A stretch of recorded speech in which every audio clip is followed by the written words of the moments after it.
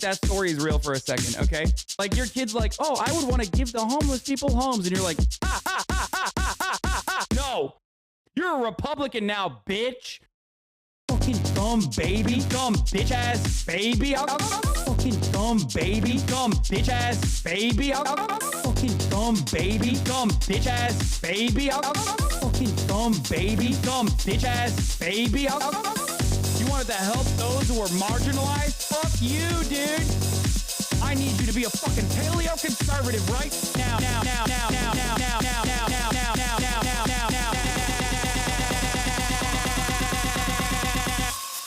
Fuck you.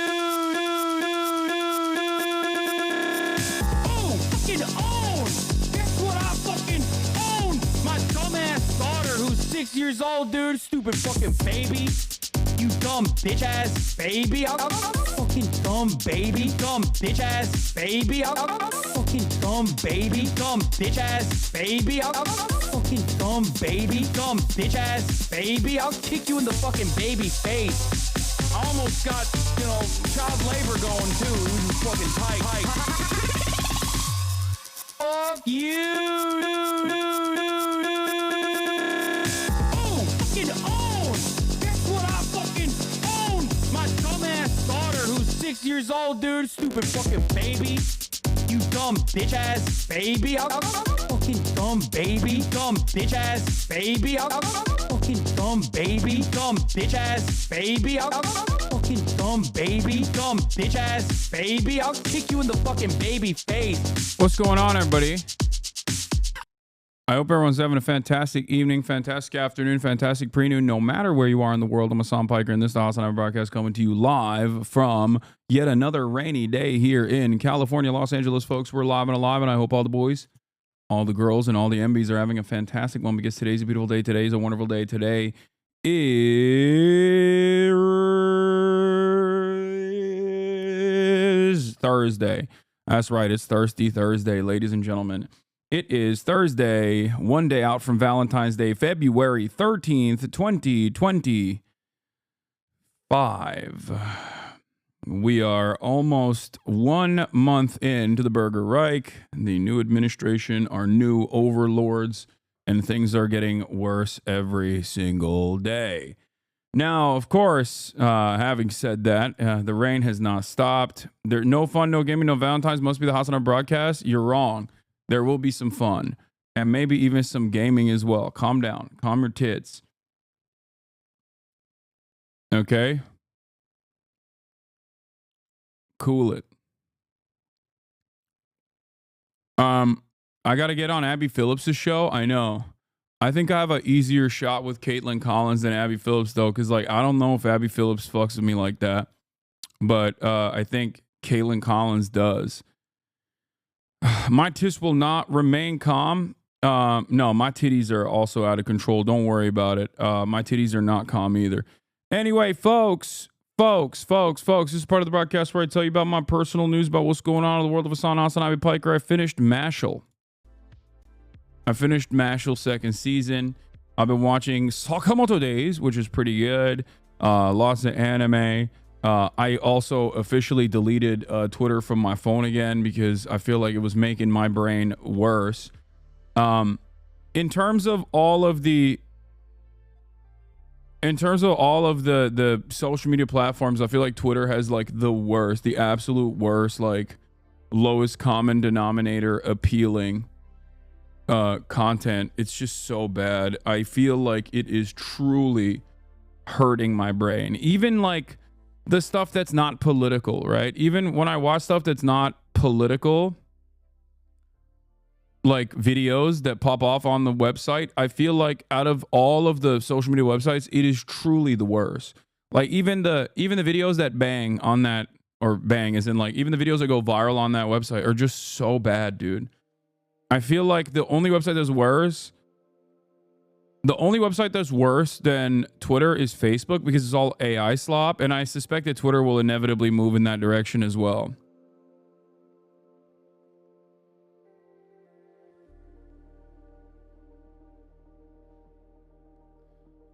Also, remember for all of the New York City followers, for all my New York City followers, if you haven't done so, today is the last day to register as a Democrat in the city of New York. And the reason why you must register as a Democrat in the city of New York, even though you're a revolutionary communist, Marxist, Leninist, vanguardist, is because Zohran Mamdani is running for mayor. And you have a unique opportunity to vote for him in the primaries. And you can't do that unless you are a registered Democrat. So go and register as a Democrat in the state of New York, in New York City, for your mayoral race. All right? Remember that. Remember that. This is important. Vote for Zohran Mamdani. Zohran Kwame Mamdani. He's dope. And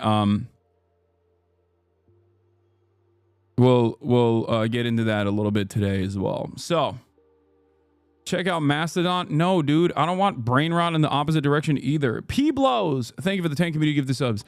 Chatters don't realize that, especially for people like myself, that spend a whole deal of time online, it is important to at least stay somewhat in touch with what is going on in the world. And oftentimes, I think being online can be that resource, but it is something that you need to carefully craft. I don't want to go into a, like a Tumblr reservation, right? I don't want that either. Or Blue Sky. I want like a place where you could technically have the bus driver also post on. Twitter is no longer that place anyway. Whatever. It's fine. It's just everything sucks. Everything sucks. Everything sucks. Everything sucks. All right. But how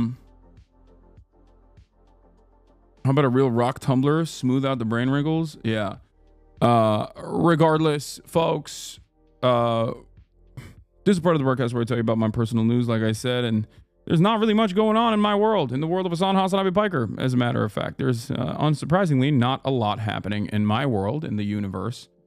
There's a lot going on in the universe, though, in terms of politics. I had a bunch of follow-ups with a bunch of journalists, a couple articles coming out down the pipeline, and the question that I consistently keep receiving is, what is the future? What are people supposed to do? What are we going to do? And it's like, I got journalists at the New York Times and shit asking me this question. And I'm like, I still haven't been able to fully figure that out yet. And I'm in a holding pattern at this point. So, just understand that everyone is basically looking at anyone that could potentially offer some semblance of normalcy and some kind of appropriate method of response to the gutting of our institutions and the federal government, mass layoffs, numerous things that the Elon Musk administration is currently engaging in.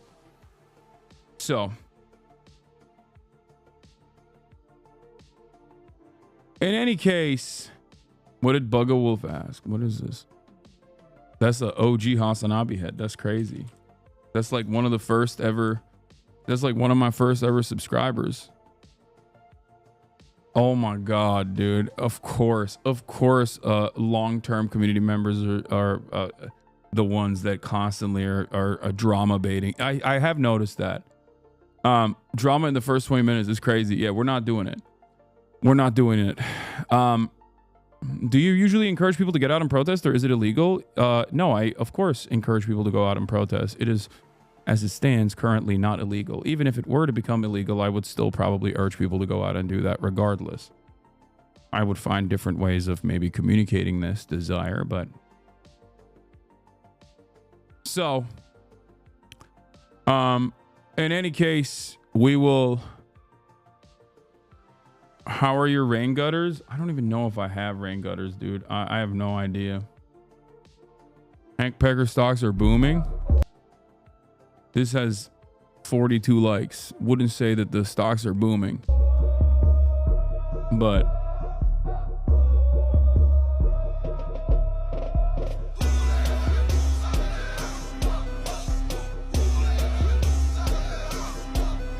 I'll repost that every time. You already know, baby.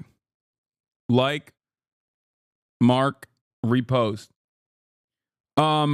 Yeah, but personal news wise, this morning I took Kaya to the park.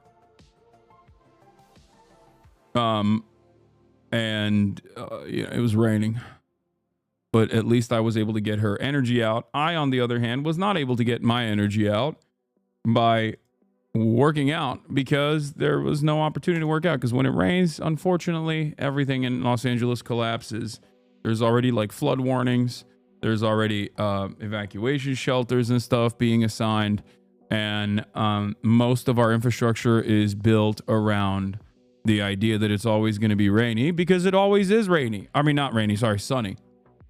See, notice how I said rainy instead of sunny? That's how much rain has become a prominent fixture in my life. I hate it. Anyway, here, this is someone had the audacity to lie about my GeoGuessr experience with MHUD. Here it is. One. All right, we got another truck meta. Yes. Wait, why? You see where we are? Is it the United States? It looks like, it feels like the United States of America. I wish it was. The bollard right there, it's very important. When you just passed. I don't, where is the bollard? You want me to give you a small hint since we're running out of time? Sure. Oh, dude, it's turkey as well. God damn. Let's go. Okay, I love that. Bro said he can't go to the gym because it rained. No. Today is the day where I play basketball, but all of the outdoor courts, all the courts are outdoors. There's very few indoor courts. Oh. Okay. This edit is devious. Yeah. Hasanabi Greek confirmed. Oh no. Isn't this New York technically? It is. Did you not see all of the flags? There's no way you looked at this video and thought that this was actually the GeoGuessr video that I was looking at. The joke is that everywhere in Turkey is plastered with Turkish flags. That's one aspect of the joke. The second aspect of it is that I was looking at a random street, not this, obviously, as a Turkish man and couldn't figure out that it was Turkey fast enough. That's crazy. The level of intellect in my community is also diminished, but it's good. We're getting used to the Trump administration, I think. We're getting there.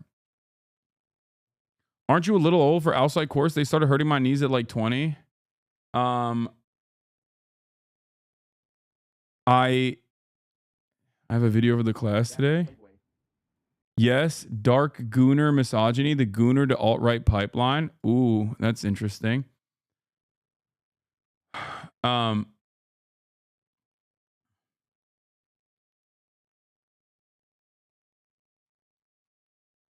God damn, the rain is getting crazy out there, by the way. It's definitely wild. We'll look at the Gooner video in a little bit. I'm sorry. I do not want the reputation of a drama baiter. Yes. Well, you're getting it. Stop talking about it. We're not doing drama bait. Hasan, please, I need this. Everyone, anytime. Oh, did it just F for a second? Did it just F as soon as I said the rain is getting crazy? That's crazy.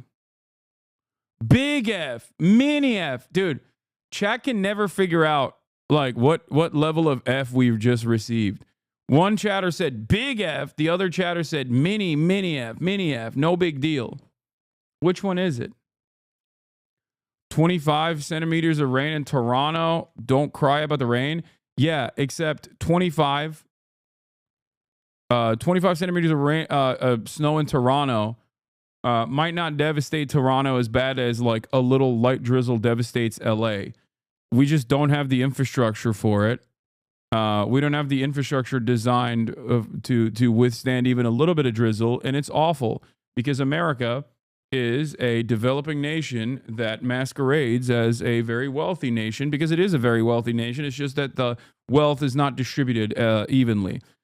Even when you are considering, even when you are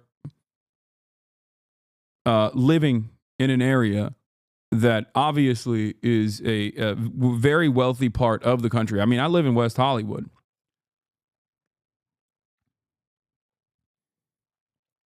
I live in one of the worst housing markets on the planet, okay?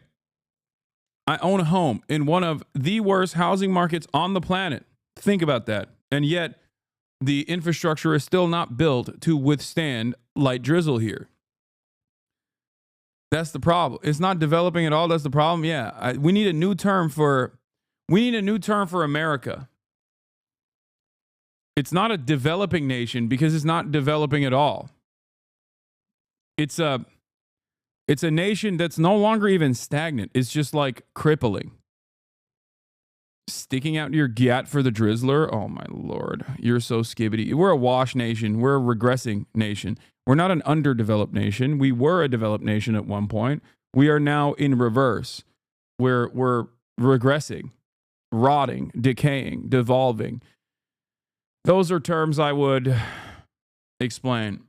No, it's not a developing nation. Please, bro, it has its problems. But as someone who lives in a developing nation, USA is developed. And LA is a desert. Of course, it won't withstand rain.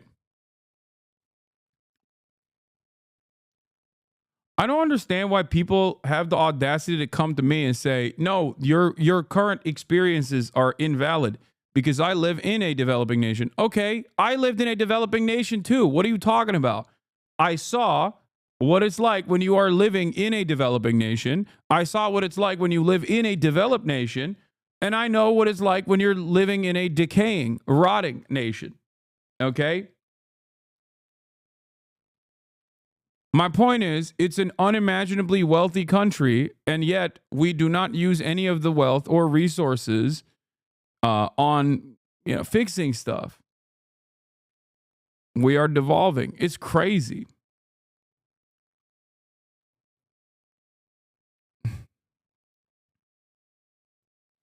Bro, I live in Pakistan. Come on, US is trash, but it's not the same. Dog, that's my point. Dude, oh my God. Oh my God. The point is, are you insane? Like, of course, I'm not comparing the United States of America to Pakistan. Dude. No, I don't think the United States has similar conditions to Pakistan. My point is that the United States is the wealthiest nation on the planet. The wealthiest nation in history. Okay? It is, of course, not supposed to be in the same conversation as Pakistan. Okay? All right, now we got to do my life for Pakistan because Pakistan mentioned. Okay. I'm sorry. You see, this is the spirit. We love Pakistan. My pledge to my country is that when I will grow up, I will be the scientist like Dr. Abdul Qadir Khan, who helped Pakistan in making the nuclear power. Inshallah, we have a bright future. We have here students who are going to make Pakistan a great nuclear nation. When I will grow up, I will be army and save Pakistan and destroy India. Yes! Army, wow, great! Whoa! My pledge is to help people who need for like people money and all this. Whoa! He's going to help the people in Pakistan. Great. I will open educational She after the previous one that was like I will join the military and destroy India. This guy being like, I'm gonna help people. She's like, oh, okay, cool, move on. You're like, all right, get the fuck out of here, kid. What do you mean help people? I will destroy India. I will sacrifice my life for Pakistan. institution as possible, and I'm proud to be a Pakistani. The next generation of Pakistan is going to make Pakistan literacy 100%. My pledge to my country is that I will finish all corruption, and so we will prove to Pakistan is not less than any other country. Pakistan Zindabad. Pakistan Zindabad. I will be a soldier and I will die for my country. Yeah, we have soldiers who want to live for the country and die for the country. Dude, that's amazing. Oh, God. Nationalism is a disease. Okay, man. Yeah. Just let the meme sit. Okay. Can you just enjoy shit without immediately being annoying? Like, calm down, man. Jesus Christ. My plan is to, when I will grow up, I will help the poor people by giving their homes, by giving them homes. Inshallah, he is going to give homes to everyone. When I will be a boy, and I will reduce illiteracy. That is my first goal, and my second goal will be to help the poor. Long live Pakistan! In the Oh, Jesus Christ. Anyway, long live Pakistan. Pakistan Zindabar. I will die for the Pakistan military. I will blow up India. Anyway.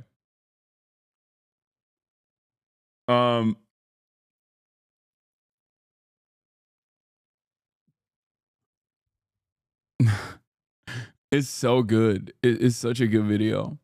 My Indian roommate just asked me what the fuck I'm watching. I'm indoctrinating you guys into Pakistan nationalism. We are committed soldiers of Imran Khan. Okay?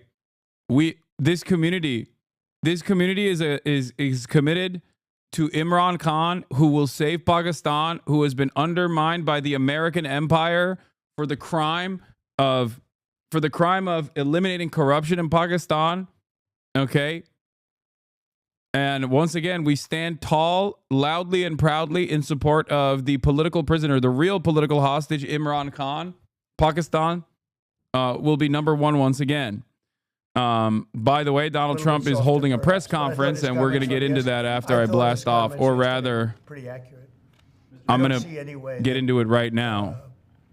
A country in Russia's position could allow them, just in their position, could allow them to join NATO.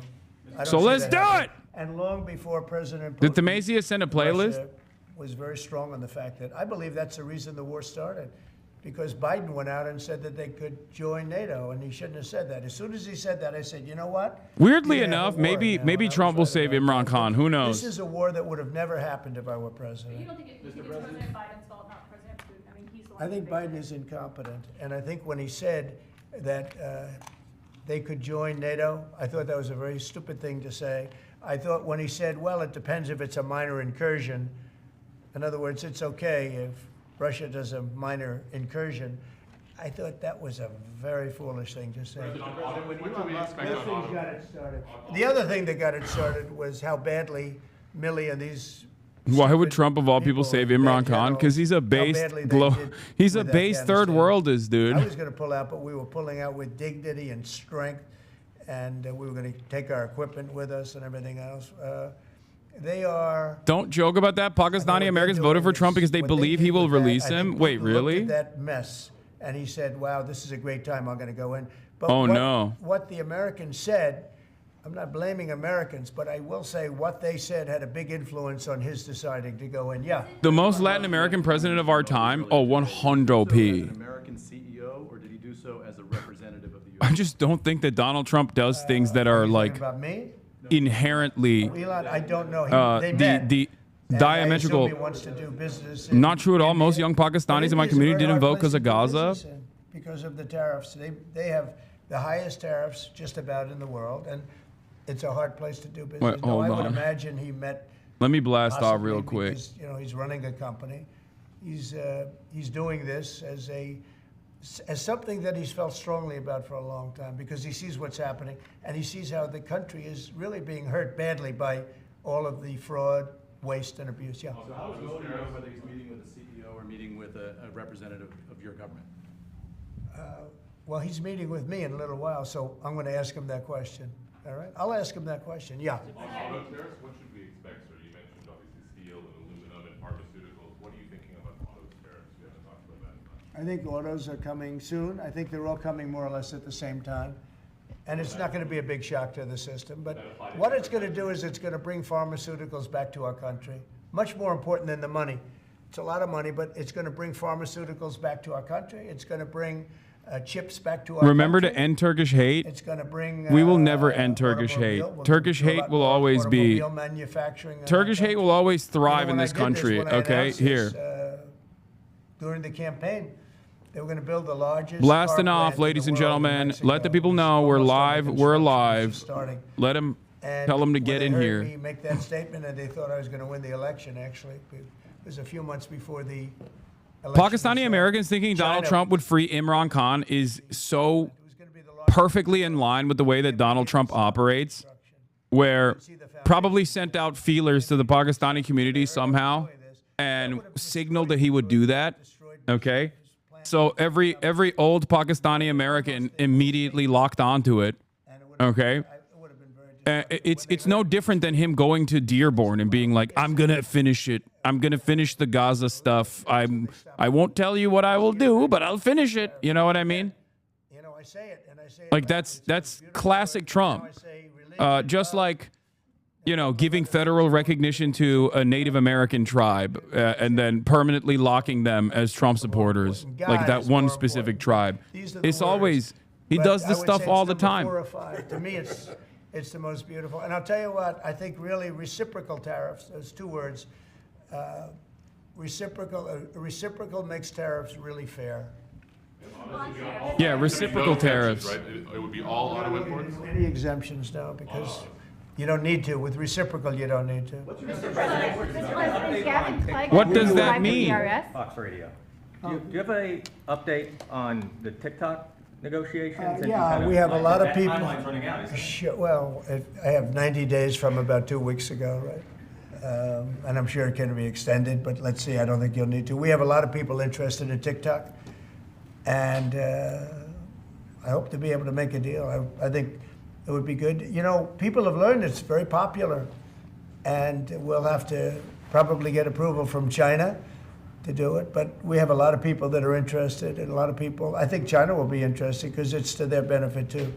So I look forward to that, but we have a lot of people that are interested in TikTok, quite a few.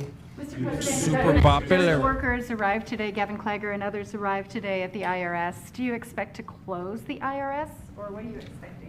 No, I to don't happen? expect You it, talked but, about the ERS. but I think that the Internal Revenue Service will be looked at like everybody else. Just about everybody's going to be looked at. So it's they're doing a hell of a job.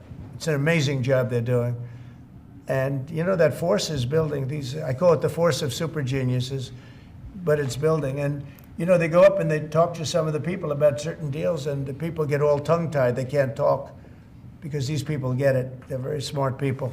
We need smart people. Yes, Brian. On tariffs, sir. Yeah, Brian. Yes, sir. Mr. President, I know that during the campaign, it was huge in Pennsylvania as far as bringing back manufacturing. Have you talked to any CEOs since the tariffs were announced on steel and aluminum? What's the feedback from those guys? They are in love with it. As you know, in Pennsylvania, U.S. Steel is through the roof. They're all through the roof. That's why I didn't want U.S. Steel to make a deal with Japan or anybody else. I think it's going to do great.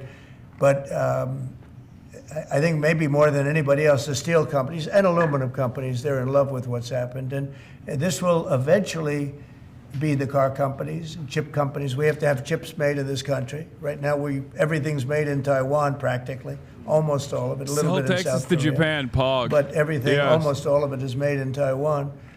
And we want it to be made. We want those companies to come to our country, in all due respect. You know, they took the business away. Taiwan took our chip business away. We had Intel, we had these great companies that did so well, and it was taken from us, and we want that business back. We want it back in the United States. And if they don't bring it back, we're not going to be very happy. And you Sir, on mentioned tariffs, are you- pharmaceuticals as well in China. That's national security to bring that back. Yeah, China and other places. We want to get the pharmaceutical and drug business back into the United States, where it should be, right?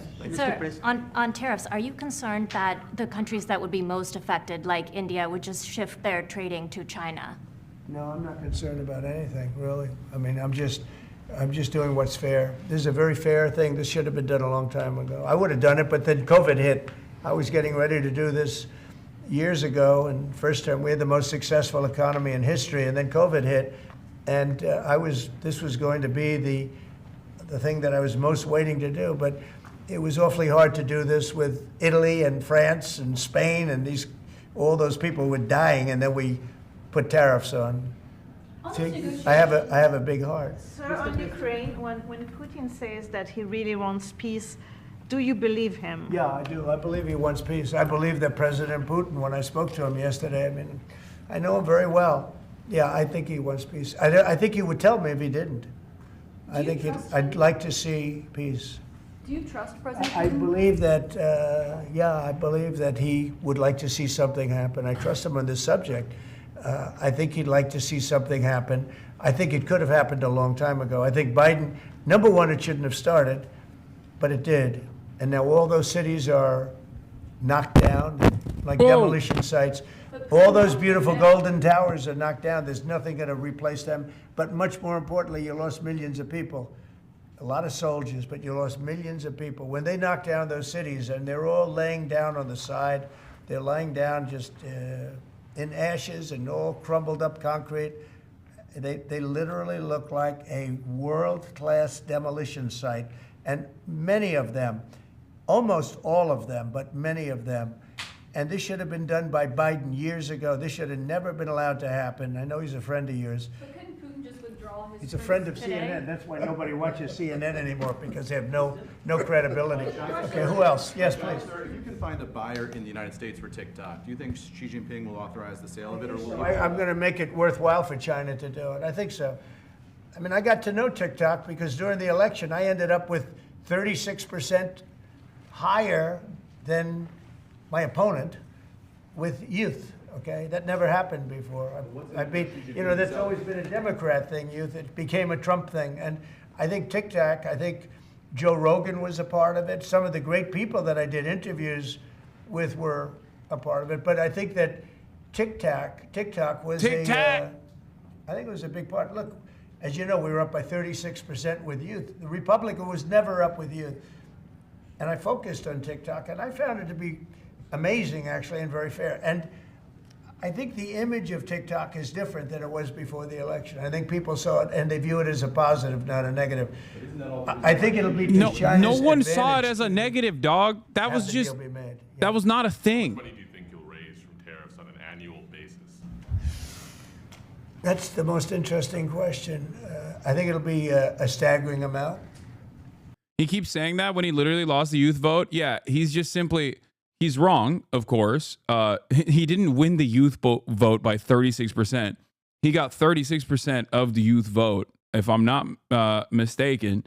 And that is a significantly larger percentage of the youth vote than he had gotten prior.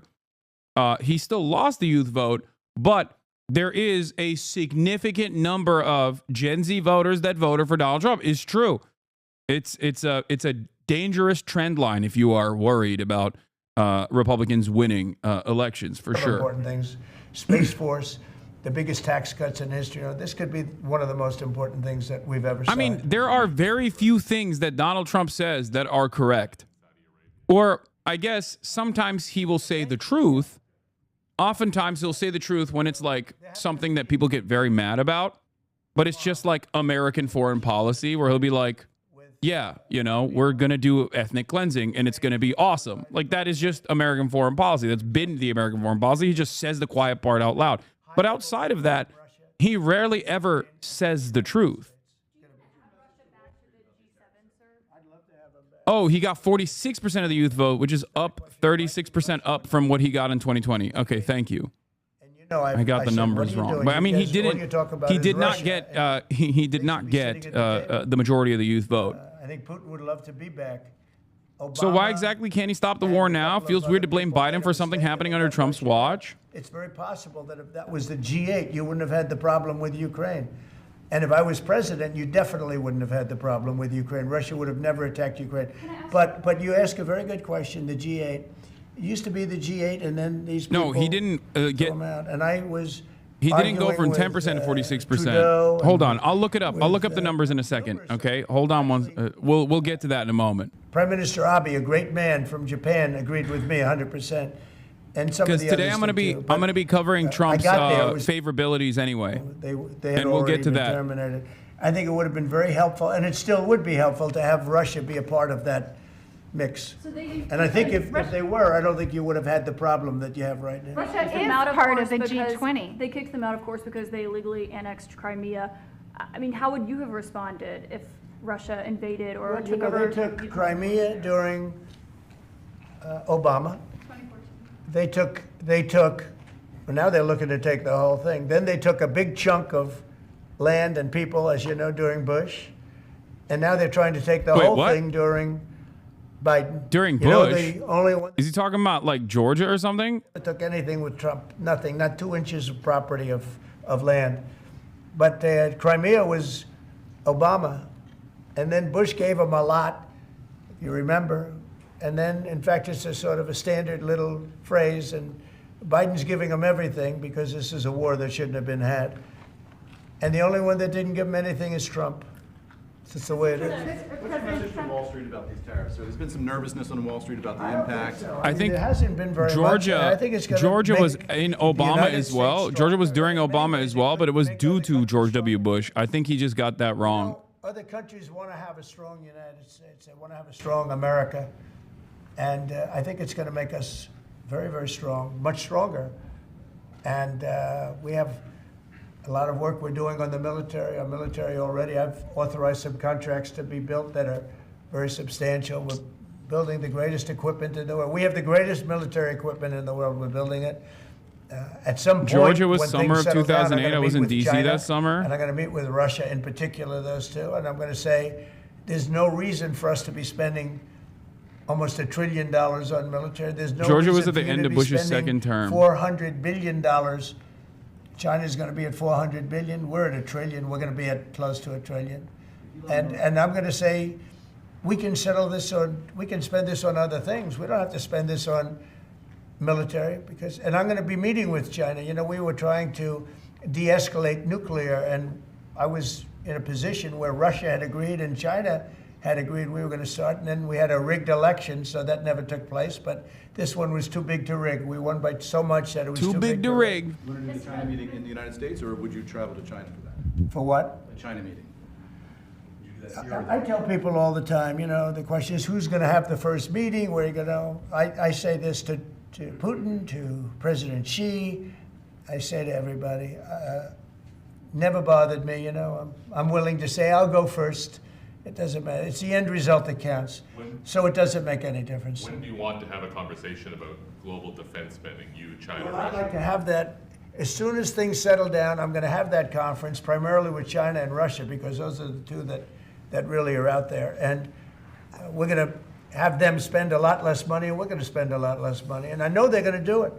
They agreed to it. We were talking about denuclearizing, and President Putin and I agreed that we were going to do it in a very big way. There's no reason for us to be building brand new nuclear weapons. We already have so many. You could destroy the world 50 times over, 100 times over. And here we are building new nuclear weapons, and they're building nuclear weapons, and China's building new nuclear weapons, and China's trying to catch up because, you know, they're very substantially behind, but within 5 or 6 years they'll be even.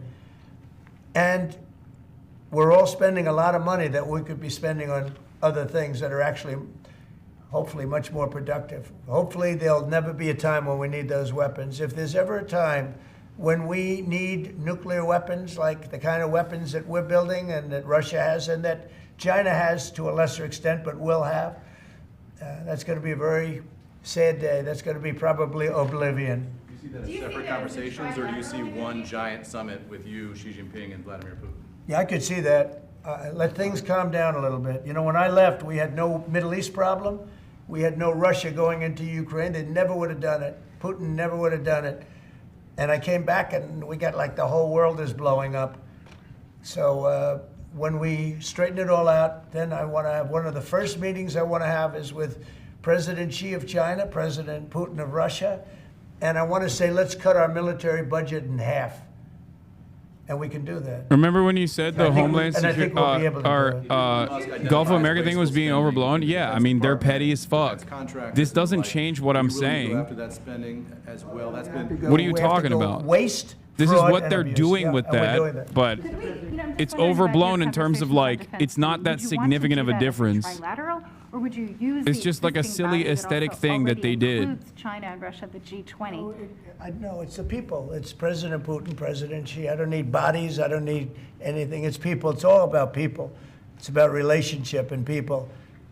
And, you know, I've had a good relationship with President Putin. I've had a good relationship with President Xi. It's about people. And I think when things straighten out, which I hope will be in the not too distant future, the meeting I want to have first They will is a not meeting cut with China and a the meeting with military Russia spending. on slowing down, stopping, and reducing nuclear weapons in particular, and also on not having to spend the kind of money we're all spending on weapons, military weapons generally. I think my question is, would you have those meetings separately with each of those leaders, or would you try to bring them all together? Both. You start off separately, and that's what was happening. I was dealing with President Putin. We had really an understanding where we were going to denuclearize. What a beautiful term that is, right? Denuclearize. What a great thing if we could do that. And we were going to. He really A liked the idea of something like that. denuclearization agreement would literally make Donald Trump the greatest peacekeeper of all time. COVID hit. It's of course not going to happen. And the idea that it would ever happen is an election that was too big pure to lose. fantasy. So my whole thing But was he too would big to absolutely be worthy of every Nobel Peace Prize going forward if that institution actually truly gave peace prizes to people who were peacekeepers in general. Nothing to study. Okay? There's nothing to study. It's going to go well. The United States is going to become a very, very strong economic. Can you imagine Donald Trump facilitates the denuclearization of the entire planet? Yes, the same way you said Russia would not invade Ukraine. Yes, exactly. Yeah. I like that. I like that you guys can only harp on one note over and over again. That's what I mean. Yes. I wonder why you can't point to any other things aside from that, because it's always wrong, regardless of how much you fucking cry about it at the time. I hope I'm wrong. I just don't think that, Donald Trump will ever denuclearize the United States of America. Biden in particular, I guess he said that, they have us over a barrel. They don't have us over a barrel. We have them over a barrel. A world without nukes would be much more dangerous? Those countries won't trade with us. We won't trade with. What are you saying? A world without all nukes? What do you mean? What is happening? No, objectively, not having world-ending weapons would be a good thing. Okay? What? Mitch McConnell has now voted against several of your nominees. He voted against RFK Jr. as the next health secretary, citing conspiracy theories. He's kind of right in a way. Stop hitting the mutually assured destruction. We're talking about the evisceration of all nukes, okay? It is pure fantasy regardless, but you're out of your mind. No, stop talking about mutually assured destruction being the only way to keep peace in the world, and that is what is like kept the world safe or whatever. Look at Ukraine. Look at Ukraine. Please understand. Look at Ukraine. Russia has nukes. America has nukes. There's a reason why Russia and America never actually engage in straight battle. Okay, what's the difference for the people of Ukraine? You make it seem as though countries do not engage in war with one another because they're nuclear powers. Okay, that still doesn't change the dynamic of war. I mean, I guess it changes the dynamic of war a little bit in terms of like countries getting into battles with one another. But the notion that without nukes, Russia and the USA would have gone to war, USA would have suffered 1 million casualties in Japan. Oh my God. Oh my God. It is, no, I disagree with you. I disagree with you across the board, okay? Especially, like, as it stands currently, if you are a developing nation, you do have to have a nuke in order to avoid American intervention. But the alternative vision for a better world would be that no one has nukes. Lost his power, and it's affected his vote. And, you know, it's one of those things. But in the meantime, Bobby did great, got more votes than anybody thought. And I think he's going to do phenomenally, just phenomenally in that position. And everybody else likewise did well. Not only well, they got more votes than anybody thought. Tulsi, look at how she He did. doubted Mitch McConnell ever had polio. Marco That's got amazing. 99 votes. How about that? He's faking it. Marco got 99 votes. And Marco, by the way, I have to tell you, Marco Rubio's done a fantastic job. He's been a great Secretary of State. They're all doing great. But we're going to have a swearing in today, and maybe we're going to have a second The idea, if we're discussing complete denuclearization, the idea that countries would be better off with nuclear proliferation is an inherently cynical ploy, okay? You need to understand. If the conversation is about what's currently happening, then that's a totally separate conversation to have.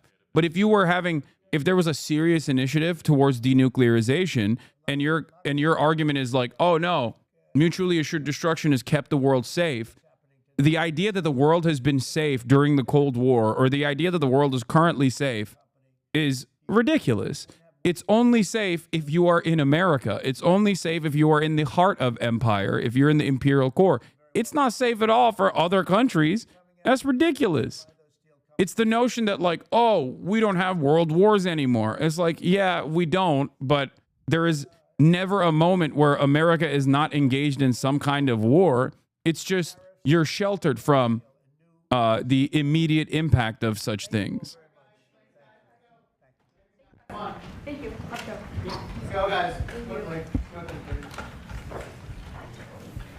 Yeah, you can say, oh, dude, there's like, you know, you can rewind if you want. He's been taking questions for 10 minutes before he tuned in. No, it's fine.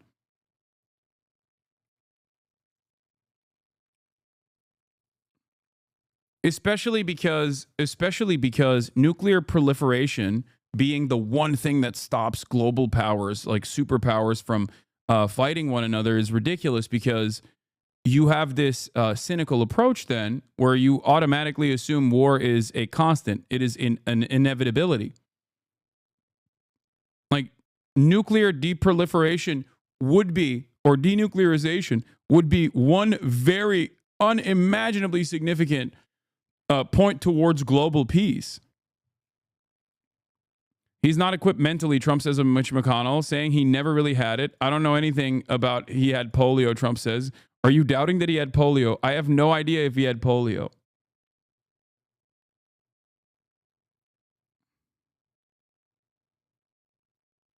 Delusional, out of touch LA millionaire take. That's amazing. Yes, I am a delusional, out of touch LA millionaire. And that's why I think denuclearization is never going to happen. But in theory, it would be better for the world. 07? Oh, you're going to be banned for this brave take? No, you're not. I'm not going to ban you, little man. Don't worry. War is a constant. We are violent by nature. Come on. Okay. Yeah. You don't understand. Okay. You don't understand. We always have to constantly engage in war with one another. Mankind has never actually engaged in the collaborative effort. Yeah. What's human nature? Do you think skyscrapers are human nature? Do you think space travel is inherent to human nature? None of these things are human nature. Okay. It's ridiculous. Get out of here. I think explaining nukes aren't a deterrent is a hard thing to describe to people that believe it, because it's tied directly to the belief that many people have had that the world runs on being selfish and rugged individualism. I know. Yeah.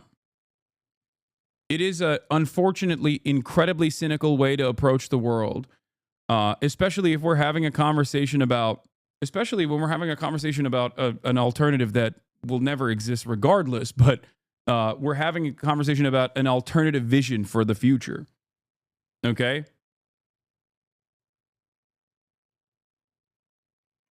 We are just as collectivist minded as we are violent conquerors. Exactly. It's about what you choose to highlight. Trump is live again? Oh my God, he's crazy. Oh, he's doing the RFK Jr. flex now. Okay, nice. Nothing works. RFK's RFK is actually breaking the broadcast, it seems. Holy what is happening?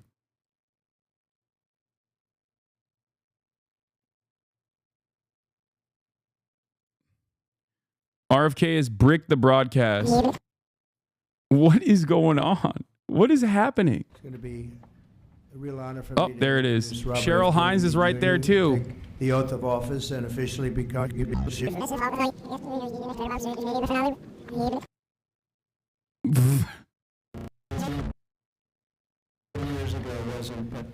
What is going on? It's going to be.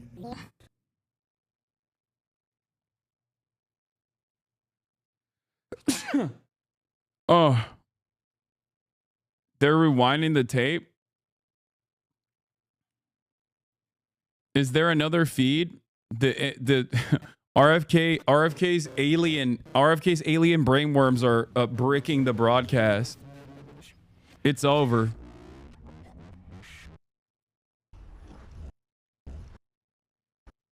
Satan.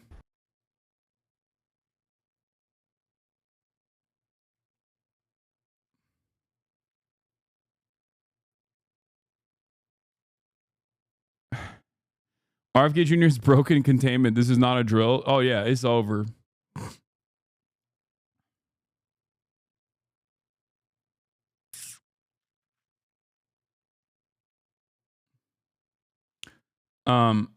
As far as like, will denuclearization happen? Of course not. Don't be ridiculous.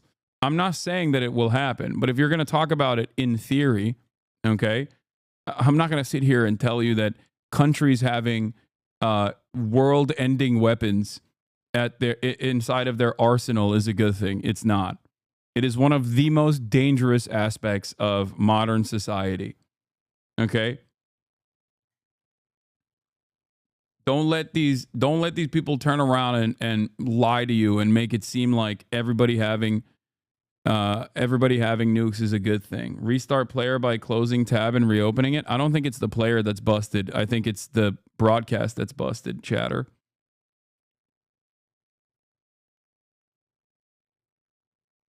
Everyone else is having the same issue. What is the chat saying? DEI, Elon, fix it. Someone needs to be fired over this.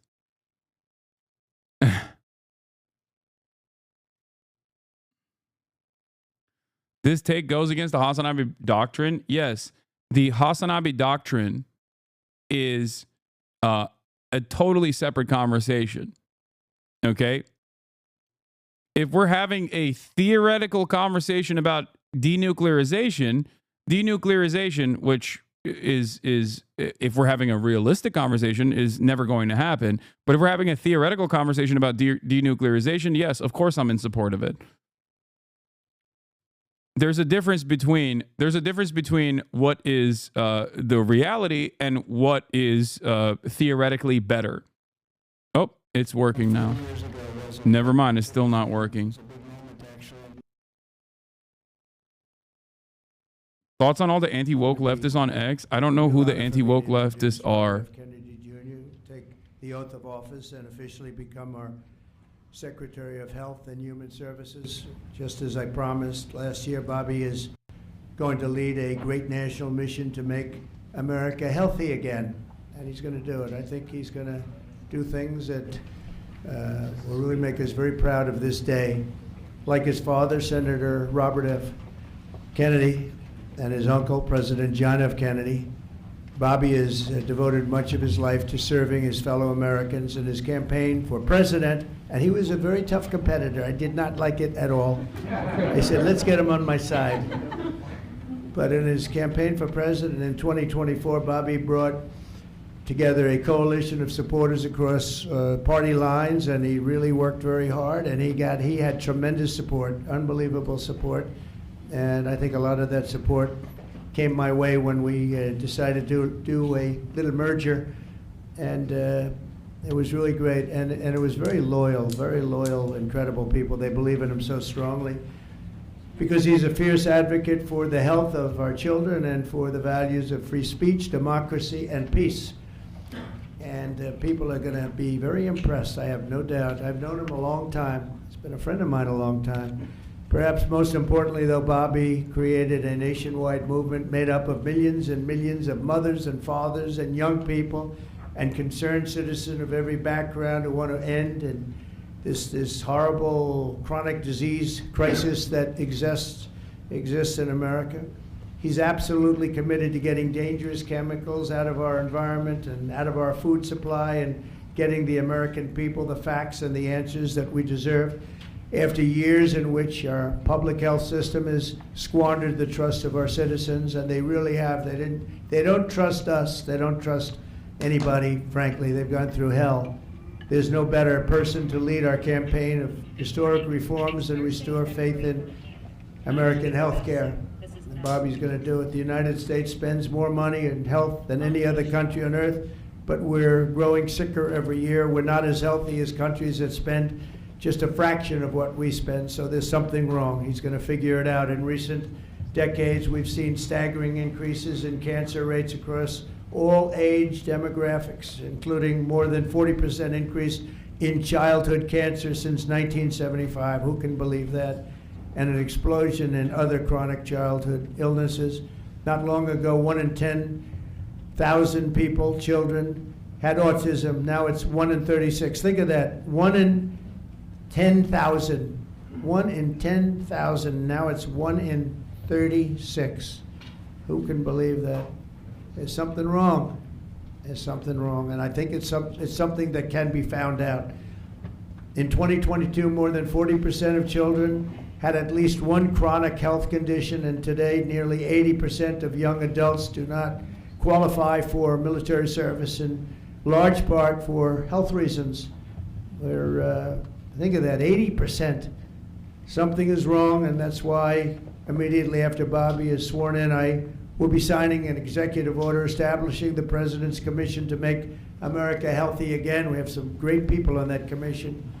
Chaired by our new secretary, this groundbreaking commission will be charged with investigating what is causing the decades-long increase in chronic illness, reporting its findings, and delivering an action plan to the American people. And it's going to be a plan that people are really waiting to hear.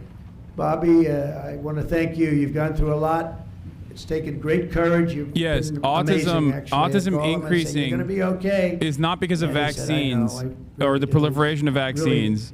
Autism been increasing is a supported amazingly by diagnosis Cheryl and his family. increase. And That's it. it. Was very tough. It was a very nasty group of people that That's were it. after It's him, just that but he was diagnosis tougher has and he gotten was better. smarter than they Or are. Twitch streamers in general. Twitch streamers have increased autism. Withstood the assault, but he was able to. So I just want to congratulate you, and we have a very special person here to swear you in. A man that I think has done just. I think he's just an amazing man. It's also the same reason why it's mostly prominent in boys in general, or at least initially from the 90s onward, it was mostly prominent, seemingly only increased in boys. Why didn't it increase in women?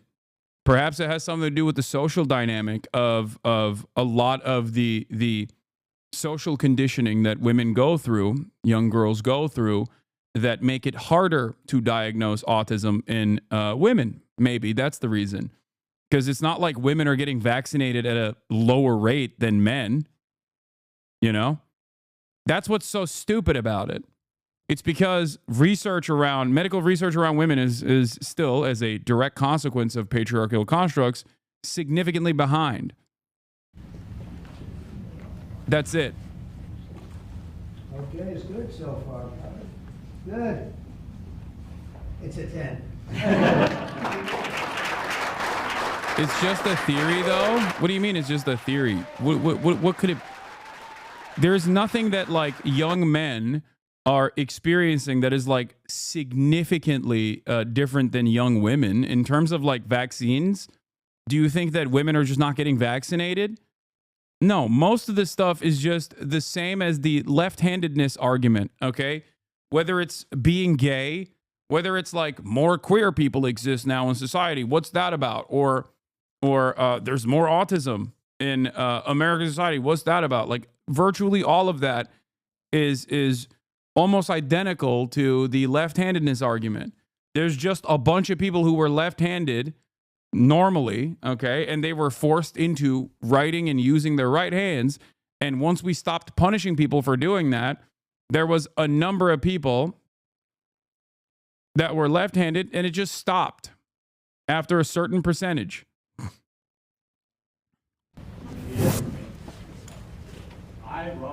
Yeah.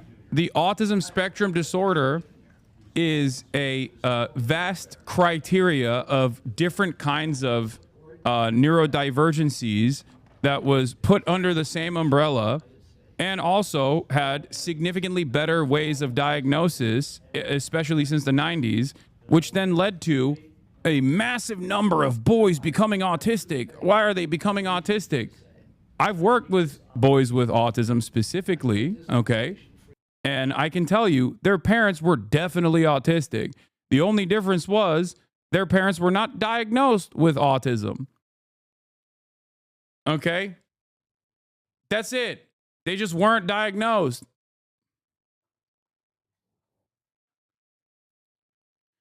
The notion that there is a ginormous disparity.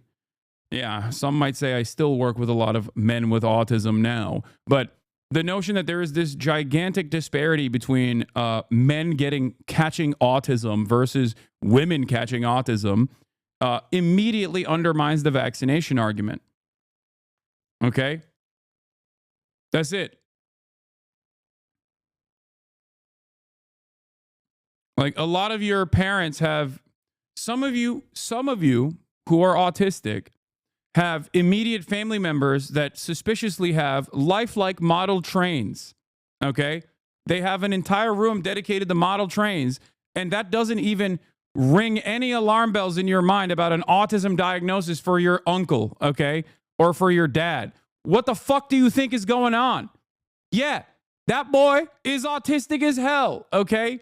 The only difference is he grew up in the 60s, 70s, 80s where he wasn't diagnosed. Oh, no, you don't understand. He's just quirky. He just quirked up. He's just got his, key interests. Oh, yeah, okay. Who was president then, where we talked about the environment. He was involved deeply, as we all know, in restoring physical fitness to this country. He challenged at one point during his administration, he challenged Americans to do a 50-mile walk, which I ultimately did. Have you ever seen a severe case of autism like nonverbal? Yes. His walk, I have. And yes, the parents weren't nonverbal.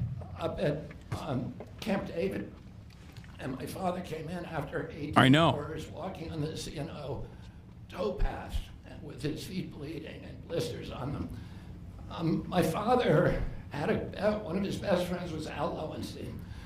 And Al Lowenstein ultimately was a congressman from New York who was assassinated. Me and my wife actually got invited to do a study about genetics and autism because both of our kids are diagnosed autistic. I got pretty high on that test too. Yeah. Get rid of President Johnson and end the Vietnam War. And at the time that he started it, people just thought it was a fool's errand. And ultimately, he asked my father to run for president against Johnson. My father wouldn't do it at that time, and he asked Gene McCarthy. McCarthy did it, and he joined that campaign. And my father ultimately ran, and Johnson then dropped out. So Al Lowenstein succeeded. And although Al Lowenstein was on the other side now, running against my father with Gene McCarthy, my father wrote him a note, a quote from Emerson, where he said, if a single man plant himself firmly on his own ideal and there abide, the whole wide world will come around to him. For 20 years, I've gotten up every morning on my knees and prayed that God would put me in a position where I can end the childhood chronic disease epidemic in this country. On August 23rd of last year, God sent me President Trump. All right. And he gave me...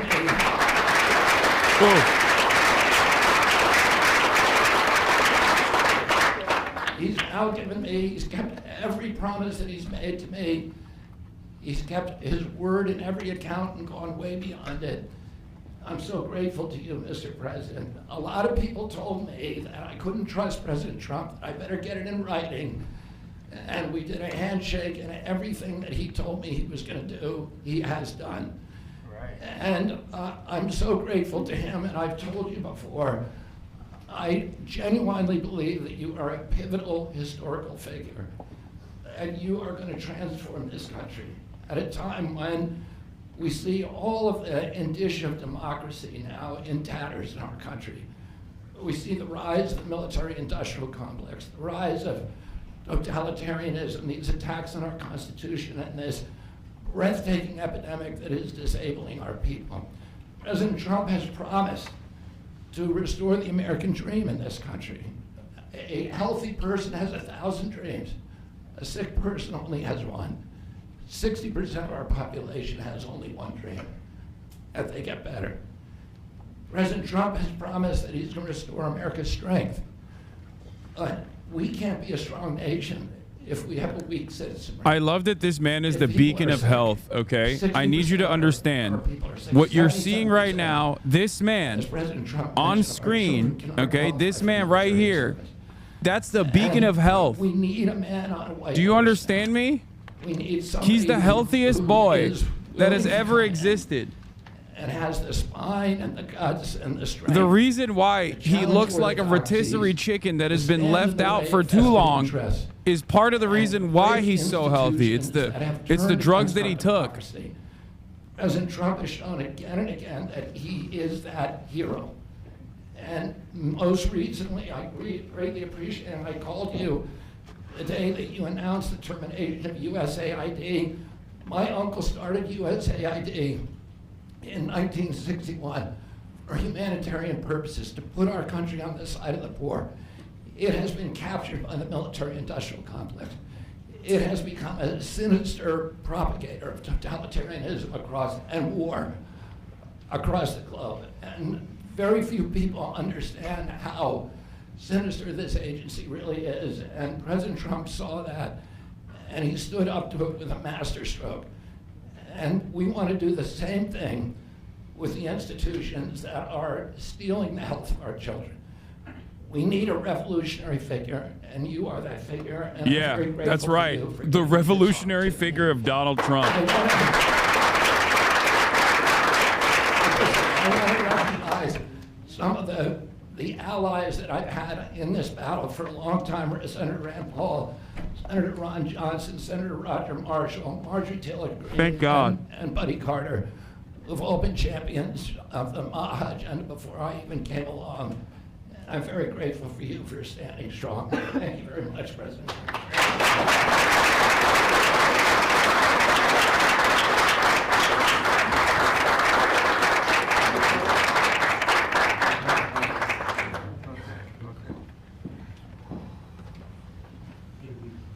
Mr. Secretary, I'd like to ask, what plans do you have immediately at HHS now that you're sworn in?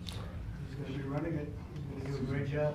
What would you like to That's see my him do plan. first? He's going to find out a lot of secrets that have been maybe kept from us, but he's going to come up with some solutions to some big, big problems. So, Could you please explain why this administration is making a show going after the military-industrial complex? I don't remember anything like this during the election. It seems like the Republican base won't support it. They're not. They're not. I'd be shocked if they actually did. Okay? Virtually everything they've done thus far is not about undermining the American military-industrial complex at all. If you look at where they're making cuts, it's shit like the NIH. Okay? They're not making cuts on anything. They're not making any cuts on, like, think about it this way, chatters. They quite literally also sanctioned they signed off on additional weapons to Israel. That was one of the first initiatives that this administration has made. I can't think of something that is more wasteful in terms of spending. When people actually hear what I think about vaccines, which is common sense, which is vaccines should be tested. If they ever cut funding to the military, it will be for veterans, okay? They'll say that they're undermining, the American empire or whatever, or at least that is how it will get presented in mainstream news. But the only thing they'll ever cut is veterans, spending on veterans' health care, things of that nature. Spending on veterans' housing, veterans' health care, maybe even college. As far as like what they talk about in terms of like the American military is so wasteful and we have to cut it, that's just populist sentiment, okay? They understand that a lot of people recognize the American military as a incredibly costly initiative.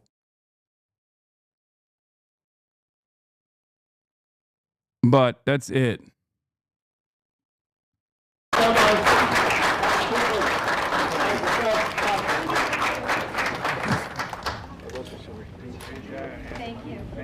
Thank you, guys. Let's go quickly, please.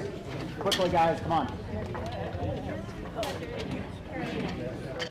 The only other thing that I can foresee them doing in terms of like military spending cuts, I think, would probably come in the form of what are they doing with the nose thing? That's weird. Would probably come in the form of like maybe hiring more private contractors and outsourcing existing military operations to mercenaries. That's it. I don't think that they would offer significant cuts to the military because the military is attached to the hip to the military industrial complex, and it's a massive sector. It's there's too much money to be made. Anyway, yeah, from here on out, anyone who wants to set healthcare policy for America needs to be able to bench press their body weight, pass the law, Congress. First of all, RFK Jr. can't bench press his body weight. We saw how much his bench looked. We saw what his bench press looked like. And it's shocking. It's been shocking because I think so many people, even in the physical fitness industry, have been captivated by the way he looks and hasn't really looked into the functionality of RFK Jr.'s muscles. Because the irony, no, he's not Natty. He does TRT. He's Mr. TRT. Okay. The irony is that like when he was working out in jeans in this video and he did a bench press, he did an incline bench press with, I think, weight that is significantly lower than someone that looks like that would be able to put up, especially with all of the especially this with is superficial. What is this? Oh yeah, this reminds me that NL said he doesn't trust folks like you. I don't trust any journalist with biceps that big. I don't think he's serving the people. I think he's serving his own vanity to some extent. I think I'm not saying you can't be jacked and be a good public servant. It's just something. It's a reason that I'd be watching Kitchen Nightmares instead of Restaurant Impossible. Chef Robert Irving is too fucking jacked for me to take his opinions on cooking seriously. His soul is divided between the passion of running a restaurant. Wow. Oh, okay. So this seems like a direct shot fired in my direction from Canadians that I think are sitting on a lot of valuable land right now, looking to be annexed, looking to be liberated. Okay? I'm just saying, oh, you should only hear out the political commentary of maybe bald and not super in shape commentators. Yeah.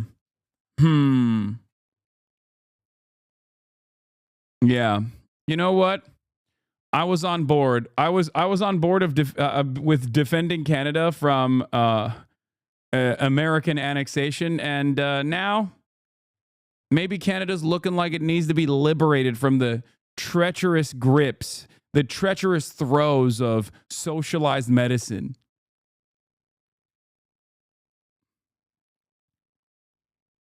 Please, if you try to come near Canada, the first snowflake would take you out. You doubt the Peloton? Passion of running a restaurant and the passion of taking steroids. Now, Gordon takes his shirt off every episode in Kitchen Nightmares. He's in good shape. He's obviously, I think he's showing off a little bit, but he's not like, Hugh Jackman jacked. He's like middle-aged man who exercises jacked, okay? There's a difference between that and the vascularity of someone like a Chef Robert Irving. This is a direct attack, comrades. This is a direct attack against the Hasanabi community. This is a direct attack against me, Hasan Hasanabi Piker. Okay, I am under attack. I'm under attack. I saw this already. I saw this earlier. Hasan stream titles be like, huge news, new Zelda, impending civil war. Yeah, we're going to war with the Lion of the North, okay?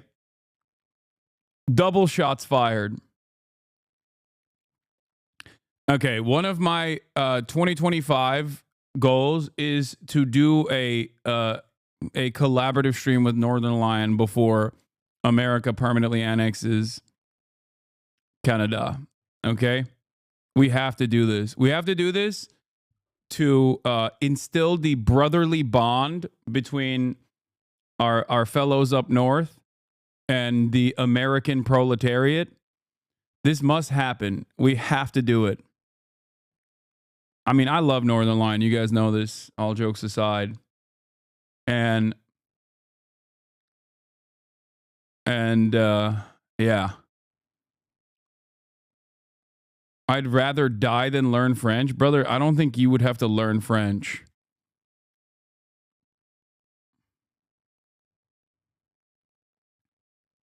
Don't make me choose who to support in this war. Little Bear, we all know you would go with Northern Lion, okay? We all know that.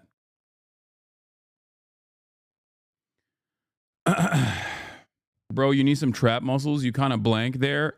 Dog, I have an incredibly wide frame. It makes it all the more difficult to have beefy trap muscles.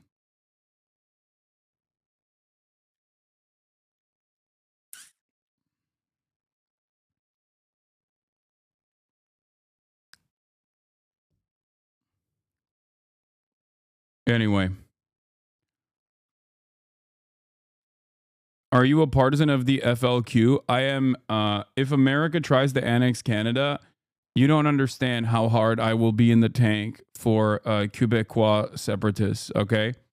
Will they want my, Muslim adjacent support? I do not know, but I'll still give it to them regardless. You don't understand. What's with the new camera angle? Haven't watched since Japan. I dig it. Yeah, I wanted to maximize more of the space that I have in here.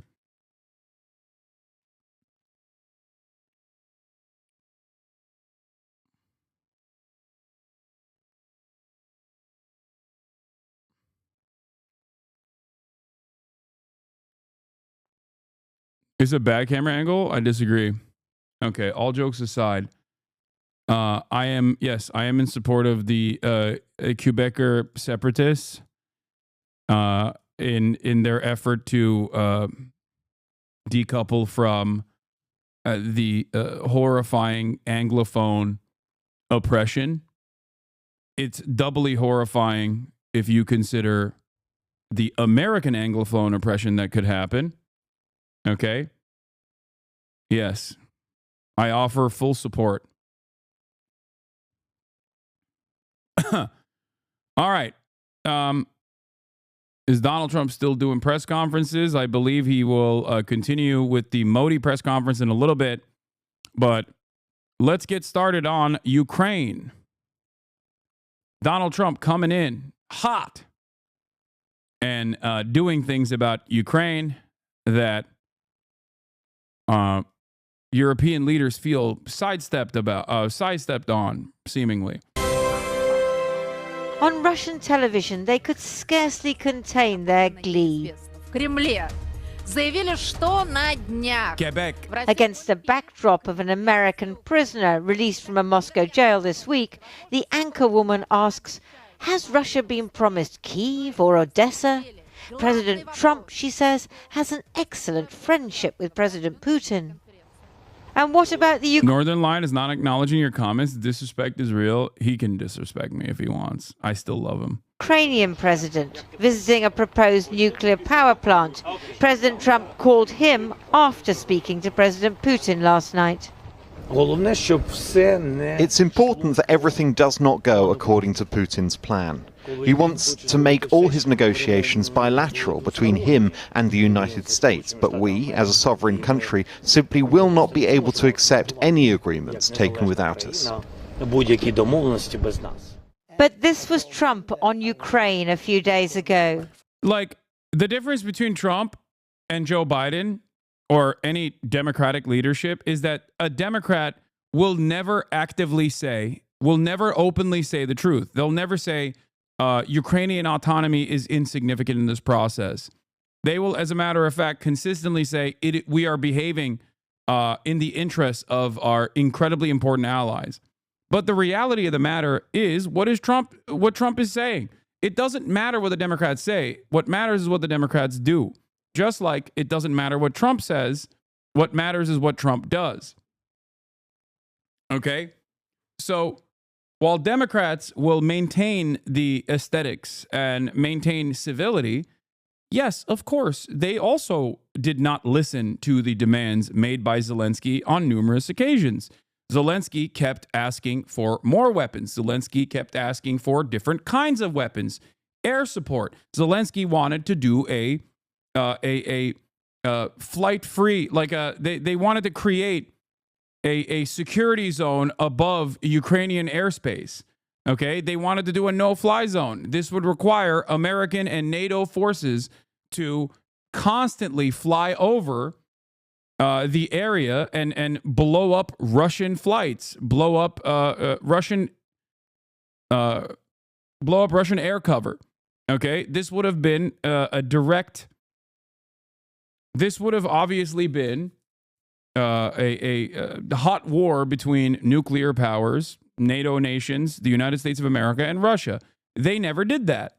Okay, Biden gave billions to Ukraine. What the F are you talking about? My point is, regardless of what Ukraine's demands were, no matter how moral or how just, so giving Ukraine to Putin is the same as not supplying every request by Zelensky. What the F is this take? Okay, you are failing to comprehend the point I'm making. The point I'm making is that Ukrainian interests in this process. I'm gonna walk through this slowly but surely. Okay, there were plenty of needs that Ukraine had after the invasion. Okay, the Democratic administration did not abide by all of those needs. The Democratic administration did not turn around and give everything that Zelensky asked to Ukraine. Okay? They never would turn around and be like, Zelensky doesn't order us, we order him. They would never say the truth of the matter. Okay? And some of you, I think, were you fell for this consent being manufactured. You fell for this idea that like the Democrats actually did care about all of the emancipatory needs of Ukraine and that it was actually a moral interest that America had. It was not. And I kept repeating this over and over again. Okay? Donald Trump turning around and saying the quiet part out loud does not change the dynamic. Okay?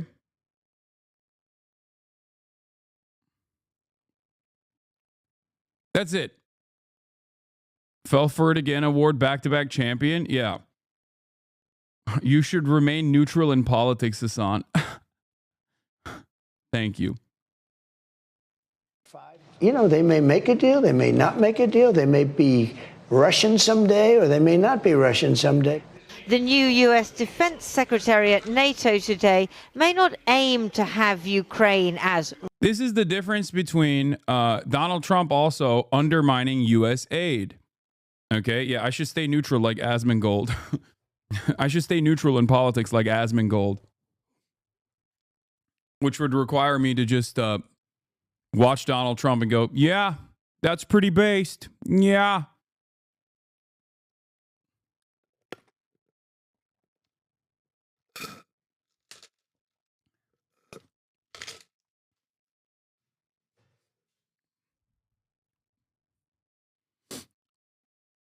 Anyway, you should just tell people you are a centrist while holding all the same views. Yeah, I am. I'm a centrist. I'm a neutralist. I'm just objective. But something that a lot of people fail to consider here is that the situation in Ukraine is not, at this stage, the situation in Ukraine and what will happen in Ukraine is dictated by the terms of the battlefield. Okay? As in, there's two different options here. Will Ukrainian conscripts, will Ukrainians living outside of Ukraine right now, Ukrainian men living outside of Ukraine right now, be forcibly deported back to Ukraine in order to be conscripted into the military and basically reinvigorate the Ukrainian defense forces because they need manpower more than anything else? Or will there be a land swap agreement, an inevitable end or an inevitable cessation of hostilities? Okay, you can criticize the Democratic Party without also blaming all of Trump's ridiculous things on them as well. I'm not blaming what Trump is saying right now. This is not even a criticism of the Democratic Party. This is a criticism of American foreign policy. Okay? You don't believe the weapons and billions from the U.S. government had a significant effect on Ukraine defending itself from invasion? No, of course it did. It probably stopped. It definitely stopped Vladimir Putin from taking Kyiv, okay? 100%. It played a pretty major role, especially in the interim from 2014 onward, where Ukraine was able to build a standing military, played a very significant role in them stopping Russia's offensive campaign. I think it definitely played a role. Having said that, however, after that fact, there was one instance where they talked in Antalya on a 15-point plan that fell apart, and ever since then, Russia has been able to take more and more space in eastern Ukraine, move up eastern Ukrainian positions, annex key parts of eastern Ukraine in sham symbolic annexations and ridiculous elections that they're holding, okay? While simultaneously destroying Ukrainian farmland, mining the shit out of eastern Ukraine, and hardening their positions. I thought you were pro-Russia. No, I'm not pro-Russia. Why would you think I'm pro-Russia? I've never been pro-Russia.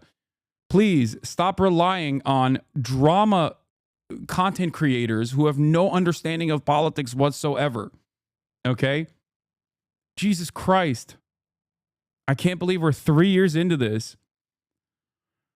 And people still come in here and they go, oh my God, I can't believe Hasan is not pro-Russia. That's so shocking to me. I thought he was.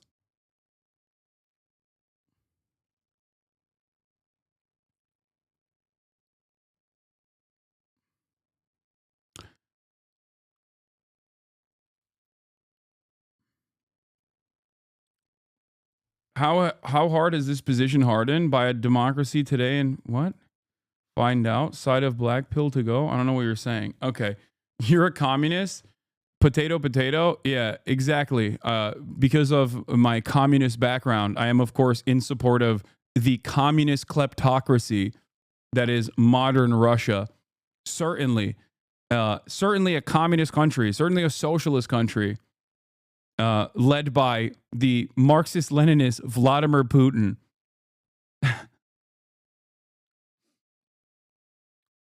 Famous communist.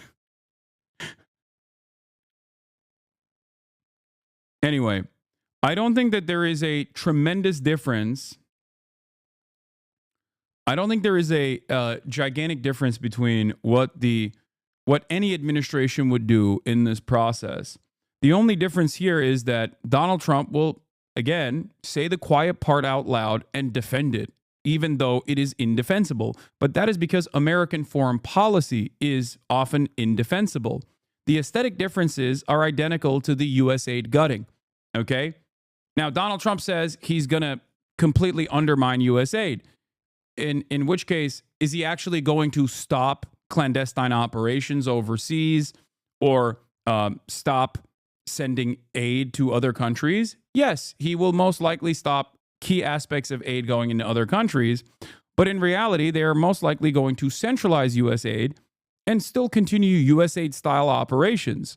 It's just that America is responding to its standing around the world changing. Okay, as the global hegemonic superpower, as the cop, as the universal police force of the planet, America has lost a lot of soft power capabilities, and Donald Trump is accelerating that change to all hard power, all military, all stick, no carrot. That's it. Okay? I think this is a genuinely dangerous change. Can you explain what soft power versus hard power means? Yes. Soft power is when you do nice things for other countries and therefore garner goodwill. I'll give you an example from China. China sending Sinovac to the Philippines is an example of soft power. Okay? Soft power works hand in hand with American military might and American military capabilities. Okay? It's the carrot versus the stick. The carrot plays a pretty big role because it causes, or at least it creates an environment where 800 military bases all around the world in foreign countries is not seen as 800 separate American military invasions, but rather a security cooperation and a security partnership. The Ukraine-Russia line has mostly been fixed since 2022 to 2023. Russia gained 4,000 square kilometers of territory in 2024, which was largely meaningless, so it's currently a stalemate at enormous cost to both sides, of course. Russia gained 4,000 square kilometers of Ukraine in 2024. How many soldiers did it lose? Verifying casualty figures for soldiers in Russia-Ukraine war is difficult, as experts call it a war of narratives. But it's clear Russia has lost more troops than in any war since World War II. Yeah, it is endlessly costly for Russia to consistently engage in permanent war in Ukraine, and it is, of course, also endlessly costly for Ukraine. The problem between Russia and Ukraine is that while Ukraine is backed by the entirety of the Western world, they simply have less people.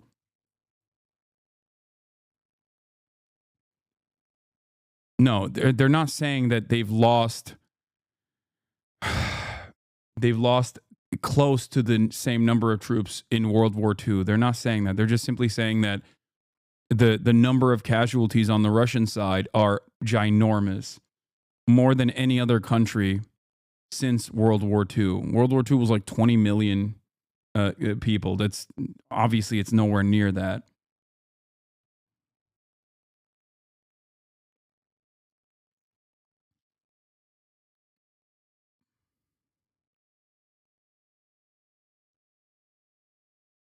Okay.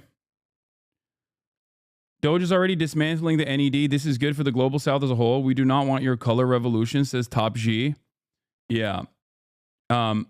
Once again, I think the difference between what America will do in the future versus what America has done for the past almost century is that they just won't try to masquerade what they're doing as like a good thing. Okay, a thing that everybody wanted. Only when you witness the unstoppable march of 1.4 billion patriotic volunteers will you finally wake up from the pitiful stupor forced upon you by living in the imperial core. But a fake socialist like you will never visit China. You will remain an ostrich with his very small head buried in the sand. First of all, don't threaten me with a good time, okay?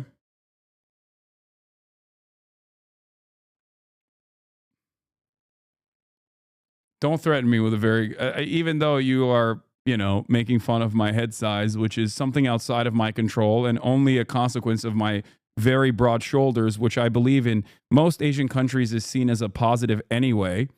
Don't know if it's the same in China as well. Okay. But all you are doing is highlighting that I will benefit from the Chinese century of prosperity. Okay. That's all you're saying.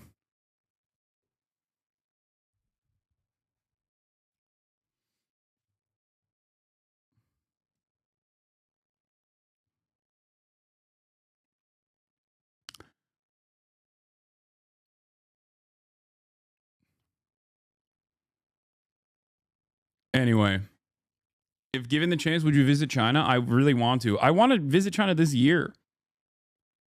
Not exactly sure when I would do it, but I do want to do it. That is a certainty.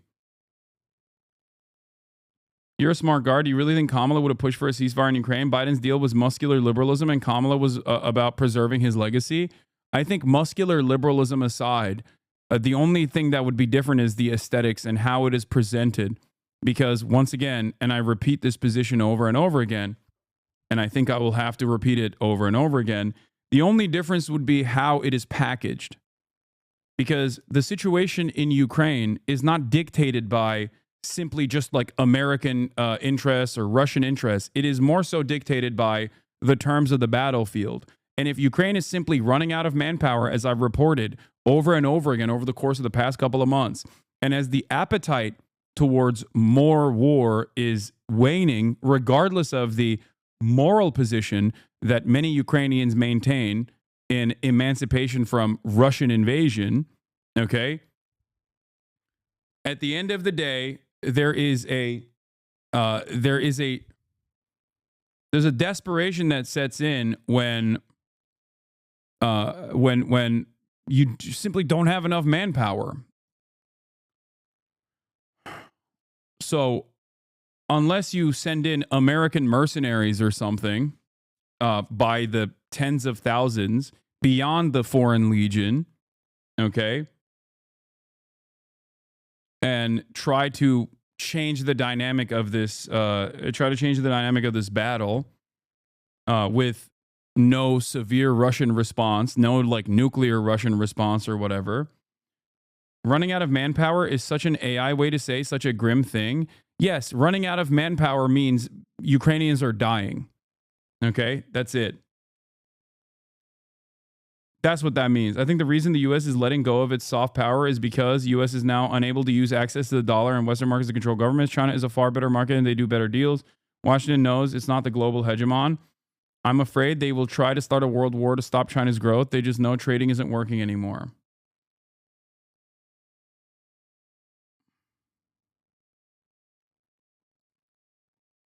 Where is the sentiment that Ukraine is lost, though? I mean, this is not a sentiment. This is just a grim but realistic analysis of what the situation looks like in terms of Ukrainian manpower. That's why I keep repeating that there are millions of Ukrainian men that no longer live in Ukraine that got refugee status in the West. What do you do in that situation? Do you forcibly extract them and then force them back to go and pick up arms against Russia? Do you deport Ukrainian men from all of the Western nations that they went to, okay, and then force them to serve in the Ukrainian defense forces? Because that's the only way at this point. That or conscription for all Ukrainian men down to the age of 18 is the only way that you can maintain this this posture, this defensive posture. Or do you tell Ukraine that it's basically over? Russia, being this despotic authoritarian nation that it is, and being significantly larger than Ukraine, has the capacity to keep pushing men to the front lines in a way that Ukraine can't keep up. That's it. Russia just has more people. At the end of the day, wars are fought on the boundaries of attrition, and Russia has more manpower to lose.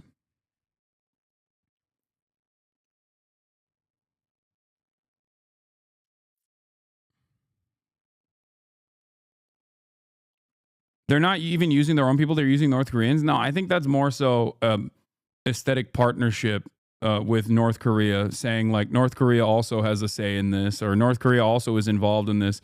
Are they using North Koreans? Yes. Is it partially because they've run out of a lot of manpower? Certainly, but it's not like a game changer for Russia at all, I think.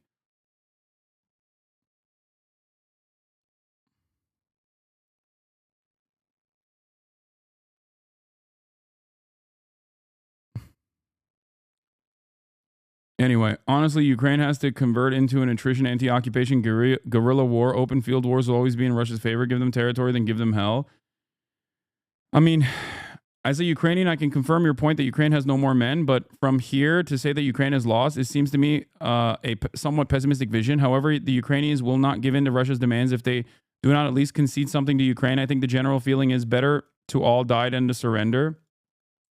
In terms of loss overall, I think that both sides have lost a lot in this process, for sure. Like Ukraine has had, I guess, somewhat of a Pyrrhic victory, in terms of being able to stop the Russian forces.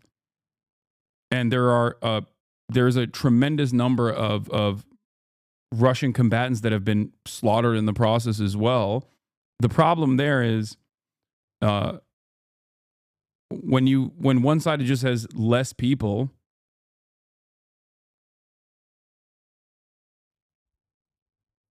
what are you supposed to do? Is there actually any proof that there are DPRK soldiers in Ukraine? All I've seen are articles citing the Ukrainian and South Korean intelligence. I think that even the Russian side has admitted to using, or like all the reporting says that they're using it inside of Russian territory. In terms of like internal defense in Kursk and whatnot. Some of it is like the Asian Russians, which exist, but they have captured some DPRK forces, from what I understand. I don't know if they're in the front lines on Ukrainian territory, but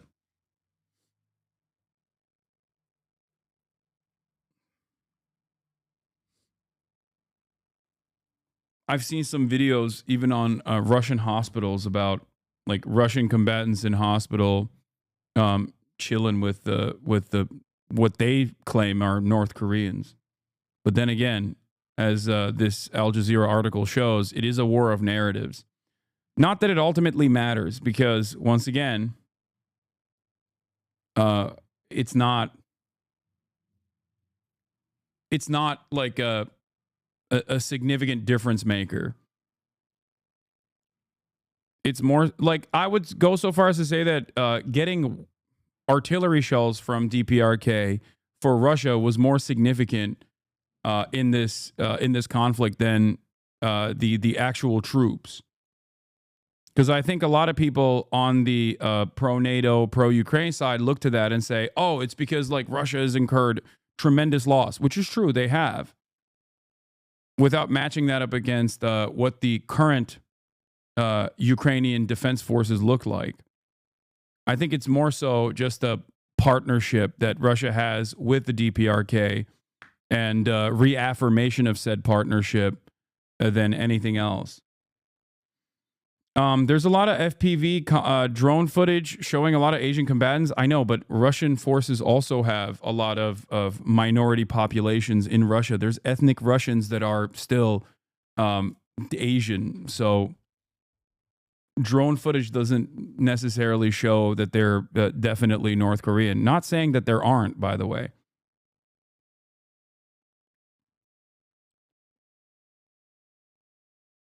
Most of Russia is in Asia. So, like, Asian as in, like, East Asian. Like, dudes who look like they could be North Korean. Russian someday. But the very idea is an anathema to You're talking about the indigenous populations like Tuans, Khakas, Buryats, etc. Yes. everyone else in the room. There is no betrayal there. There is a recognition that the whole world and the United States is invested and interested in peace, a negotiated peace. As President Trump has said, stopping the killing. And so that will require both sides recognizing things they don't want to. That's why I think the world is fortunate to have President Trump. Only he at this moment could convene the powers that be to bring peace. But the Europeans fear a Trump-Putin stitch-up, which freezes both them and the Ukrainians out of any peace talks. For the EU's top diplomat, who comes from Estonia, a former Soviet state that fears the same fate as Ukraine, it's existential. It is clear that Estonia mentioned. Estonia mentioned Pog. Any deal behind our backs will not work. Any agreement will need also Ukraine and Europe being part of it. And this is clear that appeasement also always fails. So Ukraine will continue to resist and Europe will continue to back Ukraine. Britain, which sometimes hovers between the US and Europe, is clearly in the European camp. There can be no negotiation about Ukraine without Ukraine, and Ukraine's voice must be at the heart of any talks. Some might recall a meeting exactly 80 years ago when the Soviet, British and American leaders, Stalin, Churchill and Roosevelt, met at Yalta in Crimea to carve up the world after World War II. War-ravaged occupied countries had no... What's your favorite Houthi musical? What's your favorite bar from a Houthi musical? Play a Houthi musical for chat. It would probably be that. It would probably be the one that I showed Nick, where they were talking about how the American-backed Saudi coalition forces were doing a genocide in Yemen, and they were saying, "Send us more weapons if you want. We will never stand down." That one probably is my favorite. Yeah.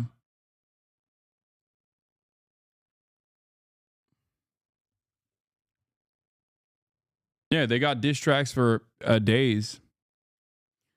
I don't know why people think that this is like a massive own or something, especially considering that this is like not a issue to be hosted on any other platform, with the exception of Twitch's own terms of service being way more rigid than all these other platforms. You know? This is not a defense of the Ansar Allah movement's banner or their domestic affairs, but yeah, if you genuinely want to know, I think that the one where they were fighting against the Saudi blockade and the famine and said, you can keep killing our people, it doesn't matter, that one was a pretty good one.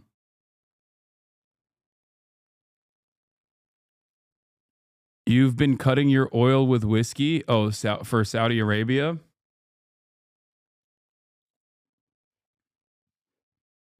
If chatter is wondering, the name translates to "We Don't Care." Yeah, that's the title of that one, that musical work.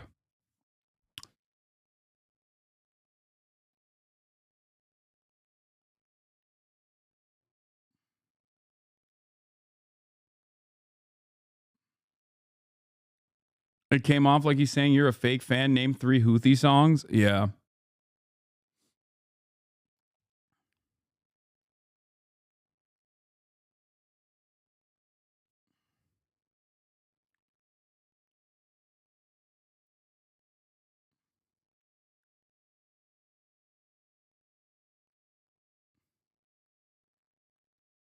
You're not a real leftist if you don't mask every day.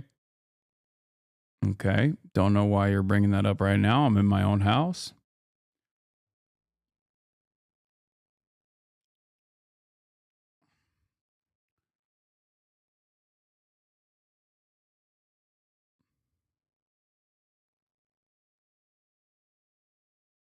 Let's continue. Say, the great powers decided everything. Might was right. And that's how the new US administration sees it too. We can talk all we want about values. Values are important. But you can't shoot values. You can't shoot flags, and you can't shoot strong speeches. Wow, bold. There is no replacement Bold. for hard power. That's he's really spitting. Ukrainian soldiers on the front line aren't thinking about history.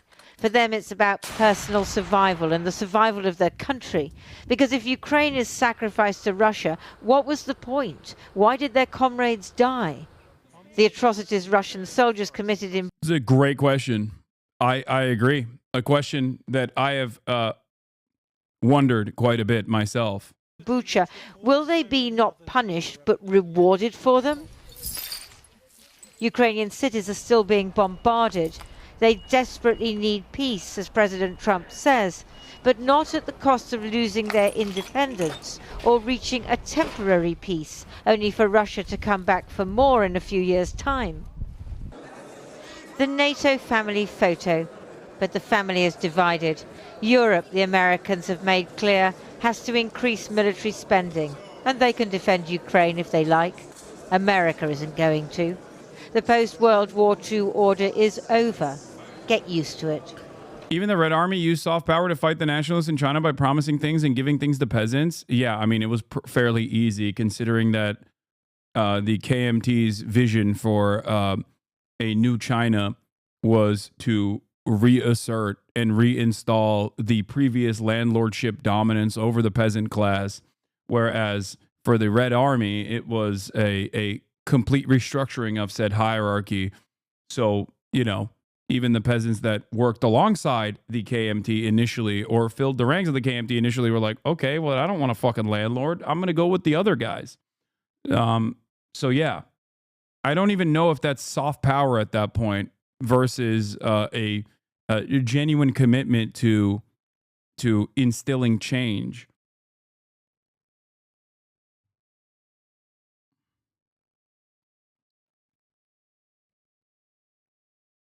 Chiang Kai-shek was anti-landlord?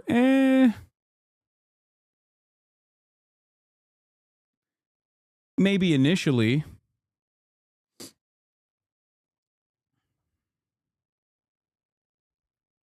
No, I mean, there is truth to the KMT's initial formation looking somewhat similar to, well, I mean, I wouldn't say similar to communism or anything like that, but like, yeah, at first, the nationalist movement was also a movement of change, moving away from colonial domination and reasserting. Remember, nationalist movements at this time, at this period, especially if they were colonial subjects, were liberatory movements.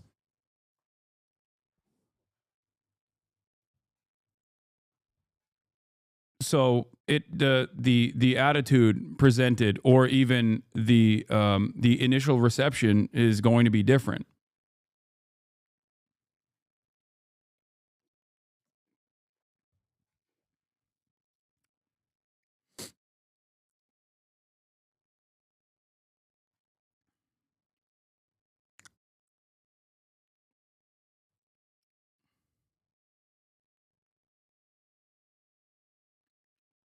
Anyway. Lindsay Hilson reporting there. Well, Thank you for voting for Trump. We needed change. Yeah, dude. I'm sure you think I voted for Donald Trump. Come on. Seems to deliver another Sean the geopolitical... Black. Thank you for the raid. Hope you had a good stream. bombshell from the Trump White House. Let's get more from our Washington correspondent, Siobhan Kennedy. Siobhan. There were no bombshell. Houthi banner being an issue is literally diluted Western moral panic. Palestinians and Yemenis living under occupation, genocide can't be anti-Semitic to Israelis. Maybe only the other Jewish Palestinians and Yemenis, but not to their oppressors. Like slaves can't be racist to slave owners. I think regardless of the ways in which I think Norm Finkelstein has a really good take on this, and I stand by his analysis on the issue. But it still doesn't change the banner being a curse upon the Jews. You know what I mean? And it's funny to say this because I suspect that they will most likely change it regardless, just like the Hamas charter changed as well.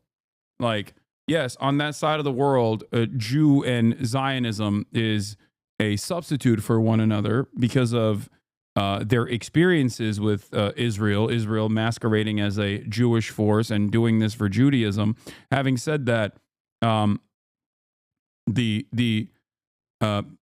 considering that the Hamas charter also changed in an effort to be more modern, in an effort to be broadly received as an emancipatory force rather than like a terror cell, which of course that didn't really happen. But I think that will be a similar situation with like the Ansar Allah movement as well. Now, of course, they would the Ansar Allah movement would have probably had an easier time talking about normalized relations with the Western world in the initial steps of the Biden administration as Biden moved to take them off the terror list, which he did, only to put them back on the terror list when Operation Prosperity Guardian started. You know, it's probably not going to happen anytime soon. Don't know why we're talking about this, though. Yet, Matt, but it was interesting last night. Donald Trump in the White House was asked on multiple occasions if his peace talks with Putin would include Ukraine. And I have to say, he was non-committal. Even if you rewrite the definition of racism like that, it's still prejudiced and wrong. What? No, anyone can be anti-Semitic? Oh my God. I don't disagree with you, chatter. I understand. But you're doing an anti-white racism is real argument right now, which is weird. Like, the fuck? And also, there's never been a moment where I've defended the Ansar Allah banner anyway. That's not the point. I do think it's indefensible. And not just from, like, the Western perspective. But if you want to understand the context in which these sorts of opinions manifest, I will also explain that to you as well. All right, can we just continue with this conversation? At best. At one point, a journalist pressed him on the matter. Do you view Ukraine, he was asked, as an equal partner in the peace process? The president looked stumped. It was as if he hadn't thought about that question. You know, that's an interesting question, he said after musing for a while. I think they have to make peace, President Trump said. That was not a good war to go into. No sense from President Trump that Ukraine had no choice, that it was attacked by Russia. He was also asked at one point whether or not Ukraine would have to cede territory to make peace. And he said that Zelensky is going to have to do what he's going to have to do. And then at one point he said, yeah, I think they're going to get some of the land back. I think they will. Well, I was up on the Hill earlier trying to gauge reaction from senators as to the developments. As you could imagine, the Democrats are furious while the Republicans were torn between trying to be supportive of Ukraine and trying to be deferential to President Trump. Let's hear what some of them had to say. Is America betraying Ukraine? President Trump, not America. Please make some distinction between the two. Secretary Hegseth has apparently said in a meeting that the door for Ukraine to be admitted to NATO is closed and that they will not be able to recover their sovereign territory. If you go back and read Donald Trump's Art of the Deal, you don't give up the most important negotiating points before you begin negotiations in earnest. For us to concede those as a country, for the Trump administration to concede those, would be a betrayal of the thousands of Ukrainians who have fought so bravely and died for their country's freedom. But what about the concessions? Europe is saying, why give up things before you've even started the negotiation? That's a betrayal. In my conversations with President Trump, he wants Russia to lose, he wants Ukraine to win, and he wants the war to end. So I know he's working hard to make that happen. So the negotiations will definitely include Ukraine at their heart? Oh, absolutely. Absolutely. I believe that. Okay, at what point, like, why would you even believe any of that, by the way? It's so... It's like, Are the conversations featuring Palestinians and their needs? No. Are the conversations featuring the conversations never feature the people that are outside of the American, outside of the American allegiances. Okay? They just don't care. I think it's crazy to think that, like, to act like what Trump says and what Trump does are directly in line with one another. I think it's silly to assume that they're going to give a shit about Ukrainians at all and what their actual opinions are or what their actual needs are. It never was the case. And I think that there is some cold hard truths to the way that Trump is operating, as is the case with many of the things that he says when it comes to American foreign policy. Something that I think I will have to repeat over and over and over and over again, as I did the first Trump administration. It's not correct, it's immoral, but it's the truth about American foreign policy. The only difference is it's stripped of the aesthetic reasons. It's stripped of the aesthetic permission structure that it creates for liberals. That's it. The greatest example that I use to this day is when Donald Trump turns around, when Donald Trump famously turned around and said, yeah, of course we're going to keep giving billions of dollars of weapons to Saudi Arabia. Who's going to buy the weapons? Do you have $1 billion? Of course I'm going to keep giving Saudi Arabia weapons. At the time, Saudi Arabia was doing a genocide in Yemen. Many of you probably didn't know that, but or at least the Hasanabi heads in here that have been around for a while were familiar with this.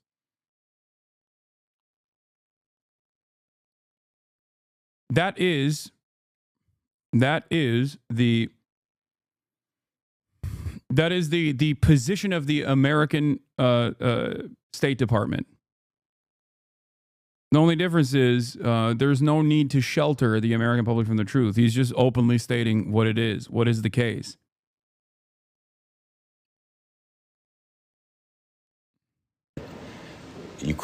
That Ukraine can win, that it can push back to regain territory, but the message yesterday was, you don't have the United States. The message yesterday was weak and pathetic, kowtowing to Putin, bowing and scraping. President Trump seems to be an admirer of Vladimir Putin, which is a nice way to put it. Is America still supporting Ukraine? Senator Van Hollen, be glad to answer your questions. Do you support Ukraine still? I do. Well, I certainly do. I'm very worried about what happened. We both do. Does America support Ukraine still? I've said it was a mistake from the beginning to send $200 billion to Ukraine. I'm still opposed to sending more aid to Ukraine. Well, he's like, I've never been a supporter of the Ukraine. Why are you asking me that? Last thing, President Trump reiterated that he does plan to meet Putin in Saudi Arabia. He said that Putin would also come here to Washington, D.C., and that he would go there to Moscow. He was asked at one point whether or not he would meet Zelensky in... I think my most controversial opinion on this is that not dissimilar to what I've said about the Biden administration, knowing full well that the Trump administration was going to take the reins, or even the danger of the Trump administration coming back into power, the Biden camp should have packed all of this shit up. They should have packed it up in their own vision if they chose to do so, whether it be with Israel or whether it be with the Obama administration the first time around, ensuring that they put a Supreme Court appointment up there, no matter what the cost, considering that there was a likelihood that Trump might actually win and then do whatever he wants with the Supreme Court.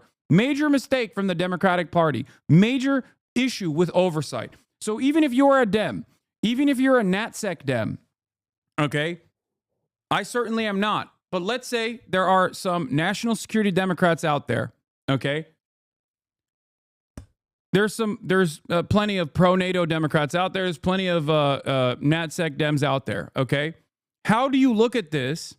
How do you look at the situation and think, well, the Biden administration probably should have packed all of this stuff up to ensure that the Trump administration couldn't come in and actually seize the reins of power and deal with it in the way that they want to. Okay? That's it. Same with Ukraine, same with Gaza. Especially with Gaza, because there is a lot more power and influence that we have over Israel, as opposed to power and influence that we have over Vladimir Putin, okay? A foreign adversary with his own needs, own material needs, and violent ambitions.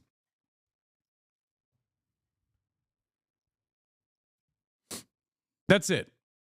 That's my statement. So if you're here upset about Donald Trump assuming the role of assuming control over all of this foreign policy initiatives, remember that this only happened as a direct consequence of the Biden camp not actually doing what was necessary at the time, when they had 3 years to change the dynamic, whether it be offering more weapons faster or directly meeting Russia and coming to the table and trying to facilitate some kind of ceasefire negotiation. Whether you believe that Russia will keep up their end of the bargain or not does not matter, because instead you just had no ceasefire and all war. Putin is going to reject the deal? I doubt it. I think that he has also incurred significant penalties, significant losses. So it is in his best interest as well to try and pack the situation up and solidify the boundaries of all of the territory that he annexed. I think that one of the biggest oversights in the Biden camp, from my perspective, was consistently saying, "Oh, we're not going to talk to Vladimir Putin. We're just not going to do that," which was a lie. They did talk to Vladimir Putin. They talked to Russian envoys when there was a hostage negotiation at play, but they never talked to any sort of Russian envoys when it came down to facilitating a ceasefire. I think that was a major oversight from the Democratic Party once again. In Ukraine, again, he looked puzzled and he said, well, I might. He wouldn't commit to that. Matt.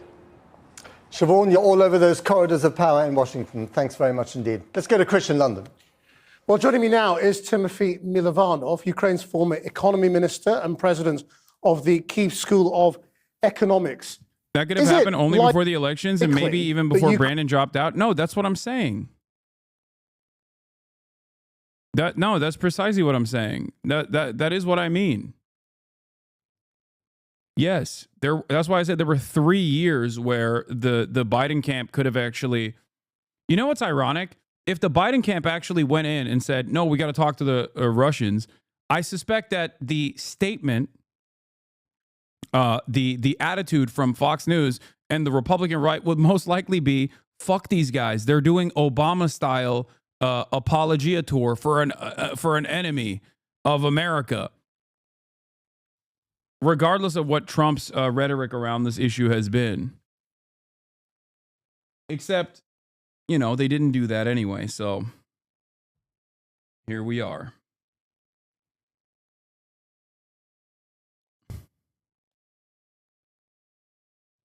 Anyway, this is still coulda, woulda, shouldas, and there's a lot of that, but it doesn't matter. So why do the Dems need to be nice? What do you mean? Need to be nice? I'm simply stating that if the Democrats had a different vision for Ukraine and how it should basically end, then they should have implemented it, or at least tried to implement it. I suspect that they don't have that much of a different vision from the Trump cabinet regardless, because American foreign policy is uniparty, and the marginal differences from the Republican administration and the Democratic one is that the Republican administration has a different way, especially with Trump, has a different way of pushing their agenda, and they oftentimes will go further right and become more reactionary and fuck things up even further and get more violent, regardless of what they say they're interested in doing.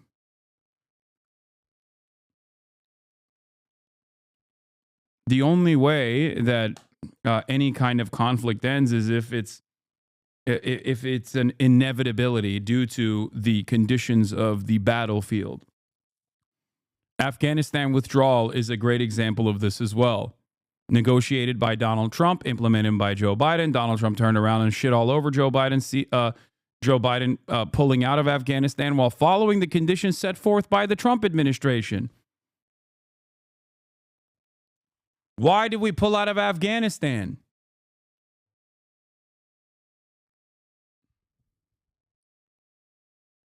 It got to a point where it was just costly for no reason. Ukraine could say no to whatever Donald Trump agrees with Vladimir Putin? Well, there are minimal conditions for peace on Ukraine side. One of them is not ceding more territory unoccupied. The second one is some meaningful guarantees, security guarantees, because if those are not there, what is there to negotiate or agree to? Just accept Russian conditions. Yeah, this is the most Ukrainian man alive, is what someone said in the chat, and I agree. His name is Timofeev.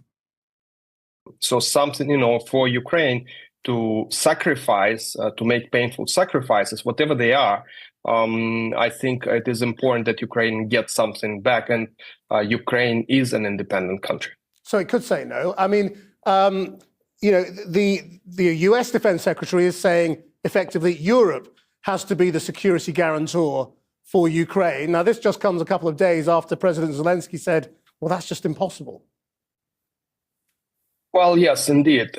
President Zelensky said, and I think that's true, that full security guarantees, real security guarantees, which prevent Russia from invading in a couple of years again, are impossible without the United States being there. Europe can provide, 50, 70, 80% of all, but that's, the US has to be there. Otherwise, the war will restart or likely to restart soon. So, yes, that's correct. And I think we have to bring the US in some form. Do you think most Ukrainians will see this as a betrayal? Oh, yes, absolutely. Most people see it as betrayal right now in Ukraine. The U.S. cannot be relied on. And also, President Trump appears to be very weak because he conceded to Russian demands before even getting anything out of it. So it looks like Putin has played President Trump. At least that's how it is seen from Ukraine. It's also remarkable to hear politicians both in Europe and in Britain comparing this to appeasement. Oh, yes, absolutely. I think it is appeasement. Peace through strength. I haven't seen any strengths. No one has seen any strength. I love when Asmongold supporters come in here and go, how is this guy not banned yet? One, I don't even think Asmongold agrees with you in terms of getting me banned. I would be shocked if he did. But two, what do you mean? What do you want? He's already the largest commentator on the platform, largest political commentator on the platform. You just want, no dissent whatsoever? No dissent? No leftist position to ever be reflected on this platform? Is that your argument? And if you're also not an Asmongold supporter and saying, how is this guy not banned? Then what is your expectation? Do you want Asmongold to be the only voice of politics on this platform? He already has developed quite the audience of right-wingers.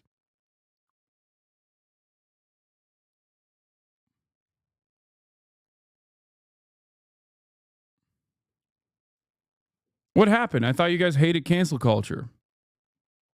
Saying you are a leftist is a massive stretch. Who is a real leftist in your estimation?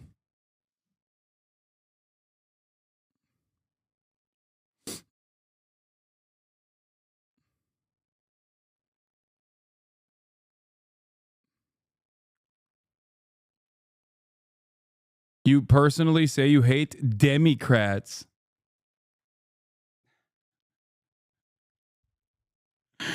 I love doing political commentary. The anti-capitalist leftist Democratic Party in the United States of America, as a person who is a critic of the Democratic Party, for demanding that they do something, anything really. I myself am, of course, not a real leftist. Real leftists are the pro-Kamala, pro-Biden coalition that is currently doing what? Yelling at their base of support for demanding that they do things.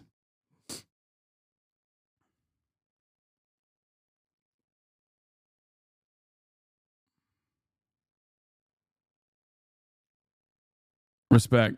Pro-Obama, I would say, is a leftist.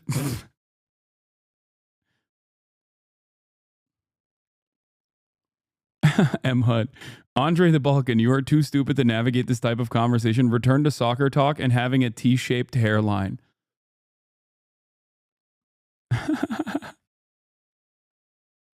American education. His name is Andre the Balkan. I don't think this is a American education, chatter.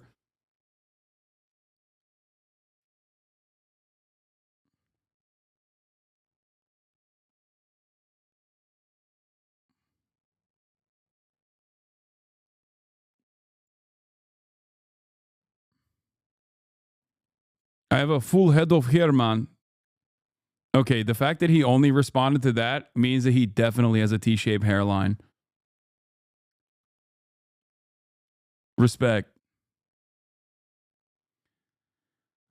You can convert him here. He thinks the Democrats are leftist, dude. Okay, I don't think I can convert him. He thinks Obama is a leftist. Strengths. People have seen weaknesses only in these negotiations, so to speak, negotiations, quote unquote. So we'll see what tomorrow brings. Maybe it's some kind of very complicated and brilliant strategy to appease Putin in terms of rhetoric, but then in practice provide Ukraine with real security guarantees. I think this will become very clear very soon. But is there a realistic alternative to accepting whatever Trump negotiates, given how reliant Ukraine is on the United States to wage its war? I mean, could Ukraine go back to war without America? Well, Ukraine is in war right now, and what the U.S. is offering is basically nothing, or Russia is offering. I'm actually not even convinced that Putin is willing to stop the war, or he's negotiating in any good faith. What is clear, I think, de facto to everyone, and President Zelensky has spoken about it, that getting territory back at this point is not realistic. It has to be done through some other measures in the future.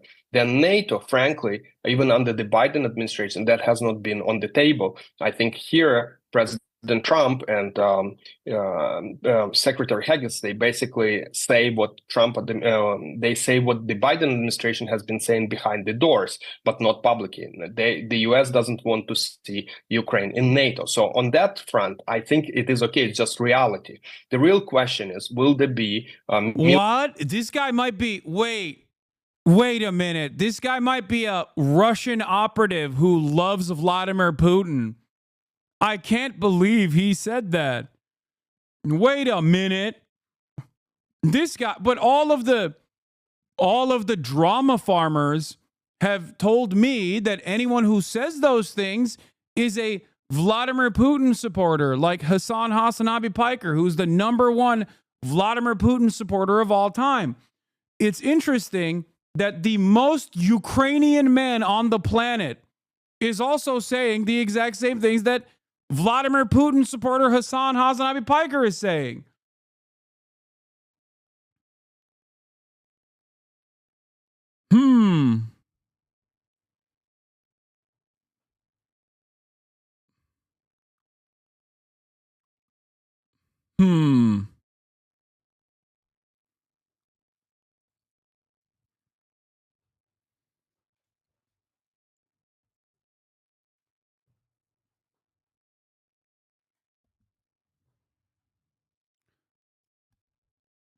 Why didn't the U.S. want Ukraine to be a part of NATO under Biden or Trump? For the same exact reasons that France and Germany also didn't want it either. They had for America it's different, but for European countries, they already had a long-standing energy, they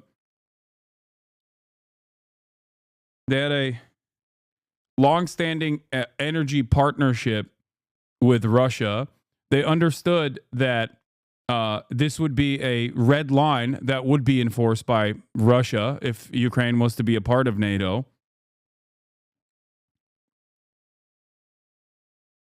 Like, there is a level for global powers. There is a level of like how much they can enforce their will around the world. Like, there's still obviously some interests of foreign adversaries that they have to abide by.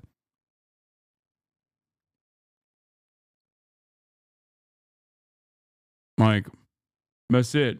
Minsk agreements? No, that part doesn't really matter. Nobody ever fucking followed through on the Minsk agreements. People are so dumb, man. Why is asking the Ukrainians or the Palestinians what they would want be such a novel idea? That's never a point of consideration. Like, that's never a point of consideration. That's not how empire works. Military and financial support for Ukraine? Will there be American weapons? And will there be any kind of troops in some form, in whatever form, to prevent Russia from invading in the future? Exactly. I mean, if Ukraine were to reject a Trump offer of a deal and Trump pulled American weapons, can the war go on from Ukraine's point of view? Yeah, it will. More people Trump will is live die. with Modi, by the way, and we'll get to that after this video is over. I think Russia will make some gains, but those will be incremental. I don't think there is any chance Russia or Ukraine will make any major movements on the front because the nature of this war with this asymmetric technology, with actually very cheap drones, is that making large advancements are very, very difficult, close to impossible. So I think even at a very low support level from Europe, Ukraine will be able to resist, but Russia will be making advancements. Mr. Milovanov, thank you very much indeed. Matt. Well, joining me now is Nina Khrushcheva, a professor for international relations based in New York and the granddaughter of the former Soviet leader Nikita Khrushchev. It's good to have you back on the program. Do you think that Vladimir Putin, given this olive branch from the Trump White House, actually wants to end the war at the moment? Or do you think he's on a roll and wants to continue? I think actually Putin he can end the war if conditions are fine, and it seems like now they're fine for him. He can end the war. He couldn't end this war if he's not a winner of it. He certainly could not be a loser. But now the winning can be presented because Trump called himself, apparently. We don't know exactly who requested the phone call, but it looks like it is Donald Trump. After she inherited his good looks. She looks exactly like him. Donald Trump was all complimentary, talking about Putin and himself as we, and then referring to Zelensky and potentially not necessarily very recent. That is the most Russian-looking house I've ever seen in my entire dang life. Respecting terms. So yes, I think he wouldn't mind if conditions are right for him. And for now, they do look right, although there is a very long road, as we all understand, from the conversation to the actual ending of this war. And I mean, the Kremlin today actually, tried to reassure Zelensky that he would be involved in negotiations. And we heard similar sort of reassurances from the White House. Are those reassurances to the Ukrainians and to the Europeans to be believed, do you think? Well, I think if Zelensky, I imagine, I don't know what exactly they're talking about, but for Putin and Trump, or for Trump and Putin, we don't know who is going to be the first in this scenario. If Zelensky behaves, that's fine. He can be there. But if Ukraine, and actually in your previous pieces on this subject, it does say the West is going to stand with Ukraine for as long as it does. But realistically, if the United States withdraws, there is absolutely very little possibility that the war continues. Yes, it's going to be withstanding Russians' offensives, but Russians are going to take more territory. So they would not mind having not one picture on the wall, all mirrors. It's funny because it's like it's the only instance where there are so many mirrors that it actually has the opposite effect of what mirrors are supposed to do, which is make like the entire room larger, look larger, feel larger. But because there are so many mirrors of various different sizes, it ends up making the room look smaller.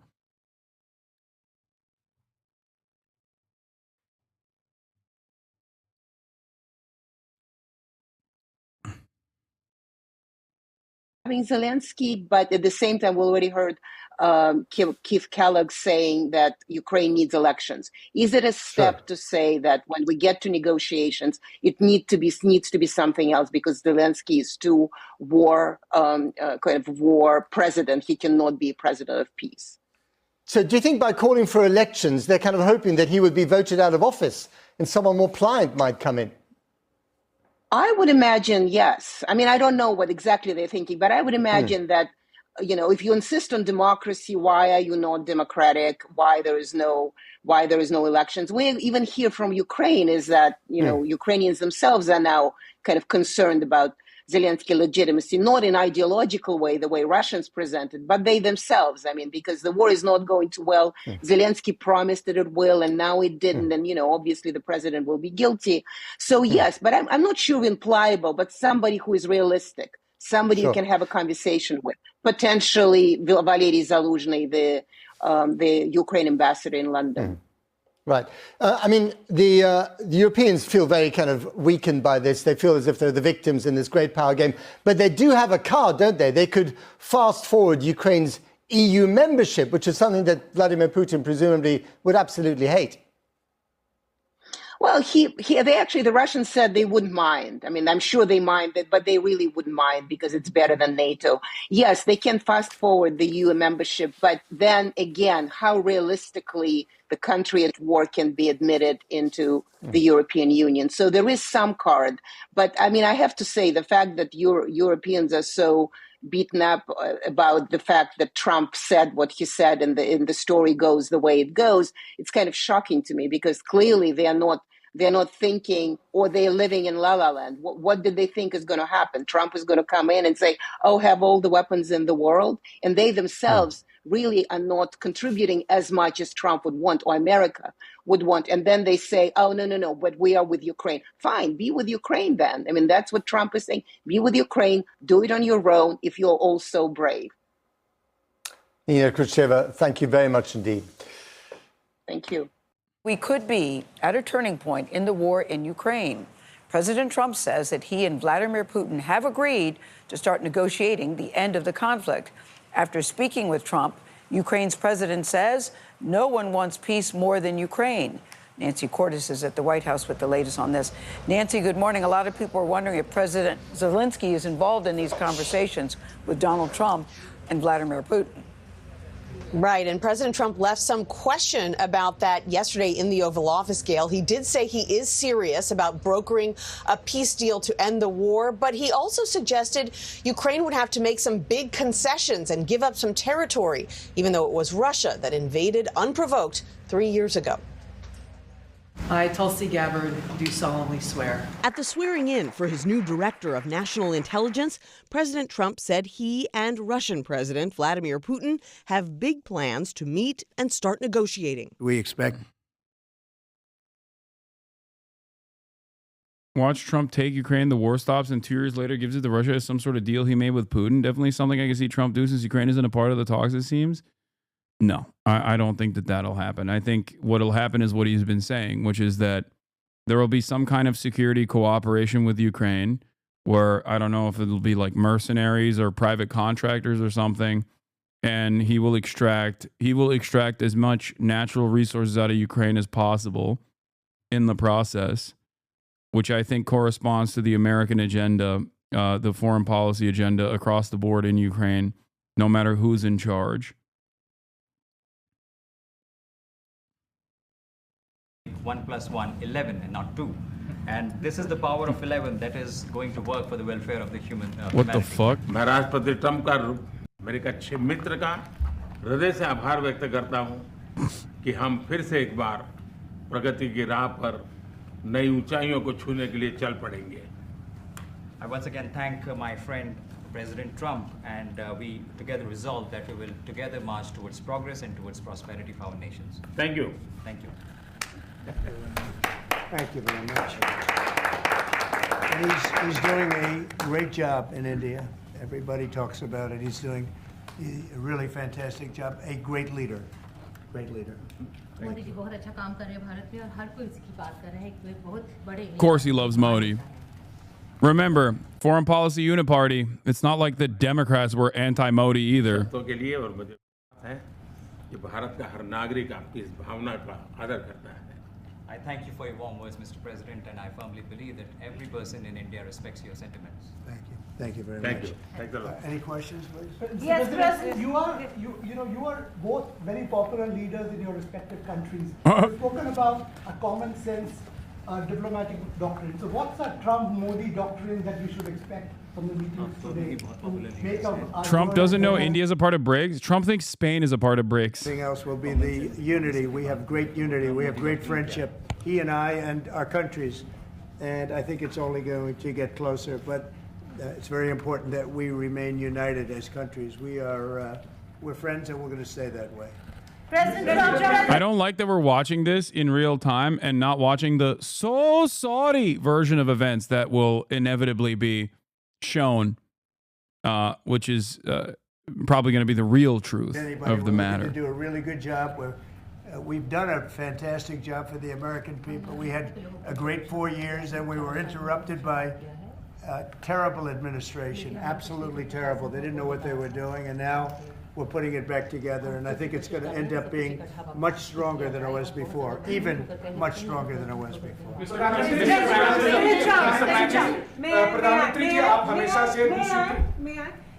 President Trump, first of all, congratulations for the fantastic 24 days of your presidency. Historic and unprecedented decisions that you made, transformational reforms. I'm particularly impressed by the expose on USAID. And I would like you to share with us if you think USAID had a role in election interference in the US in 2020 and Indian elections in 2024. So it could have had a role. There were a lot of bad things that happened in 2020. I think bad things happened in 2024, but it was too big to rig. We won by a tremendous margin. We won every swing state. We won the popular This is my favorite thing that Trump does, when he just makes a foreign leader sit there and just responds to like the dumbest questions possible that have nothing to do with the foreign nation. And they just have to kind of sit there and be like, very cool. He does this every single time. It's amazing. We had a great 2016. We had a much better 2020 election, but bad things happened. And we had the best of all. We had, they say, the most consequential in history, 129 years, most consequential. So it was a great election. And it gives me a chance to work again with the Prime Minister and India. And we're going to have a great relationship together. Mr. Prime Minister, प्रधानमंत्री जी कल president Trump ने president Putin से बात की है और युद्ध को रोकने की बात करी है. आप हमेशा से Do you see India playing a role in your plan to broker a peace in Ukraine? And if I could ask you about a development in your hometown today, the U.S. attorney has resigned over the DOJ's request to drop the case into Eric Adams.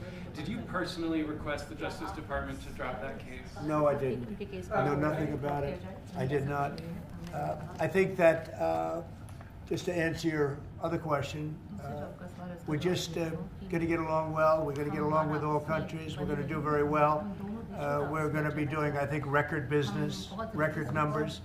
And we're going to work with India also. We have some very big trade deals to announce in the very near future.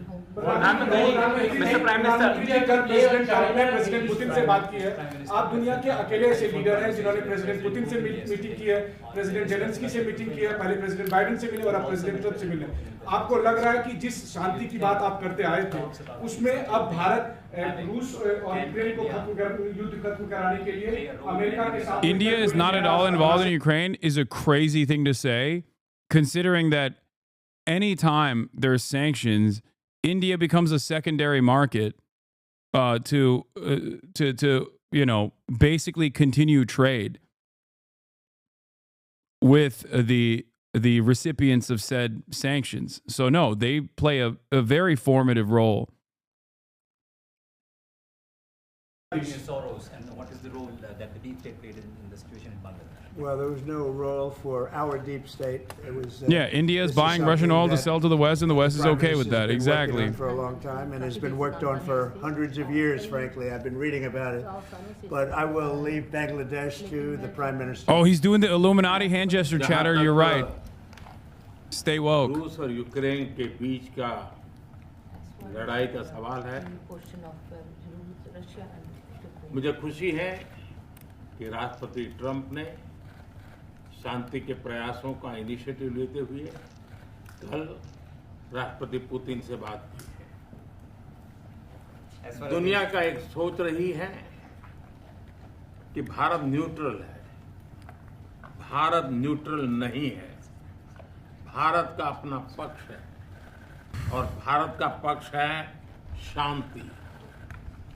हम पहले दिन से ही, और मैंने राष्ट्रपति Putin को उनकी मौजूदगी में मीडिया के सामने कहा था कि ये समय युद्ध का नहीं है, और मेरा एक कन्विक्शन है कि समस्याओं का समाधान युद्ध के मैदानों में नहीं निकलता है, वो टेबल पर चर्चा करके ही निकलता है। As far as the Russia-Ukraine conflict is concerned, I'm very happy that President Trump has taken initiatives to restore peace and had telephone calls with President Putin and President Zelensky. The world had this thinking that India somehow is a neutral country in this whole process, but this is not true. India has a side, and that side is of peace. From the very first day, I have been talking about the importance of dialogue and diplomacy and a peaceful solution. And when I met President Putin in the presence of media, I had told him that this is not the era of war, and I have firm conviction that problems cannot be resolved on the battlefield. You're actually wrong. Our Sir Modi, Vishwaguru Ji, actually stopped the war in Ukraine by telling both Russia and Ukraine that war is bad. My bad.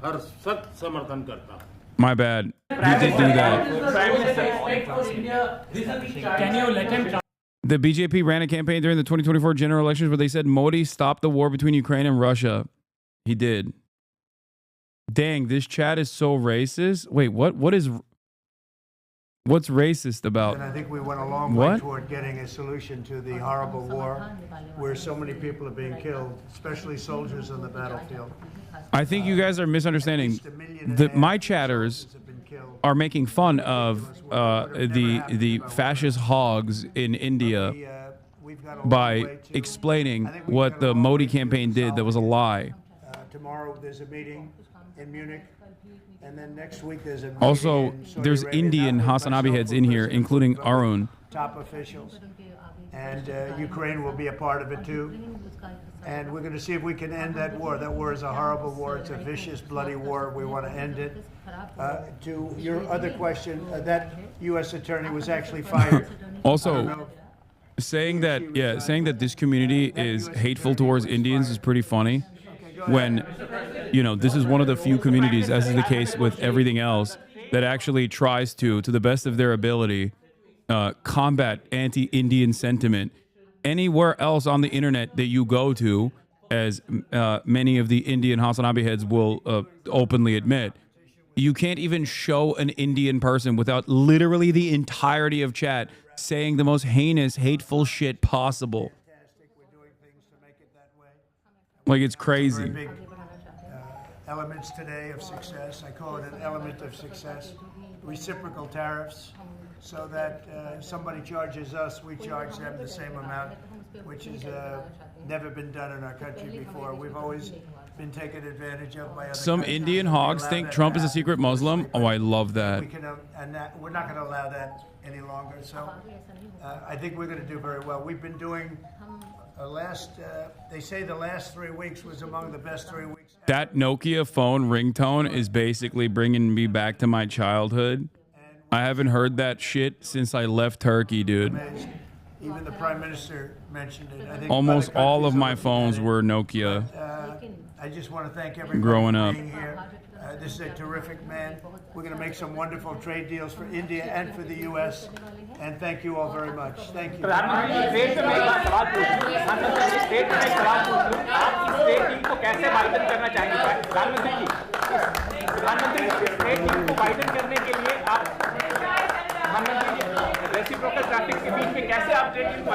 Gotta stand up. Throwing my head.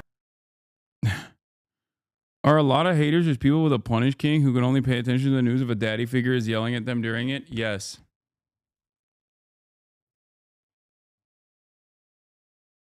All right. They're kicking the press out so they can make out. So they can kiss. All right. Let's get back to Trump and Pooty Poo.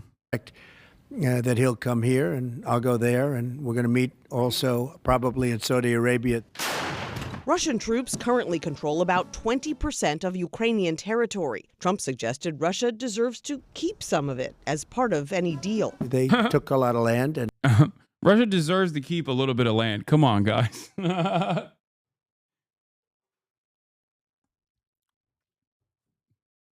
Once again, ridiculous statement being said openly. The quiet part out loud. That's it. And they fought for that land, and they lost a lot of. Like I like that he's presenting it as a pro-Russian position. Like he's saying it like, well, you know, they fought hard for that land. They deserve to keep it, which is a ridiculous way to communicate what's going on. And the obvious way to communicate what's going on would be, yeah, if you want to end this, if you want to end this endless conflict where people are dying nonstop, then you're going to have to make concessions. I can't control Vladimir Putin. He's a foreign adversary. And we're going to try to make sure that we have the best possible deal for the Ukrainians. But instead, because he's Trump, he's just like, they fought fair is fair. They fought long and hard. At least he stays consistent being pro-Russia and pro-Israel. I mean, true. He's like, yeah, might is right, folks. Lame ass take. You clearly don't have any respect for the long-lived institution of finders keepers. Yeah. Like he could just be like, listen, it's a fucking meat grinder, and the incredible amount of territorial seizure that Russia engaged in is completely unjustifiable, but there's nothing I can do about it.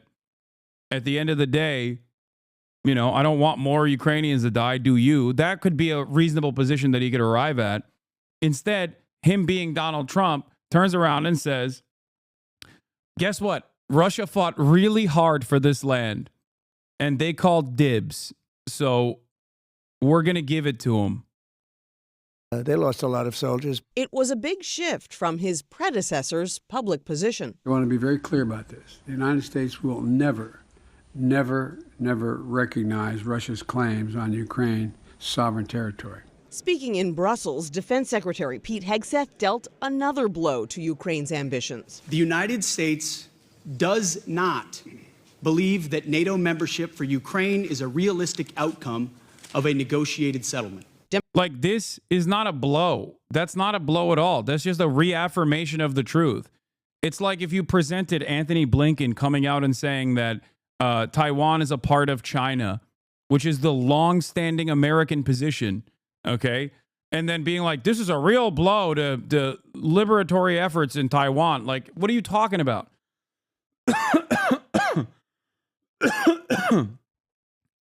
Yeah, I hate Pete Hegseth, but him mentioning that as the official position is not a change in our commitment. That's not, it's ridiculous.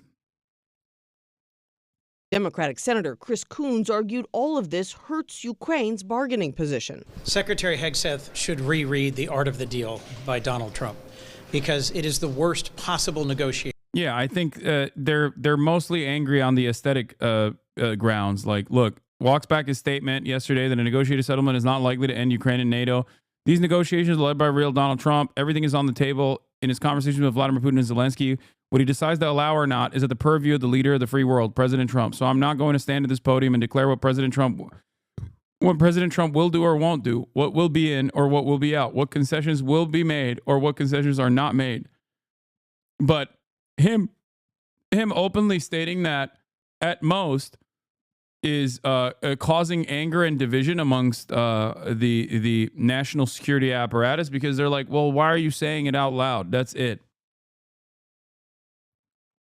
That's it.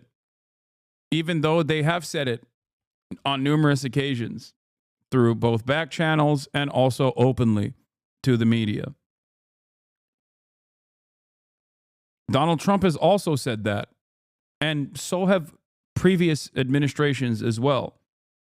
To give away two of the most important deal points before they even start negotiations. Trump's new Treasury Secretary, Scott Bessent, did send a pro-Ukraine message while meeting in Kyiv with President Vladimir Zelensky. We believe. Sometimes it feels like liberals want the administration to lie to them. You know what I mean? They're like, why aren't you just like lying? Why are you saying what is like already the official policy? Why are you openly admitting that? Like, why can't you just lie to us and whisper sweet nothings into our ear?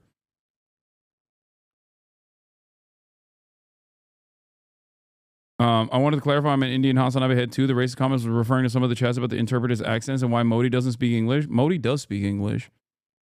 Many Indians speak English, Modi included. He just doesn't speak English in that official setting, I suspect. Modi probably speaks better English than like 50% of Americans. Most Indians speak better English than most Americans.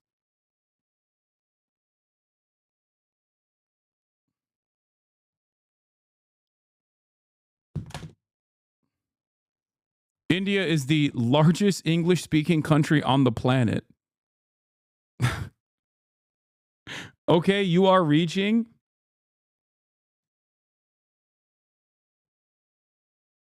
I mean, Modi speaks significantly worse English than his predecessors. Lots of Indian leaders don't speak English well, and that's fine.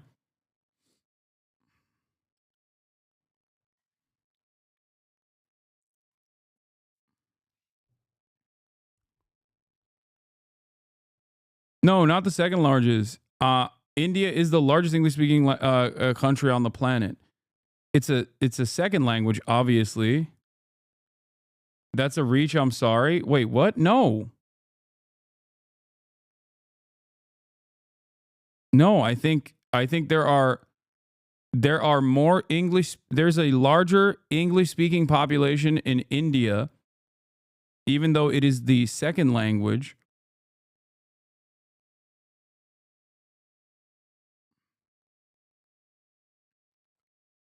Or wait, is it?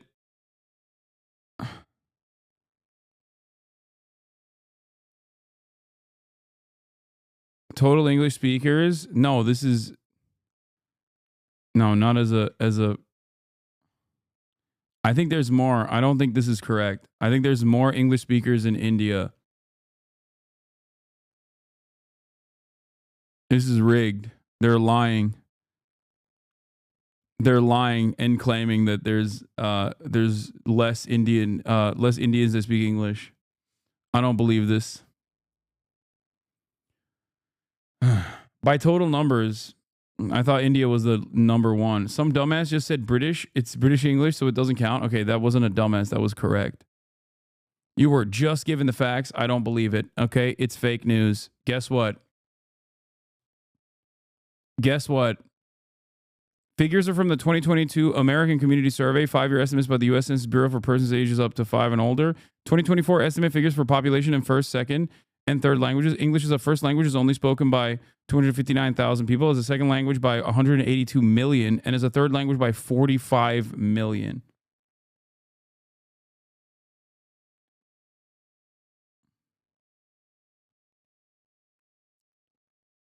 It's not just British colonialization, by the way. English is used as a link language for all the ethnic groups of India, especially in South India. We all speak English to one another. We're thinking of China for the highest number of English speakers? No. It's not China, even though China does have a significant number of English as a second language speakers, I think. It's no, it's not China at all.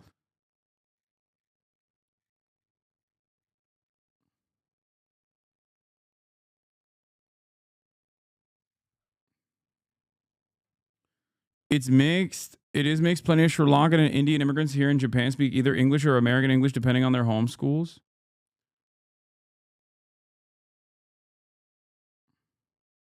When have you heard a fully Indian person from India in India speaking good English? What are you talking about? Yeah, but most of them are illiterate at it, just like everyone else's second language. I love when a fucking dumbass Westoid, who barely is legible, barely literate, is talking shit, okay? Is talking shit about Indian dudes in fucking India knowing like 4 languages off the rip, okay? Just fully just letting their freak flag fly up in this bitch. Respect, dude. Jesus Christ.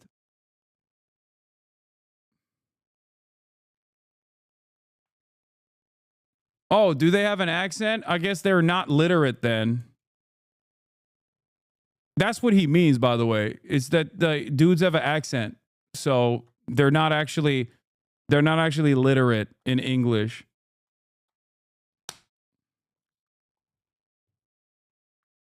Law, such a weird hill to die on, Hasan. Why do you have to lie? About what? I mean, I'm memeing when I say it's India's #1 in English speaking. I'll concede that I'm wrong on this, that America has more English speakers than India does, for sure. But as far as like an impressive number of Indians speaking English, like that is just the fact. Also, yeah, why do you think the H-1B visa conversation is about like Indian tech workers? What the fuck? Why do you think?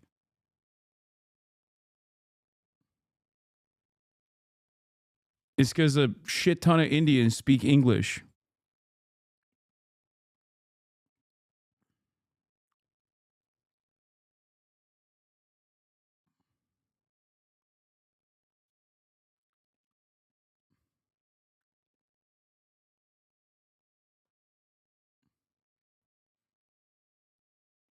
The list with the first, second language is the list with the first, second, third language speakers is India, US, Pakistan, Nigeria, Philippines. Damn, Pinoy gang, rise up.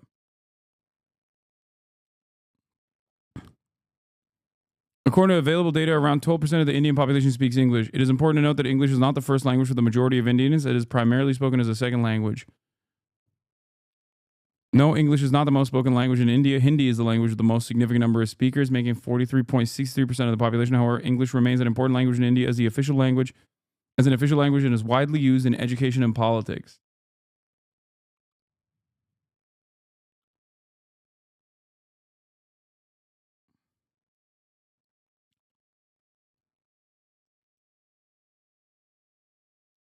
If you ever watch code tutorial videos in Hindi, you can understand like half of the video because they switch back and forth from Hindi to English so much. Robin Banks, thank you for the 10 gifted subs, by the way. That Hindi statistic is also misleading. It's not actually 46%.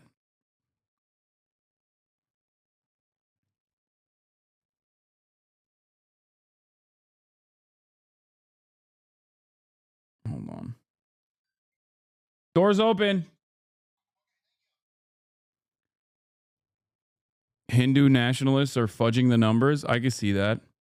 The Hindi statistic is also misleading. It's not actually 46%. It's much lower than that. The Indian government just calls a bunch of languages Hindi. That makes sense. I can see that.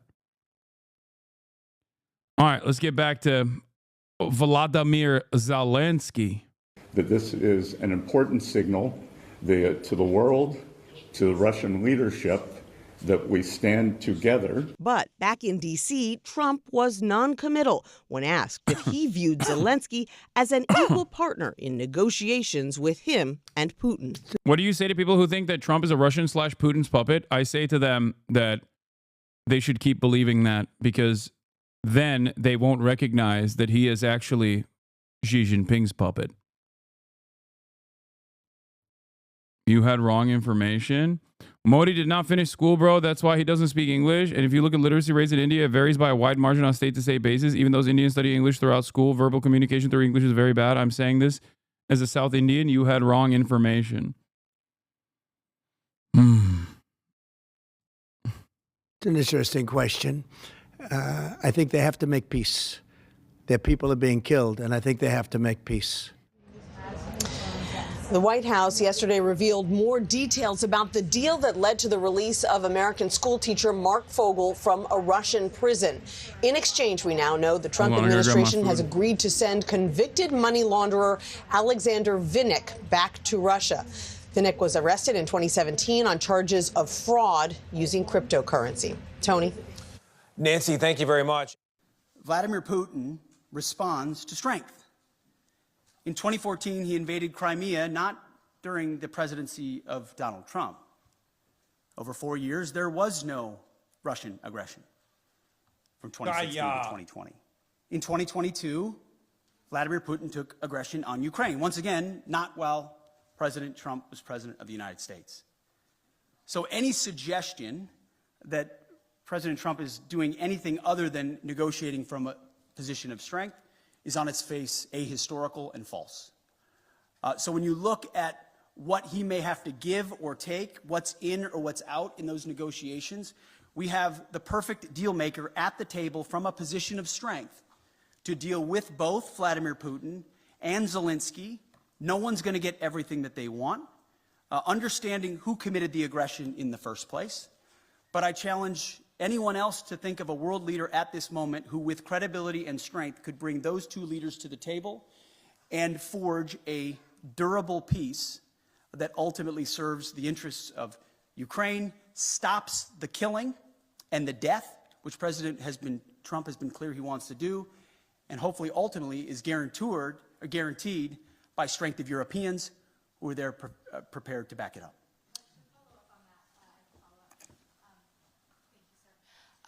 Why not invoke Article 5 then for the NATO peacekeeping forces that could potentially be deployed? How does that deter President Putin? Well, I would say, I want to be clear about something as it pertains to NATO membership not being realistic outcome for negotiations. That's something that was stated as part of my remarks here, as part of a coordination with how we're executing these ongoing negotiations, which are led by President Trump. All of that said, these negotiations are led by President Trump. Everything is on the table in his conversations with Vladimir Putin and Zelensky. What he decides to allow or not allow is at the purview of the leader of the free world, of President Trump. So I'm not going to stand at this podium and declare what President Trump will do or won't do, what will be in or what will be out, what concessions will be made or what concessions are not made. I can look, as our team has, of what's realistic, likely on an outcome. I think realism is an important part of the conversation that hasn't existed enough inside conversations amongst friends. But simply pointing out realism, like the borders won't be rolled back to what everybody would like them to be in 2014, is not a concession to Vladimir Putin. It's a recognition of the hard power realities on the ground after a lot of investment and sacrifice, first by the Ukrainians and then by allies, and then a realization that a negotiated peace is going to be some sort of demarcation that neither side wants. But it's not my job as the Secretary of Defense to define the parameters of the President of the United States. Wait, what? Isn't it literally his job? Complex and consequential negotiations in the world. So, Sean, on this problem for NATO, and it clearly is a problem, will they be reassured by what people... It definitely is a part of his job. What the fuck? Nah, it's definitely a part of your job, man. No, he is a Fox News anchor. Okay, well, that remains true. although he is a Fox News anchor first and foremost, like as it stands, as the secretary, as the head of the Defense Department, is definitely a part of his job.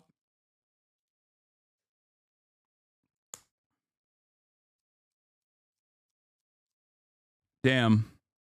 Well, this is what happens in a DEI free zone, you know? Thank God we abolished DEI so we could put competent and effective leadership in charge so that they could say stuff like, oh, it's not my job. It's the job of the president, who is the glorious supreme leader.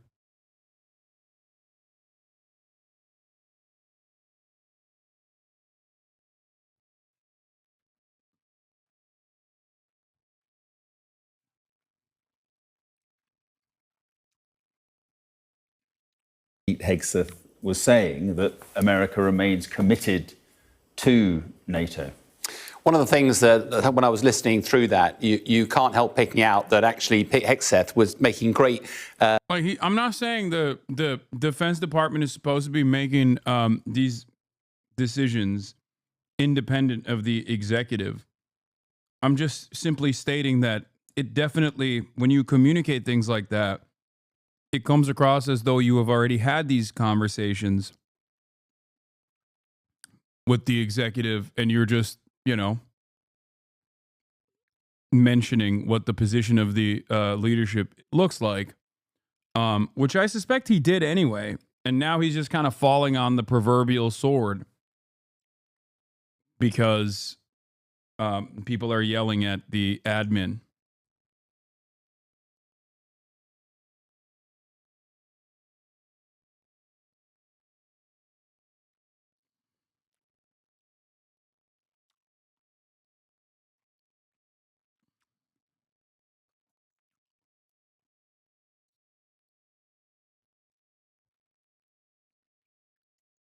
So yelling works? I mean, yelling is definitely worse to a certain degree with this administration that responds to negativity.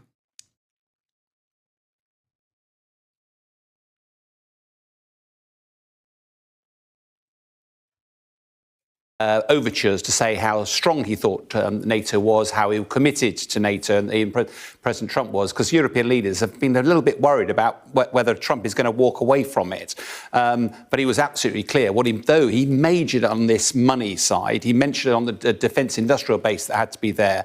I'm less worried about the 5% number that was going out there. President Trump's famous for doing stretching the elastic band pretty hard. And actually, even when he was asked about that in the news conference, he backpedaled about 5% and said, America's spending a lot more than this. But I suspect 3% is the actual number. The trouble is I'm a veteran of the Cold War, and however much the European nations may worry about a number that's north of 2.5%, we were spending over 4% in the Cold War, and it feels like a more dangerous world. And we've had 35 years of not spending. So I think that message resonates, and we've still got, his point is, there's still a third of NATO members that are failing to pay the 2%. And what I think we're getting closer to is the point at which Mark Rutte has to turn around and go, you either pay or you don't enjoy the benefits. If you're not going to pay your premiums, you can't enjoy the benefits that NATO membership provides. Right, and just briefly on Ukraine itself, are they right to be worried that a deal could be done over their heads that involves giving away chunks of their territory? I'm less worried about that at the moment because it's not entirely clear what President Trump's role is in this. America is not at war with Russia. Russia is at war with Ukraine. So what is exactly that actually he's negotiating with President Putin? I think one of the things will be he wants to distance himself from President Biden. He wants to say NATO's off the table, because Putin was clearly worried about NATO getting closer to Russia's border. And he also said that the issue of territory probably was an unrealistic ambition. And although everybody gasps at that... These guys also always play catch up, just like the rest of the world. Like, why was this never a point of contention or a point of consideration when Biden was president?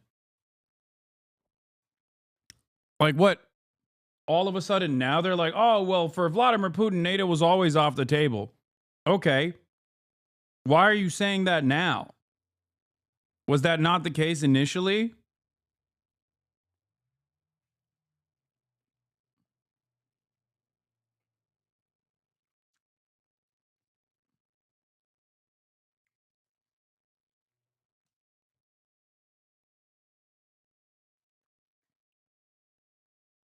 I don't understand.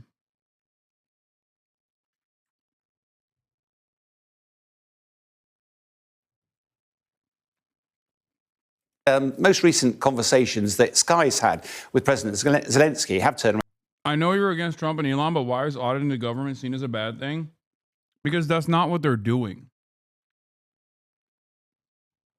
Okay? If you think that they're quote unquote auditing the government to find like wasteful expenditures and fraud, you've fallen into the marketing campaign that isn't even like that good, really. Why is it that so many people refuse critical thinking or the very simple notion that your government officials, no matter what their background is, are most likely fucking lying to you when it's a goddamn Republican in charge? Everybody understands this reality when it's the fucking Democrats, but for some stupid reason, no one ever understands that the government officials have the capacity to lie to you just as the Democrats do when it's the goddamn Republicans doing it. All of the free thinkers, dude.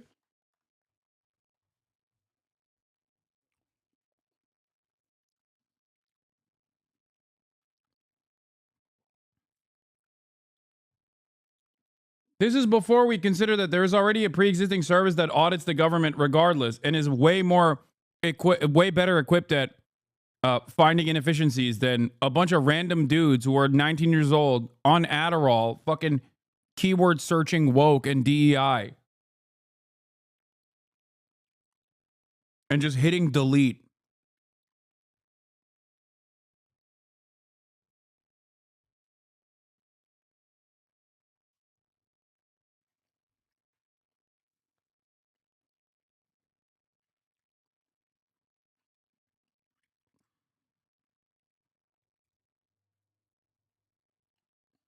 Around and said, look, he doesn't think that's reasonable. What I was a little bit concerned about was that Trump seems to have given away a few of his negotiating cards already.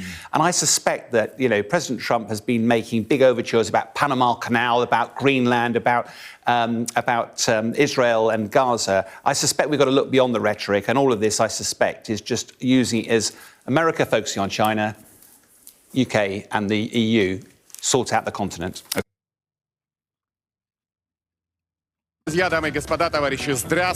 On Russian state television, the tone was triumphant. An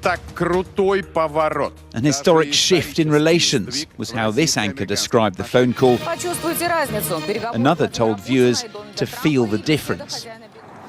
But officially, at least, Moscow's not celebrating yet. Russia's foreign minister even suggested the world has overreacted.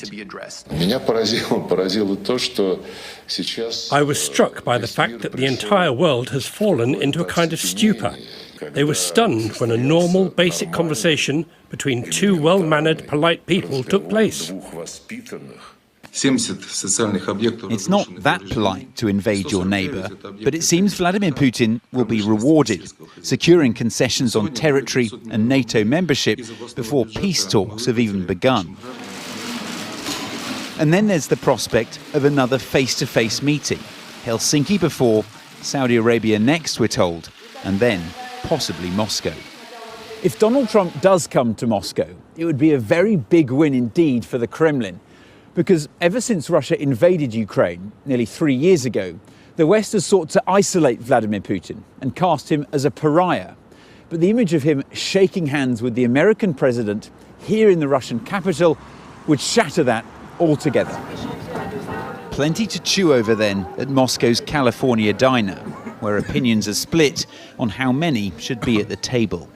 Well, it doesn't depend on only two presidents. There should be at least three sides. The other side should also agree to this. I am for negotiations. I really like that at least bridges are being built for these negotiations. And I think that it is very useful for everyone.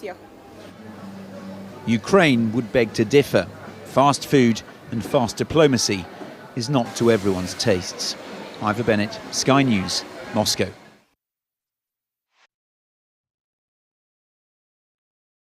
Just after the morning rush hour, central Munich. Scenes that pour fuel on Germany's political disputes over immigration. with the far right soaring in the polls ahead of the most significant general election since reunification. A child's pram and a shoe lie crushed in the street. 28 people rushed to hospital after someone, later confirmed to be a failed Afghan asylum seeker, had rammed his car into a crowd. A car crashed into the back of a demonstration. We saw the whole thing. They were walking along the whole street, and when they crossed the intersection, a car drove into the back of the crowd. As an arrest video emerged, the German Chancellor was forced to comment on the divisive issue currently haunting German politics. The alleged attacker, who'd come to Germany as an unaccompanied minor, reportedly had his asylum application rejected nearly a decade ago. So why was he still in the country? This perpetrator cannot count on any leniency. He must be punished and he must leave the country. He'd also reportedly been in trouble with the police for drugs and theft, but whether he was operating alone or part of a group isn't yet known. At the moment, we can neither rule out nor confirm other perpetrators. There are no leads at the moment. The background is currently being investigated. There have been several lethal attacks by newcomers to Germany in the last few years. 6 died when a Saudi man drove into a Christmas market in Magdeburg. Okay, the Saudi man was literally an anti-Islam AfD supporter and was not a newcomer to Germany.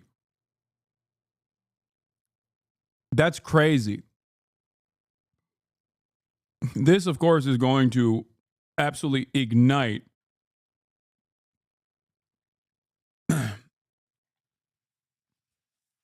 the same fear mongering that already existed, which is truly beneficial for AfD's purposes in general.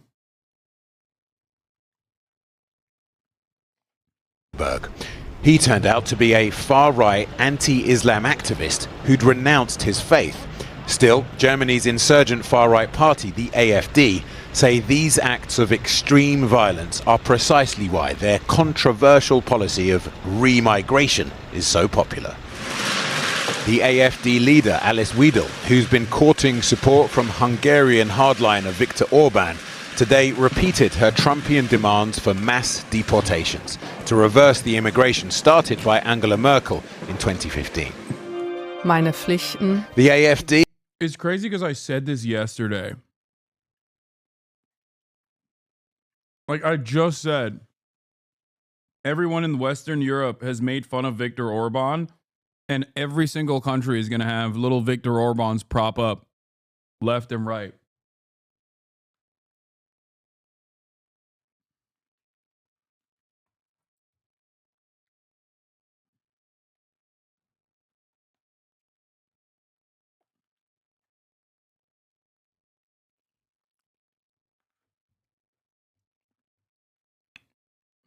Terrifying predicament.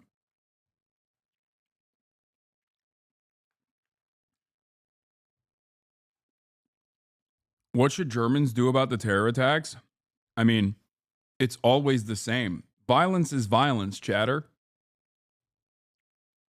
You address the needs of the population. That's it. Unless you're asking that question because you personally think that like there is something different to the Islamic style violence that's taking place or some shit. You know?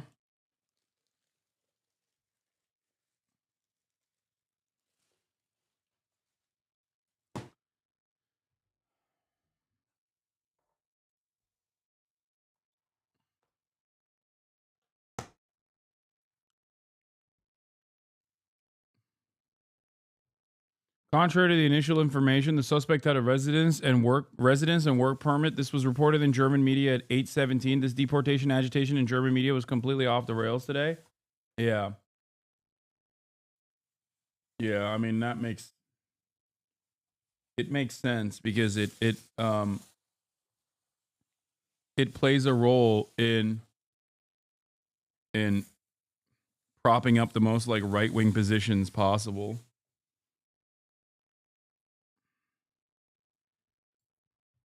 the media loves hitting the the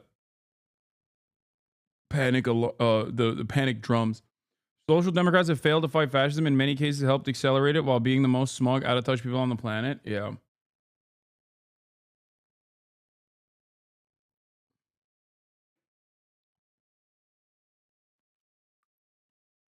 They are currently polling second, but are unlikely to assume power as Germany's main parties refuse to work with them. Meanwhile, to Munich enter US Vice President J.D. Vance and a multitude of other world leaders for the Global Security Conference. On the agenda, Russia, the Middle East, and much more. But today's carnage provokes more immediate questions, for it also emerged this afternoon that police had foiled an attempted bomb attack on an asylum shelter near Dresden by someone described as a German national. How will today's events affect the election in 10 days' time? Hamas says it will move forward with the next hostage release Saturday as part of the ceasefire deal with Israel. This comes as Israeli Prime Minister Benjamin Netanyahu is threatening to end the ceasefire if Hamas doesn't free all 9 living hostages it agreed to release in phase 1 of the agreement.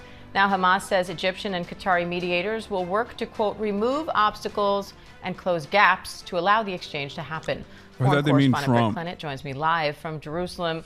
Britt, what's the latest on this ceasefire deal and this pending exchange of hostages and Palestinian prisoners? And what are these obstacles that still have to be removed? Hi, Diane. Yeah, positive signs that this will go ahead as planned. Hamas saying that it is committed to implementing the ceasefire deal and will continue releasing the hostages within the agreed time frame. That follows talks in Cairo, Hamas, and saying that Egyptian and Qatari mediators had decided, as you say, to remove obstacles to the deal. There was no immediate comment from Israel. Obviously, both sides up until now have been accusing each other of violating the ceasefire deal, and there was a lot of concern from both major stakeholders. This article confirms the misinfo before and explains more. Please read so people know Chatter was right. Summary at the top. Germany Munich car attack injures 30. Suspect detained. At least 30 people were injured after a car drove into a trade union march in Munich. Chancellor Olaf Scholz has called for the suspect, an Afghan national legally in Germany, to be deported. Police say the suspected perpetrator, an Afghan national, was detained at the scene. German Chancellor Olaf Scholz has called for the suspect to be deported. Opposition leader Friedrich Merz said something has to change. The Taliban say they are prepared to cooperate on deportations in return for consular presence in Germany. Contrary to earlier reports, Bavarian ministers have said that the suspect was not subject to deportation and was in possession of a valid residency permit. Weidel says under the AfD, the man wouldn't have been here in the first place.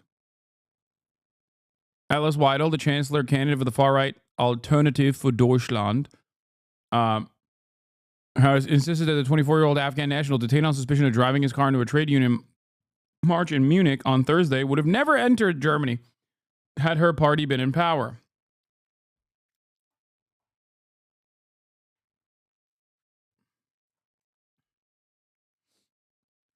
Weidel placed the blame for the incident at the door of the Bavarian premier, Markus Söder, saying the question which politicians need to face, especially Söder, is what was the man even doing here?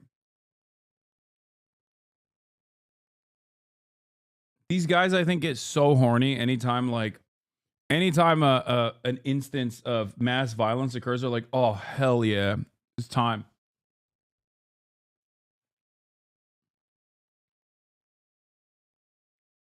It's time to use this as our opportunity.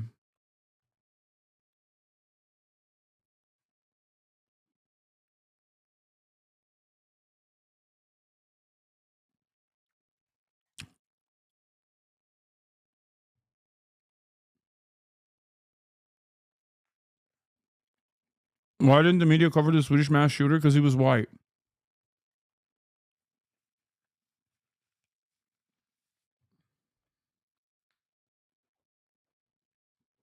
The media did cover it. The media did cover it, but just briefly. And unfortunately, the reality of the matter is that right-wing sentiment is what dominates polite discourse and just discourse in general.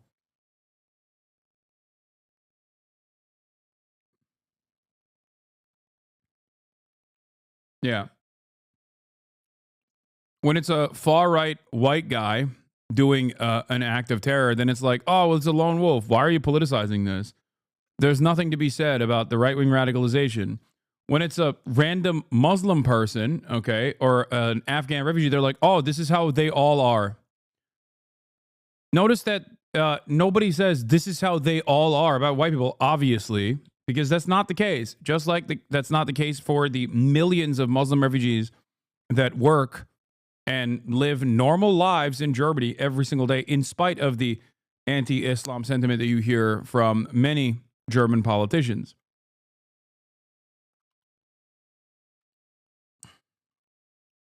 The Gazans who have endured more than a year of suffering and the hostage family. Don't spread misinfo. There's no known agenda yet. The Deutsche Welle article is misleading. He doesn't have permanent residency. In fact, his asylum application got rejected at first. He had a restricted residency, and he was only allowed to stay by formality because they didn't decide whether they will extend his residency.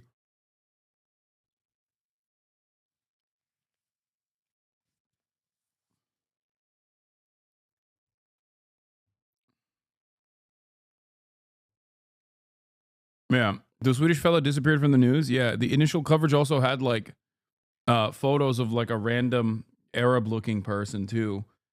And then, yeah, when they realized the dude was white, they were like, okay, never mind. My B. Sorry about that.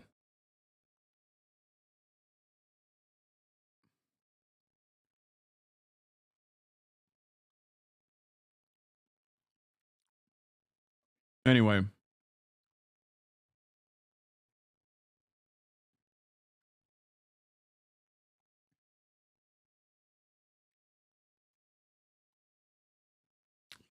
I'm not saying this is like there is a intrinsic quality to violence that only impacts like white people or some shit. I'm not saying that at all. I'm simply explaining that everyone is capable of violence. Okay? Right-wingers, specifically, are very capable of violence. And oftentimes,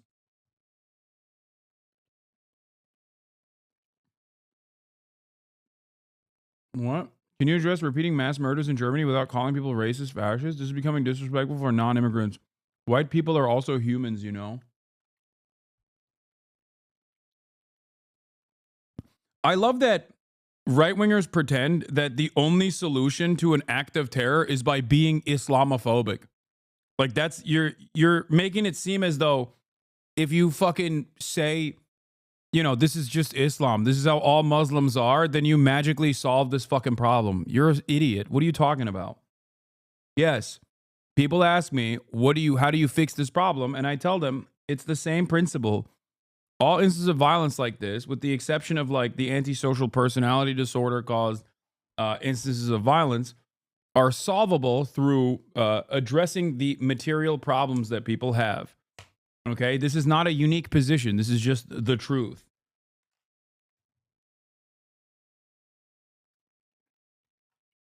That's it. Also, this guy said white people are human too, as though I, a white man, don't think that.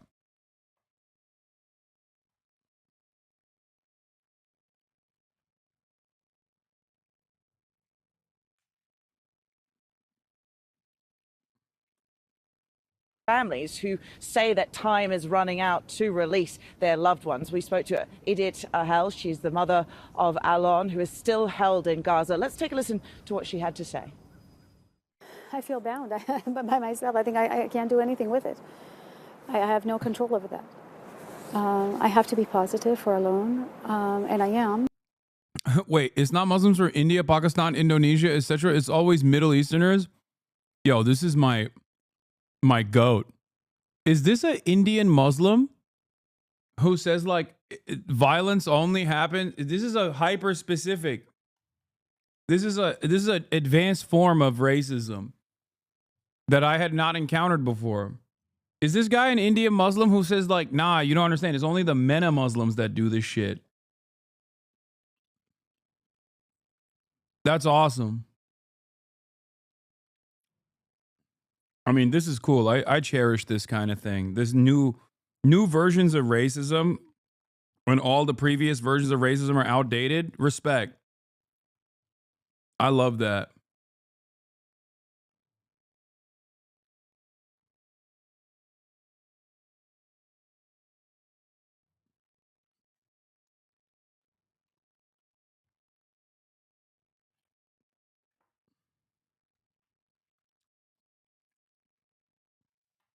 The funniest and coolest thing that I also encounter is that the overwhelming majority of like insanely white supremacist accounts are run by like Indian dudes or like dudes from Malaysia.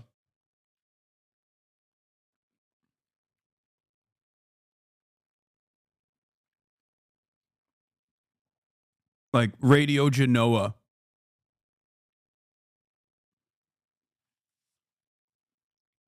Being like, we need to make sure that the West maintains its white superiority. And the dude is just Indian. The dude saying that is an Indian guy.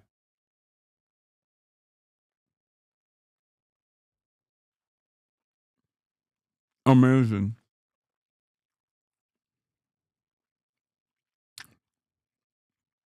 Wait, why'd you ban this guy? He's popping up. I want to hear more from this guy.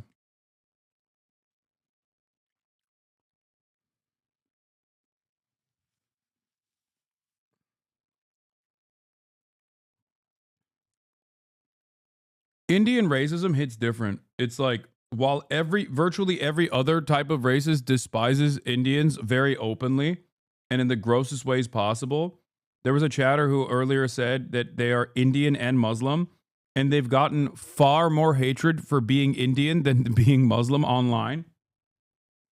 Because for some reason, like, racists really fucking hate Indian people.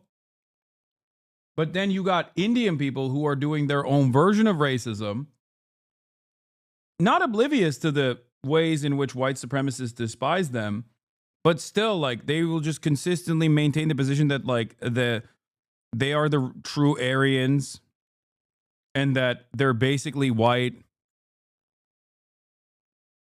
And they always have the coolest, newest type of bigotry that I've never encountered. It's unironically, as a racism sommelier, I do find it fascinating.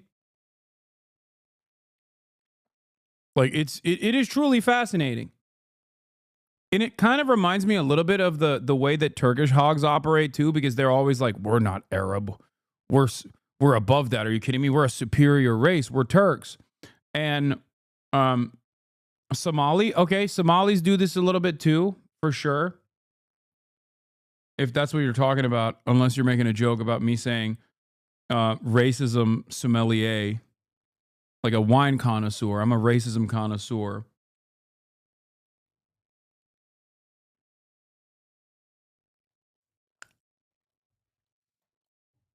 Turks do this all the time as well, not realizing that the Western world does not see them as white at all.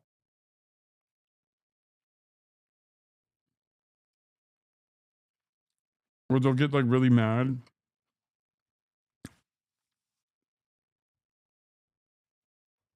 Really interesting dynamic.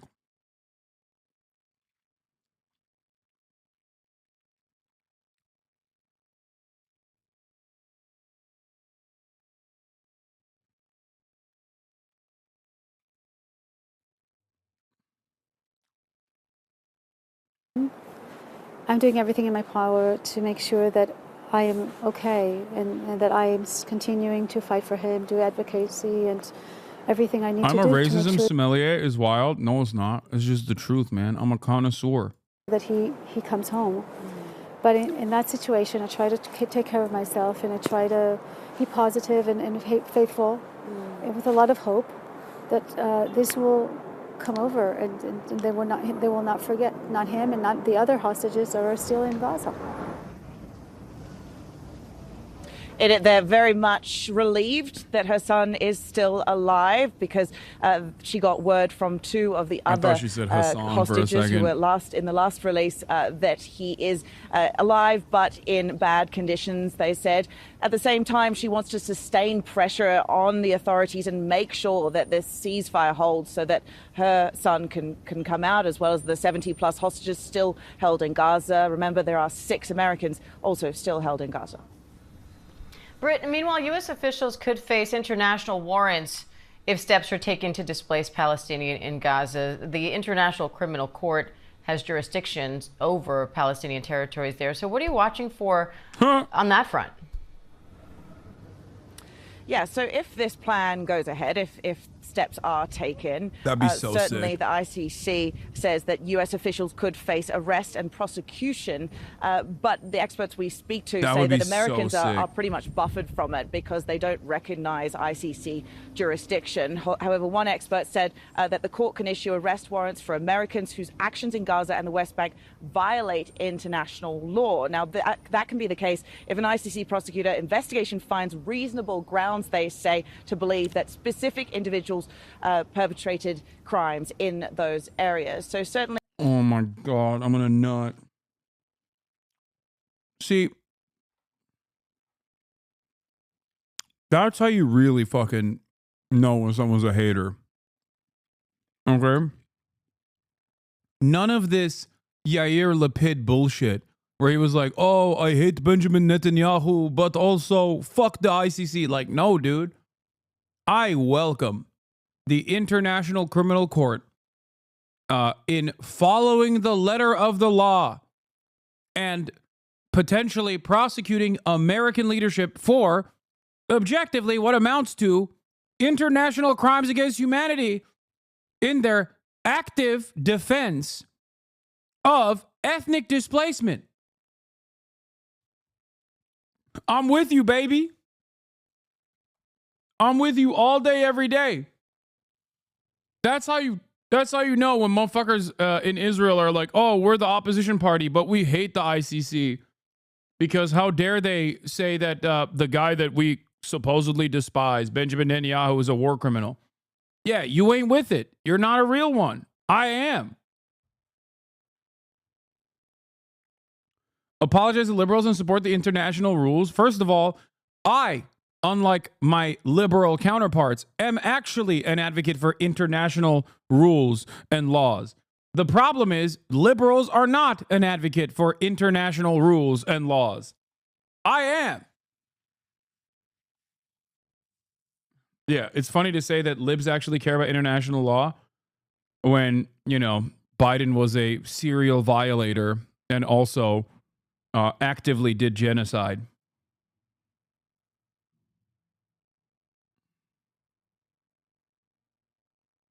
America already lost. The ICC would never do this 10 years ago. Oh, yeah, 100%. The ICC even like saying that they could possibly do this is crazy. Another layer of this, but the rights groups that we speak to say that really the concern should be on this being raised in the first place and the chaos that it's sowing here and how it is compromising the deal. All right, foreign correspondent Britt Clennett in Jerusalem, thank you. A judge has cleared the way for the buyout offer for more than 2 million federal workers, rejecting a lawsuit that had put that plan on hold, and scores of federal workers are already being fired. Senior political correspondent Rachel Scott is at the White House. Good morning, Rachel. George, good morning. Well, dozens of lawsuits have been filed, but this does mark the first major victory for the Trump administration. A judge declaring that buyout program can move forward, and this morning the offer is officially closed. Overnight, a stark message from Elon Musk. So what you do every day is stuff your face and spew out propaganda. This is what you have to be, guys, to make bread nowadays. Endgame dystopia. Even if you grasp the idea that peace can be achieved without ensuing chaos into it, you will still have a sour taste in your mouth. It can't just be that simple to be, right? What? Why can't you just operate on the fucking limitations of your brain processing power? Why do you have to act like you're much smarter than you actually are? Virtually everyone understands that you said nothing, okay? Endgame dystopia. Oh my God, this guy stuffs his face and spews out propaganda. Just speak normal, okay? As far as stuffing my face, yes, dude, I'm a human being. And within the hours of 2 p.m. Pacific to 4 p.m. Pacific, you can catch me eating food. Okay? I'm live for 7 hours a day minimum. Okay? And yes, in that 7-hour block, there's going to be moments where I'm eating. That's number one. Number two, in terms of spewing propaganda, what am I talking about? What have I said that you consider propaganda in a pejorative way? What have I said that you consider to be wrong? Why can't you address any of the things I'm saying and instead, I don't know, complain about me eating food? Do you think that the International Criminal Court should not actually try to hold America accountable? Do you think that the current American president saying we are going to forcibly displace 2 million ethnic indigenous Palestinians from their ancestral homelands is not, to the exact definition, a genocidal ambition? That's it. That's what it is. If that's not genocide, then there's no such thing as genocide. Also, he unfollowed, so he can't even say anything now.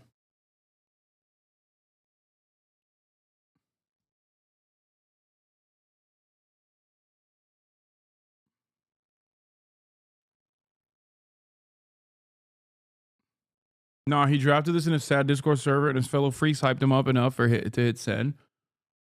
Yeah.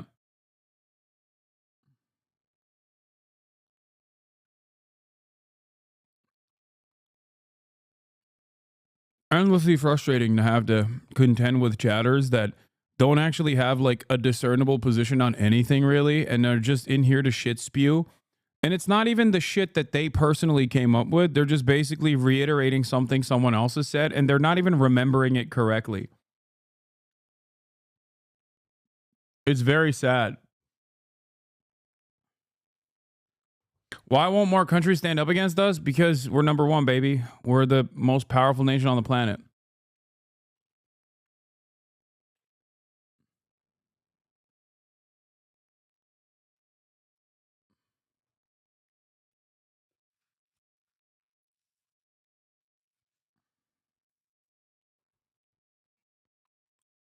Insisting the U.S. needs to get rid of entire government agencies to make sure the changes last beyond President Trump's term. If you don't remove the roots of the weed, then it's easy for the weed to grow back. But if you remove the roots of the weed, it doesn't stop weeds from ever growing back, but it makes it harder. So we have to really delete entire agencies, many of them. The billionaire, who is one of the president's most powerful advisors, comparing it to a large-scale corporate turnaround he did at one of his own companies. It's like a big company, like a big corporation, American Incorporated. And, just like with Twitter, there was a lot of stuff that was being done that was unnecessary. The president has directed Musk and his team to significantly cut staffing and limit hiring across all federal agencies. We have to make our government smaller, more efficient, more effective, and a lot less expensive. This morning, the White House closing its buyout offer to some 2 million federal workers, with the choice to resign now or run the risk of being fired. A judge clearing the way for the program to move forward. The White House press secretary calling the decision the first of many legal wins for the president. But the judge did not weigh in on whether the program is legal, instead arguing the unions that brought the lawsuit don't have standing because they are not directly impacted, stating this is not sufficient. Those unions argue the president has no authority to make such an offer, but Trump telling me this week the Americans who opted in will be paid. Can you personally guarantee that the workers who opt in to resign now will be paid through September? They're getting their money, but they're getting a good deal. They're getting a big buyout. Amid questions about transparency, Musk and his team have started to provide sporadic, sometimes vague updates about cuts to federal programs on a government website, which also directs Americans to the social media platform X, which Musk owns. One tab on the website states, receipts coming soon, no later than Valentine's Day. As the administration vows to root out corruption, his administration has ordered federal prosecutors to drop corruption charges against New York City Mayor Eric Adams. And he has fired a string of inspector generals like Robert Storch, an independent watchdog at the Pentagon who search for abuse, waste, and fraud. When you just wholesale fire people like that without giving any reasons for doing it, it sends a message that that sort of oversight, that productive oversight, isn't really valued. So Tesla, one of the companies that Elon Musk owns, is expected to be awarded a $400 million contract with the State Department to provide armored Tesla vehicles. I asked Musk directly about these possible conflicts of interest days ago, and Yo. Give credit. Drop site. Wasn't that Drop Site's original reporting? That's crazy. Am I wrong, chat? Mainstream media does this thing. Mainstream media does this thing that I find very annoying when it's like independent investigative reporters that previously literally worked in mainstream outlets. When they break the stories, mainstream media will never give them credit. It is very annoying.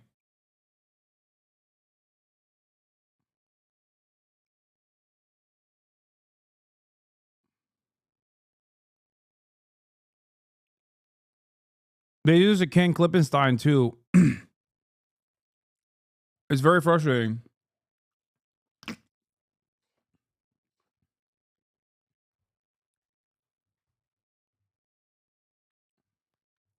he dismissed them, George. Right, but we've never seen anything like this before, Rachel. A private citizen with this kind of power and these kind of conflicts profiting from the government as he's ordering cuts across the federal government. Meantime, we have the Department of Justice.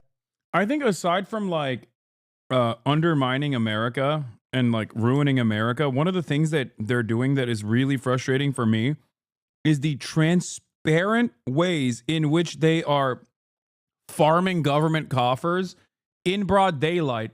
And the dumbest coworkers you have are like, they're fighting corruption, they're fighting fraud. Shut up, libtard. Why do you hate that they're fighting fraud? I bet you're paid by USAID to be gay. It's like, what are you saying? Like, they're doing it in front of you. They're doing it. They're not even hiding it.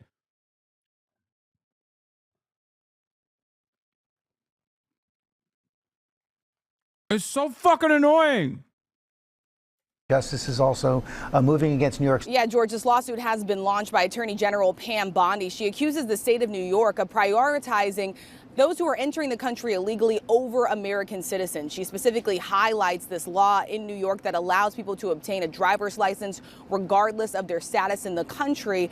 New York Governor Kathy Hochul responding, calling this a worthless, publicity-driven lawsuit, insisting New York is not backing down, George. Rachel Scott, thanks very much. Now to the battle against soaring consumer prices. The newest read on the economy showing a higher than expected increase last month. Inflation rising 0.5%, the largest increase in 17 months. Those prices jumping as well. You know it. Rent, hotels, apartment costs up 4%, gas up nearly 2%. And of course, your week. Damn, who could have foreseen this? Wait, you mean to tell me that the great deregulator is now in charge? And virtually every industry has immediately chosen to increase their prices. Some of that increase obviously is happening as a consequence of the avian flu. But make no mistake, it's not real as long as we just refuse to recognize it.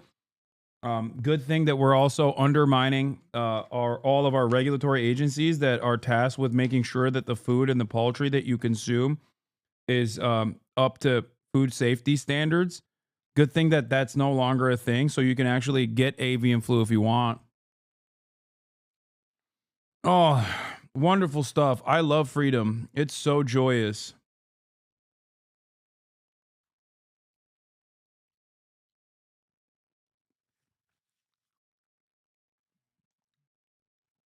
Fantastic.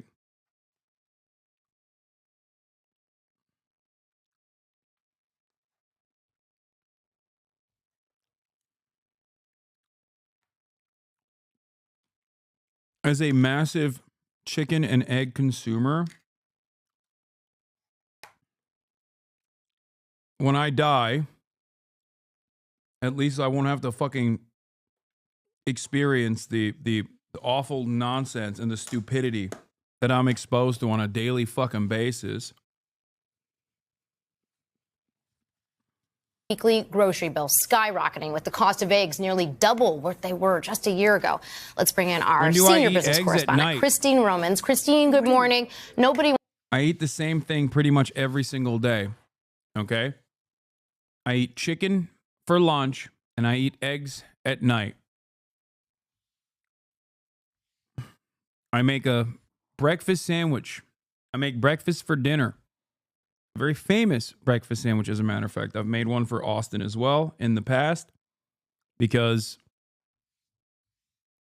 he constantly, whenever he stays over, sees me making this fucking egg sando. And apparently for months, he has also wanted to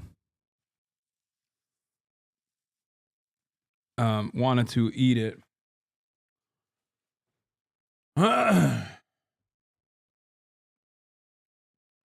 Eggs in this economy? Still, how is that enough food for you? I mean, I eat a lot of chicken. 16 ounces of chicken to be exact.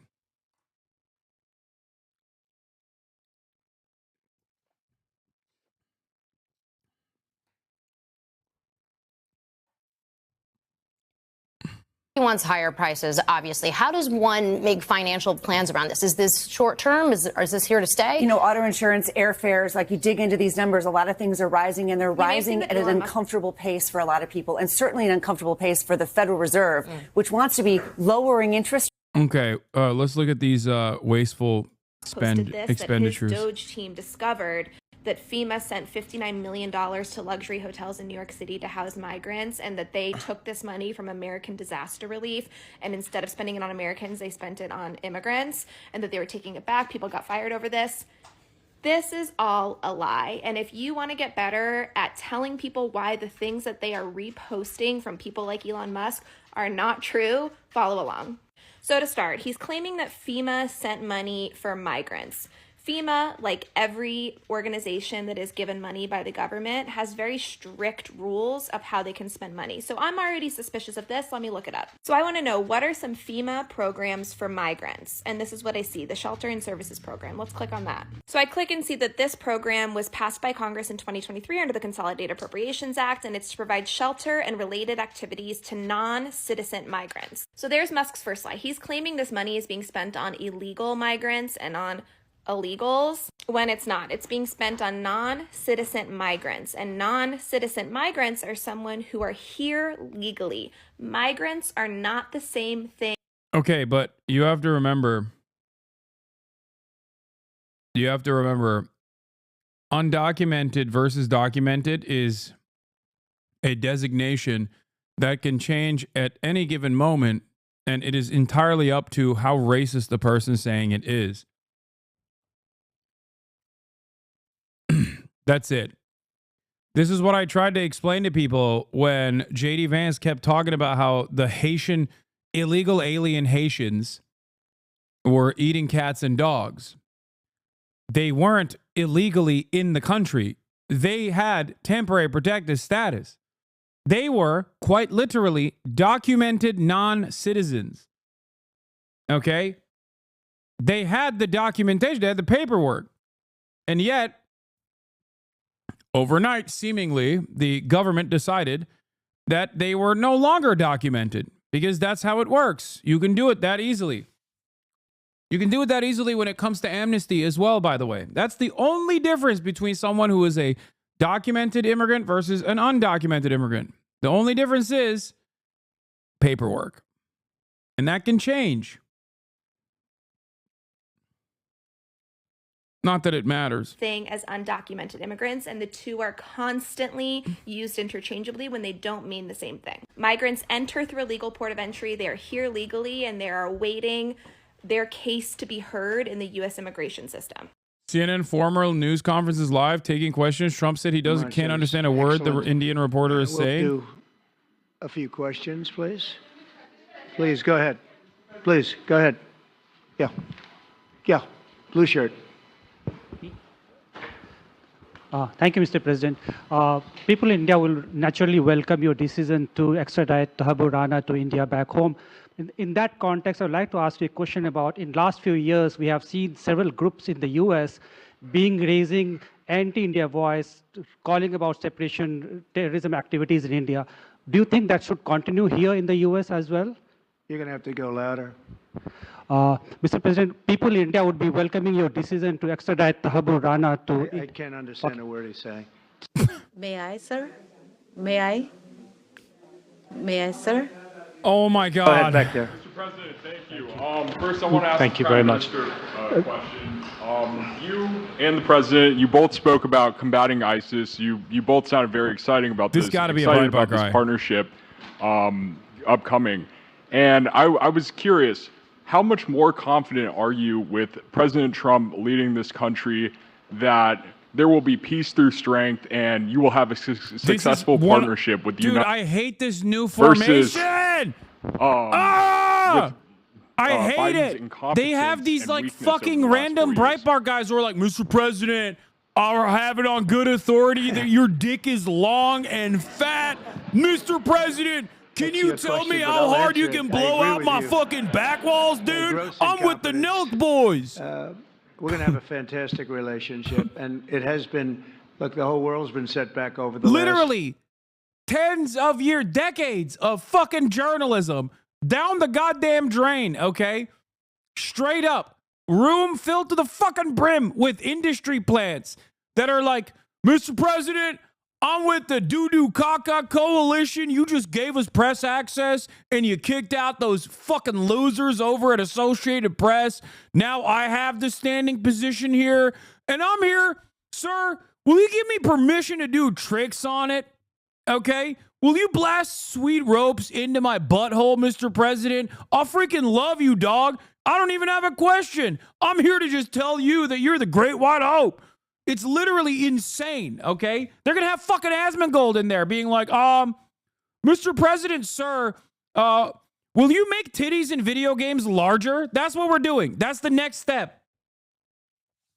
Mr. President, sir, Korean titties are dominating the American marketplace. Can we make sure that Western titties are also fappable in video games? In India to bring him to justice.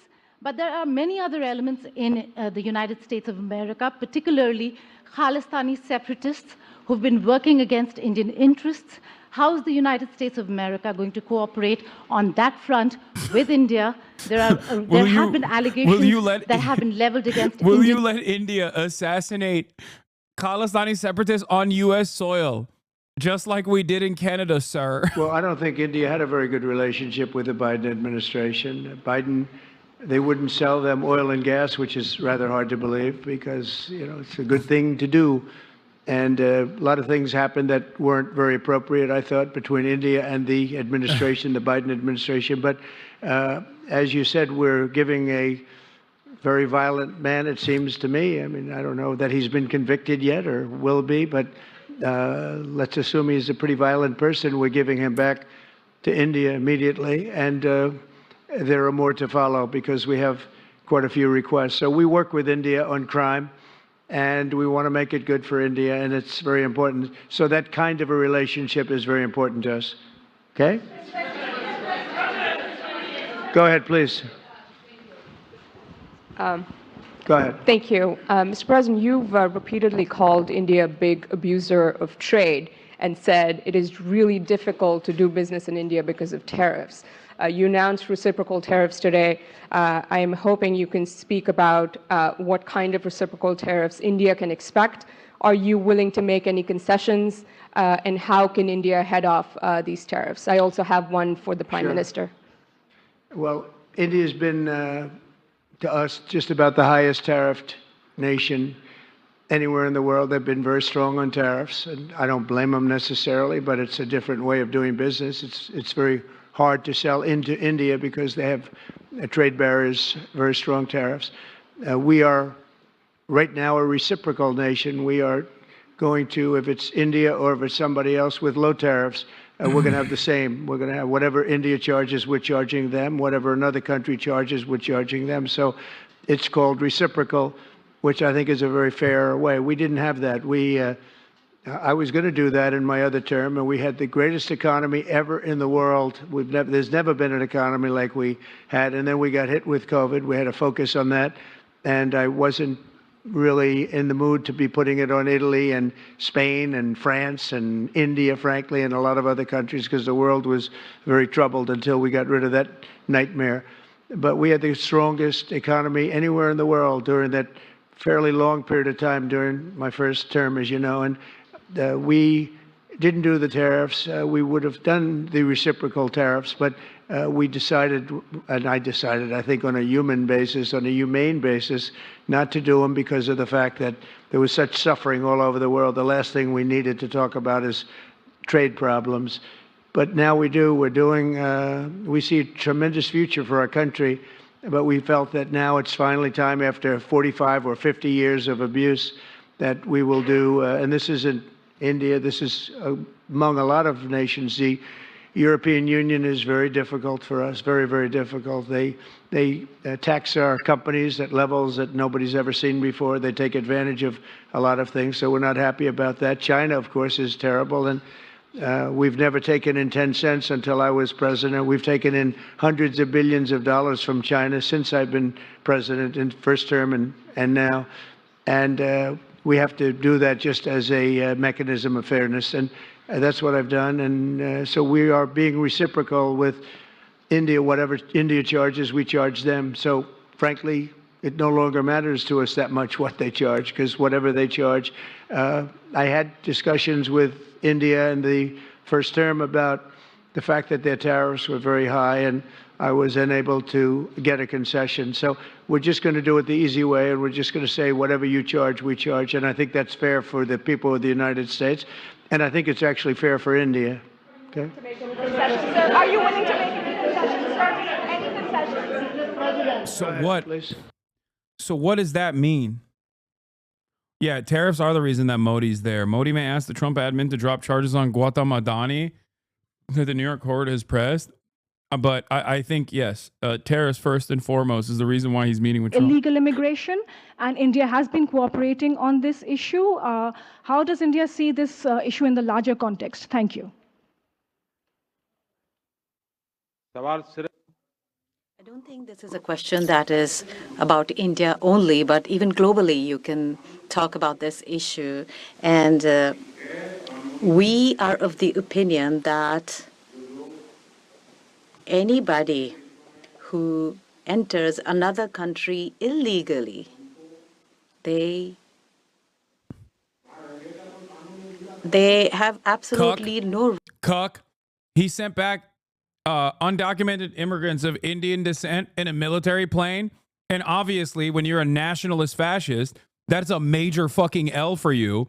And it apparently made the news in India. People were very mad. And now he has to fucking turn around and be like, no, it's great that he did it in handcuffs. My glorious leader. Are fully prepared to take them back to India. Yeah. However, it doesn't stop there. These are children of very ordinary families, and it's always funny how the left get their news from TikTok moms. Lol, Trump for the win. There is no, you can't ban this guy. This guy's my favorite guy. Are you kidding me? Please never ban this guy. Are you joking? That's a right-wing hog that thinks it is the left that's getting their fucking news from TikTok moms. While simultaneously, if he's a right-winger, he thinks all news is fucking fake news. That's my new favorite guy. He thinks random shit on Twitter is real.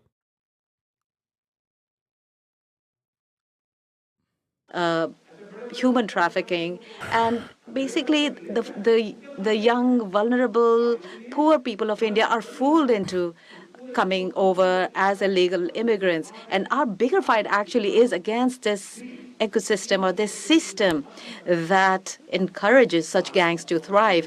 And I can tell you that India will completely I can tell you support that they're Muslim. your endeavor. It's the Muslims that are building the gangs in India. Thank you, Mr. President. To ship Indian migrants. If I may. I wanted to ask you, did you discuss any possible business deals with Elon Musk during your meetings today, Mr. Prime Minister? And Mr. President, I wanted to ask you, today you spoke about hoping to have three-way talks with President Xi and President Putin. What would you say to European leaders and other allies who may be concerned that you're apparently more keen to speak to America's adversaries than to its allies? Thank you. Well, maybe I'll just go first on this one.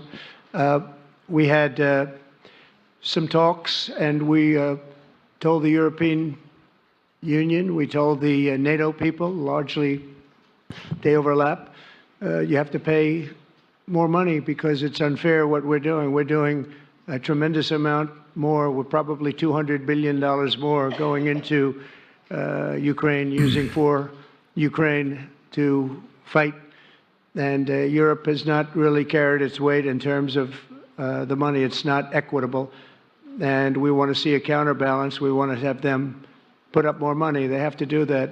At the same time, we had a very good conversation with President Putin yesterday, and we also had a very good conversation. I did in both cases with President Zelensky.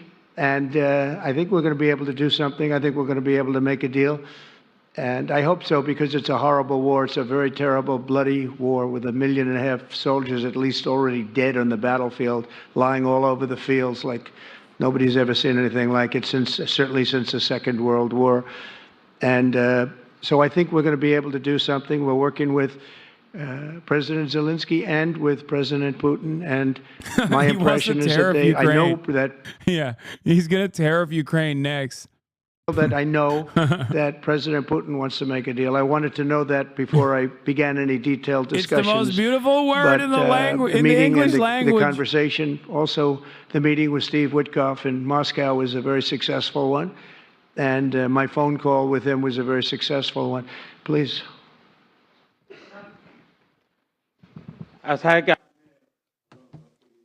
You asked a question regarding Elon Musk. I have known him for a very long time. I was not even a prime minister at the time when I first met him. I was chief minister.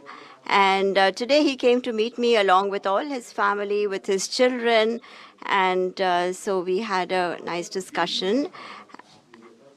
As far as the EV is concerned, EVs are concerned, the EV, the word EV has a copyright, and that is one person who has a copyright for the word EV, and that is Trump.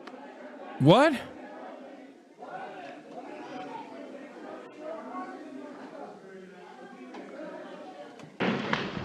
Thank you, Mr. President.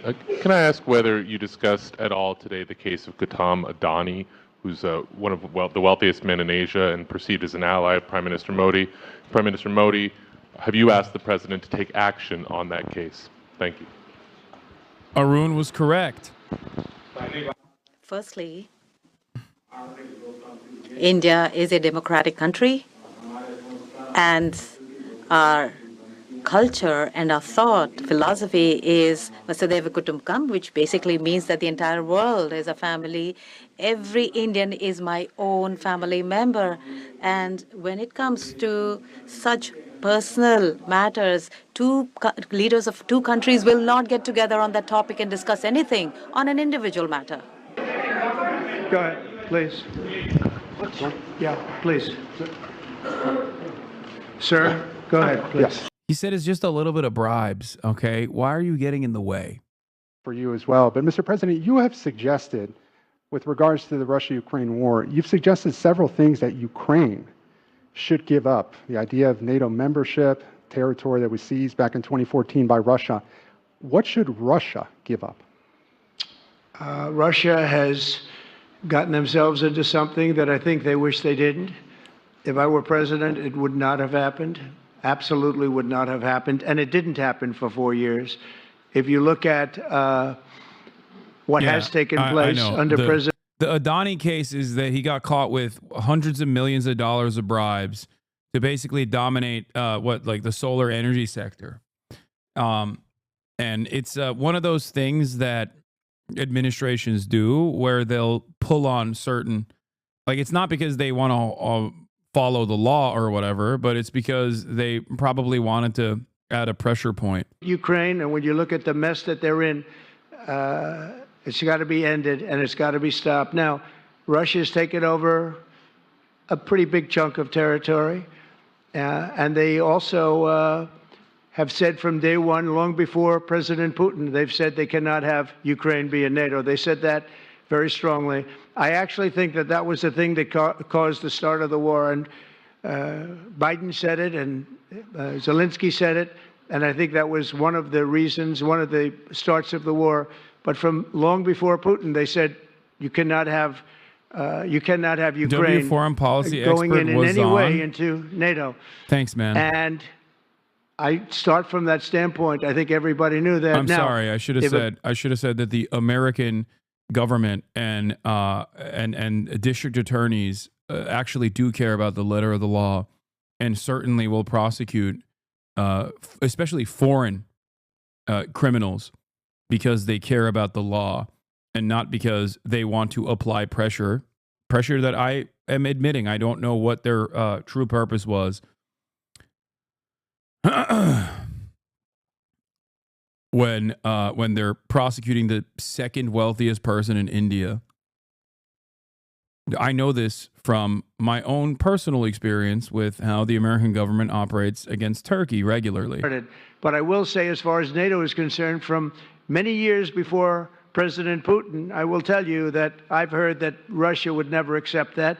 And I think Ukraine knew that, because Ukraine wasn't in and never requested to be in until more recently. So that's the way it is, and I think that's the way it's going to have to be.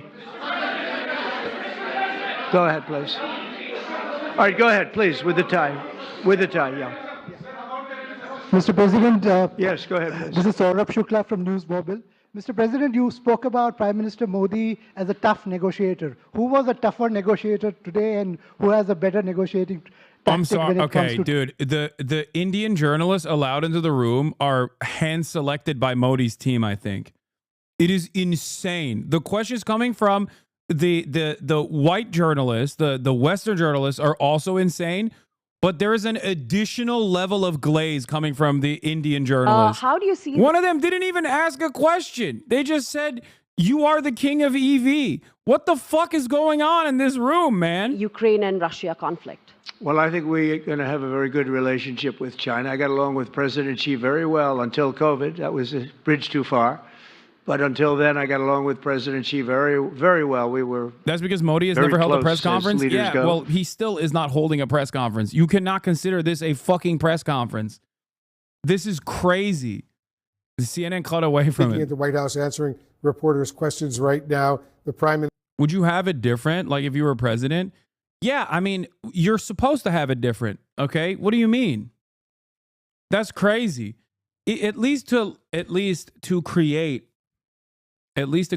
like the aesthetics of discourse. It's A ridiculous. very strong nuclear power. He's not very close to Russia or the United States right now, but he will be soon. I mean, he'll catch up over the period of 4 or 5 years. Didn't they Modi have an say. interview where they asked Mr. President, do you have But any close it would be a friends? great Or thing no, if it we was could, what did on a you eat for military lunch? basis. We're going to spend this year $915 billion on military. Russia, without the war, was spending close to 100, but with the war, I can't tell you what they're spending, but they're spending a lot. And China is spending $400 and $450 billion. We're over $900 billion. And I said, you know, it doesn't really make sense, does it? We're spending the money against each other, and we could spend that money for better purpose if we got along. And I'll tell you, I think that something like that will happen. First, when I left, as you know, 4 years ago, we didn't have Israel and the Middle East. We didn't have October 7th, disaster, the disaster. Nothing was happening. Mr. Modi, Iran sir, was do you not like mangoes? Going to do anything because Iran did not have much money at that point. Trump They were probably broke. looks at that and is like, damn, Modi runs a tight ass ship, dude. I love that. I need more Breitbart journalists in this fucking room to ask me if I eat mangoes too. Happened. But now I come back and I have the whole world is on fire, so I have to put out the fires. But after I put out the fires, I'm going to meet with China and I'm going to meet with Russia, and we're going to see if we can de-escalate, if we can bring it down military, especially as it pertains to nuclear. Please.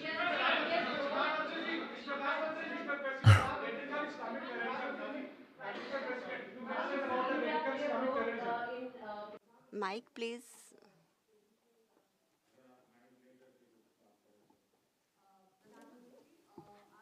Prime Minister, how do you see India's role? You have had discussions with President Trump about de-escalating the conflict in Russia and Ukraine. As you know,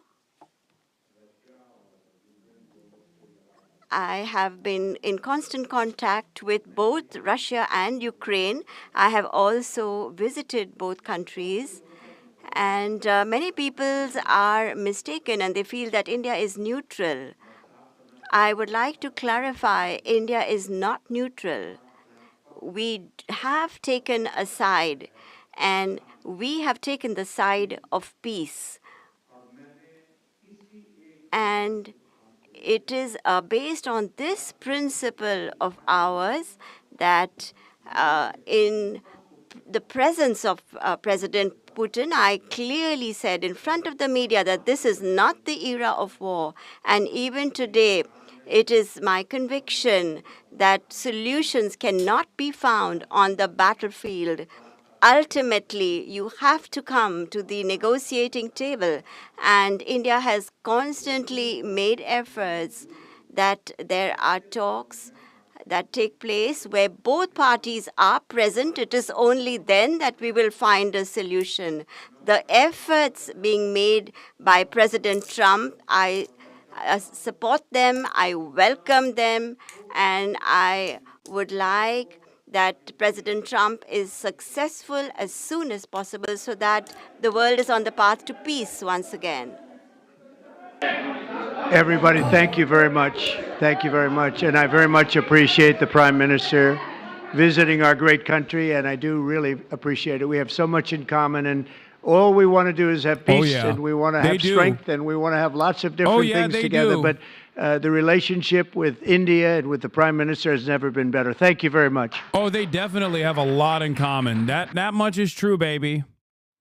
CNN fact check. Oh, my God. Right now we're joined by CNN's new senior political and global affairs commentator. Oh, yeah. Rahm Ested had a Emanuel. banger. Thanks so much for joining us. You're the former ambassador to to Japan. So you know this. Oh, my God. Oh, my God. This fucking dipshit. Oh, the great defiler of the Democratic Party. A person who got one of the sweetest gigs of all time. He talks about the war in Ukraine. He never mentioned that it was Russia that invaded. It's not like it's just a war appeared like Immaculate Conception. He never refers to how it started. He then, you take a look at this, there's a reason why, and there's reporting that Kremlin is high-fiving each other, and in the Munich conference and in Kyiv, they're wringing their hands. Before even the negotiations started, he's agreed that Ukraine can never be part of NATO. Well, how about Ukraine can join the EU, the market, which is... Okay.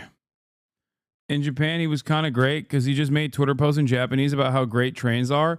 I have it on good authority that apparently he played a role in the LDP pushing for, I think it was like some kind of like legislation for, I think it was gay marriage.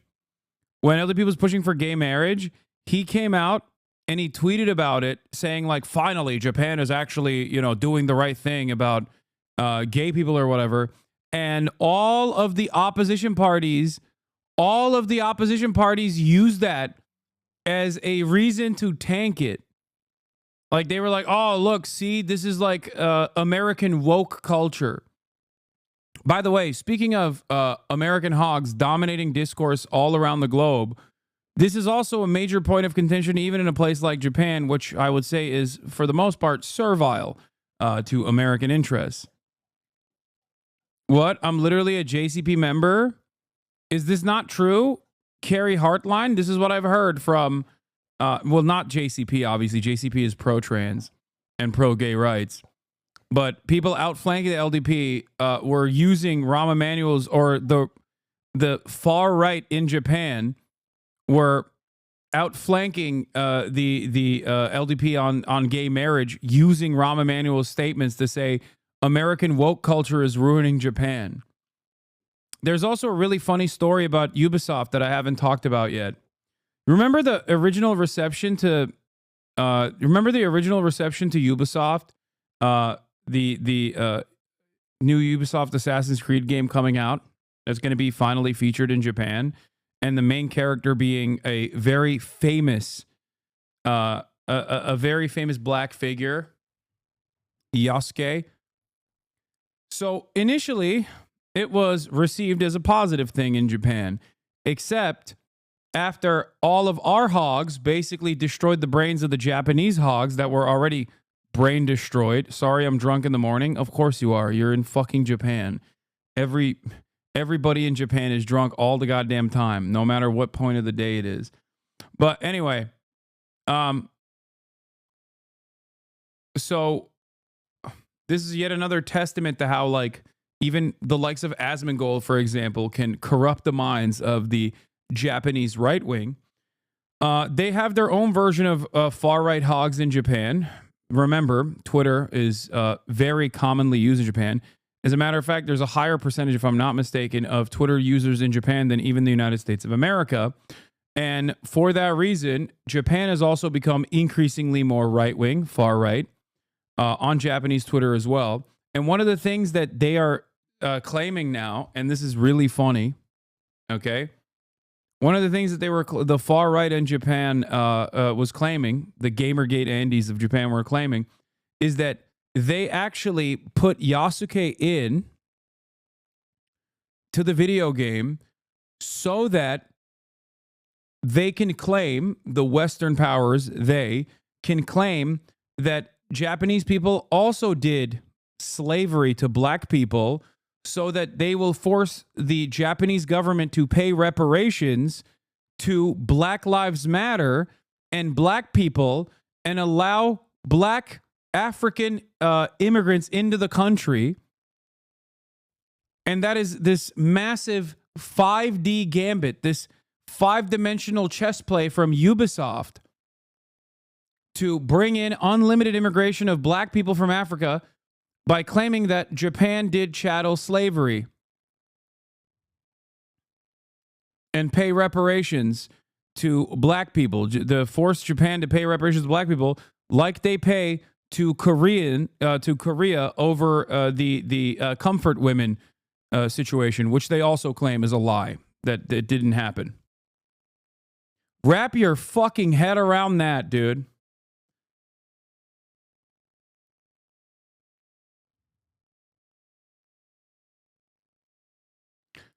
Imagine being so goddamn captive to American brain rot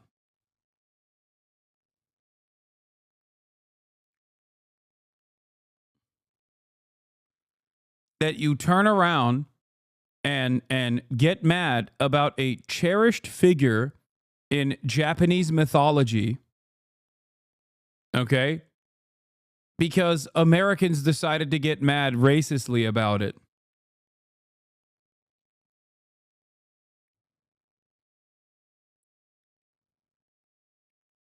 You also deny the pleasure squads in North Korea? What? What are you talking about, dude? What?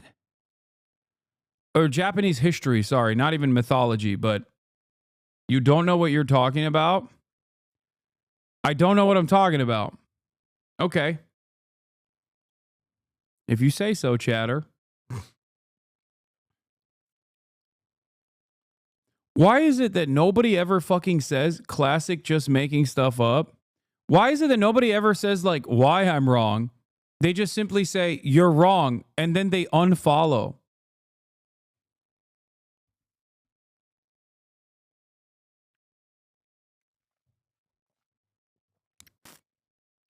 Oh, I saw parts of this. Look up misinformation about black man moving to Japan to marry Japanese women. It was some sort of crazy misinfo that spun up Japanese hogs. I saw it come through my feed from black creators in Japan disputing it. Yeah.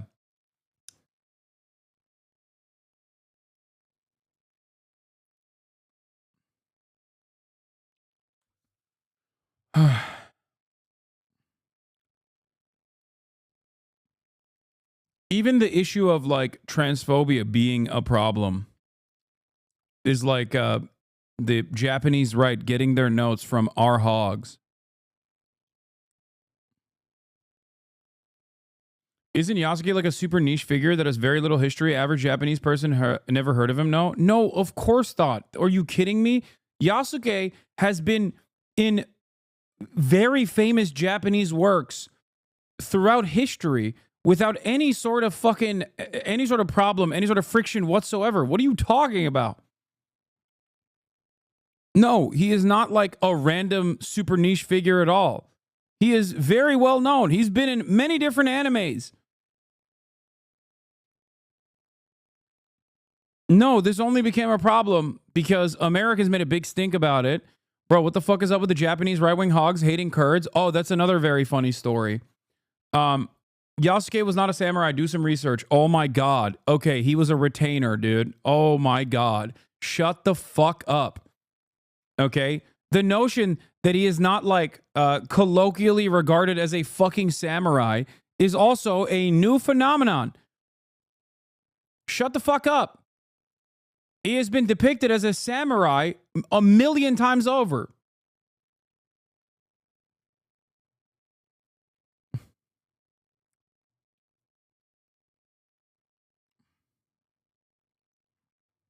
Anyway, aside from that silliness, there was another thing. Oh, you asked me about why they hate the Kurds. So Japan and Turkey have had very positive relationships for quite some time. I had this long and extensive conversation with a bunch of researchers and a bunch of academics that live in Japan about a bunch of different issues. This one was one of them that actually shocked me. That the initial implementation of the Constitution in the Ottoman Empire before the actual Constitution by the Young Turks was actually seen by the Japanese as an initiative of like an Asiatic style country that has existing relations with Europe, and it was actually implemented, or it took notes from the initial Turkish or the Ottoman Constitution that was in like the 19th century. And that Japan has always had a long-standing, relatively positive relationship with Turkey. And there's a shit ton of Turks that live in Japan. And there's also a shit ton of Kurds that also live in Japan. And apparently they work in construction, mostly owned by Turkish, Turkish people living in Japan. And people are upset about the Kurdish population and its increase because they can apply for refugee status in Japan because Japan has like a interesting refugee status. They have like an interesting approach to refugees where they don't officially give. Why are you reading this? I'm not. I'm just explaining the things to you. I'm not reading anything. But Japan has this weird situation where you can be in legal limbo, like you're not officially a citizen, but you're not kicked out of the country either. Where a lot of Kurds apparently fit in that role, where they're cheap migrant labor for the most part, and this has been very frustrating for Japanese xenophobes. You actually don't get the historic context for the new Assassin's Creed game. Stop being disingenuous and listen to the explanations. You have to play the game. First of all, I will be playing the game. And secondly, what the fuck are you talking about? If you're going to tell me that Yasuke wasn't a real fucking figure, a real historic figure that has played... yes, I will be playing it on stream. If you think that Yasuke was not a important Japanese figure, you're delusional, which I don't think you're saying anyway. You're trying to debate me into playing this game, and I'm going to.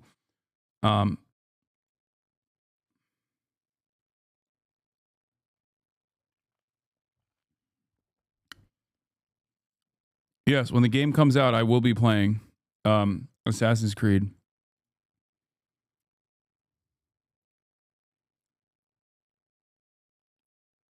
But also, Assassin's Creed is not real historical works anyway.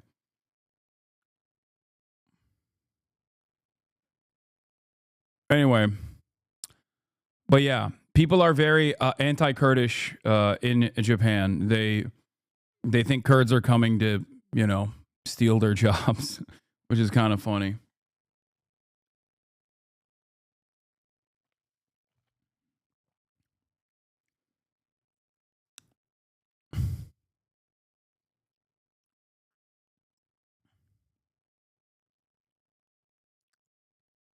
The apple of Eden is real. Yeah, there is a significant Kurdish and Turkish population in Japan. Turkey exporting its Kurdish hate? No, actually, as a matter of fact, a lot of Kurds speak Turkish, so the Turks and the Kurds work alongside one another in Japan.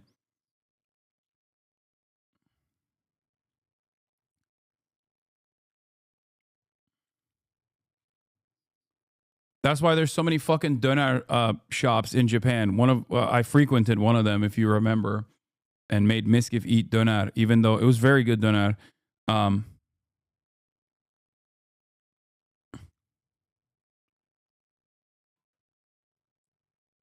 Anyway, in the AC Comics, Nikola Tesla caused the giant explosion that happened in Russia, the one that we think was probably a meteor that vaporized on impact because it came in so hot.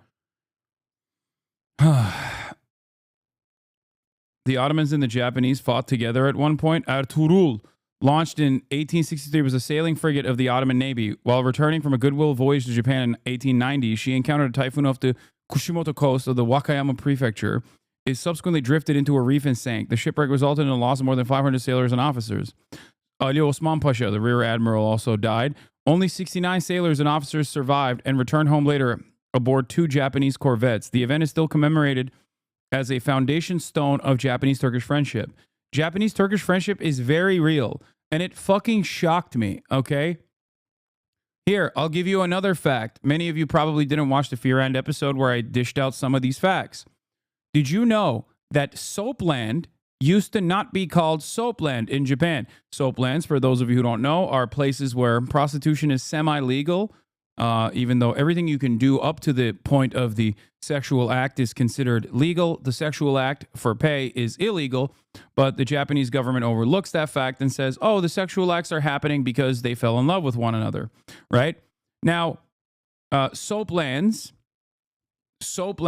are places where these kinds of sexual acts happen.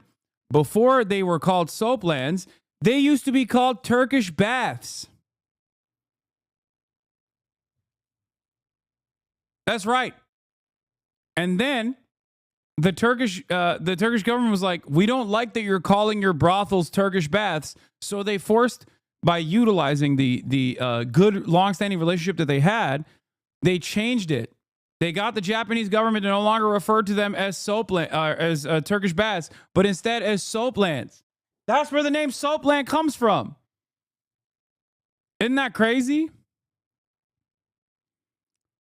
In the late 19th and early 20th centuries, Nipponophilia took hold of the Ottoman press with hundreds upon hundreds of articles written about Japan. I never knew that my weebo ass actually was unlocking epigenetic fucking memories that my ancestors had. Okay? It is in my blood as a son of the Ottomans. I am an ancestral weeb. Relations between the two countries started after the Turkish frigate Ertuğrul hit a reef and sank. We already covered that. There is a Kushimoto Turkish Memorial and Museum in 2015. The movie 125 Years of Memory was released, marking the 125th anniversary of friendship between Japan and Turkey. The motion picture reflects 2 important historical incidents in Japanese-Turkish relations, the aforementioned sinking of Ertuğrul and the evacuation of Japanese nationals from Iran in 1985. Okay. In the late 19th and early 20th centuries, Nipponophilia took hold of the Ottoman press. As an Eastern people who originated in Central Asia, many Turks felt a special affinity for another Eastern Asian nation like Japan, which had modernized without becoming westernized, and vice versa. From what I understand, the Japanese also considered Turks to be of Asiatic descent, but while maintaining their own personal lineage, they also looked to the Turks as the Ottoman Empire as like a powerful empire of Asiatic descent that like the entirety, it's like Pan-Turanism. There was this like weird kind of Pan-Turanist style attitude that some people had in Japanese culture and Japanese society, where they considered the entirety of the Asian continent to be of like one people almost, where all the way from Japan to Turkey, all of the people that lived on these lands were all a part of the same race. You are so happy to be talking about this. I mean, it's fascinating stuff. Barış Manço Japonya Konseri bölüm 10. Nane limon kabuğu. Anyway, further adding to the mutual attraction between the Turks and the Japanese was their shared enmity towards Russia, the arch enemy of the Ottomans for centuries, and the new arch enemy of Japan, already starting to promote the ideology of Pan-Asianism. There it is. The Japanese began to court the Sublime Porte, the central government of the Ottoman Empire. The Meiji Emperor sent princes to the house of Yamato to visit the Sultan Caliph Abdülhamit. Abdülhamit'i savundun. Bearing gifts and proposals for treaties and generating much excitement in the Ottoman press. Abdülhamit II admired Japan to a certain extent, but was fearful of the popular rumors of the Meiji Emperor would convert to Islam and proclaim himself to be the Caliph, the original Caliph, thereby displacing the Sultan Caliph as the object of veneration from all the world's Sunni Muslims. The Committee of Union and Progress greatly admired Japan, which they took as their model. The fact that an Asian nation like Japan had defeated Russia in 1905 and the traditional enemy of the Ottoman Empire was very inspiring to the Unionists, and the Unionist newspapers all portrayed Japan's victory as a triumph not only over Russia, but also over Western values. But it was also reciprocated on the Japanese front as well. Okay? Turks admired the Japanese, and the Japanese admired the Turks. For the same reasons, where they saw them as united as one people, this like pan-Asianist culture and ethnicity that had dominated over empires such as the Russian one or even the West in general.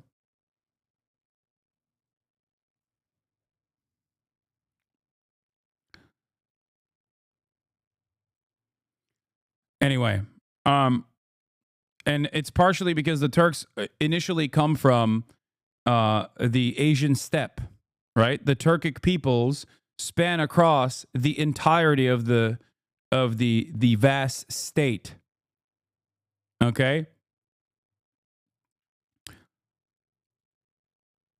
The Turks originated as a people living in the north of the Great Wall of China, with the first mention of the Turks in history occurring in a letter written to the Chinese Emperor Wen in 585 AD. Over the centuries, the Turks have wandered across Eurasia, settling in very large numbers in Anatolia after their victory over the Romans at the Battle of Manzikert in 1071. The Unionists were proud of the East Asian origins of the Turkish people and spent much of the time glorifying Turan, Pan-Turanis, which was the name they had adopted for the homeland of the Turks in East Asia that was located somewhere north of the Great Wall of China. As the Chinese and Arabs were the traditional enemies of the Turks, there are no ties of friendship to celebrate these peoples. Ziya Gökalp, the chief ideologue of the Young Turks, charged in a 1913 essay that the sword of the Turk and likewise his pen have exalted the Arabs, the Chinese, and the Persians rather than themselves, and that the modern Turks needed to turn back to their ancient past. Gökalp, that is the most Turkish-ass name, by the way, Gökalp. Oh, my God. Argued it was time for the Turks to once again study the important figures of their own Turco-Mongol tradition, such as Attila the Hun, Genghis Khan, and Timur, and Hulagu Khan. The modernization policies carried out by the Unionist regime in 1908 after the Young Turk Revolution were closely modeled after the modernization of Meiji Japan, which is interesting because the initial Japanese constitutional movements were actually, from what I understand, took note from the early attempts in the Ottoman Empire for a constitution.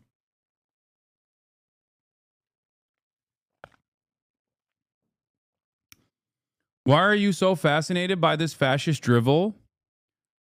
What?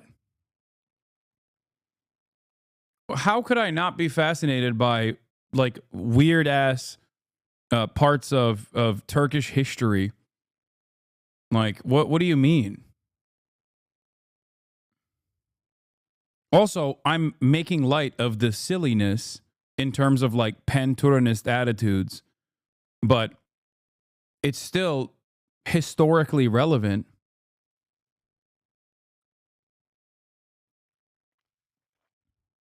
I don't know if you're familiar with this, but this is kind of all I do. Most of my jokes are this, like literally this, making fun of historical variants of the hog sentiment that is expressed today. Both, early versions of the same kind of hog sentiments, or even the modern versions of these hog sentiments. It's also fascinating. That's why I said earlier that I am a racism sommelier.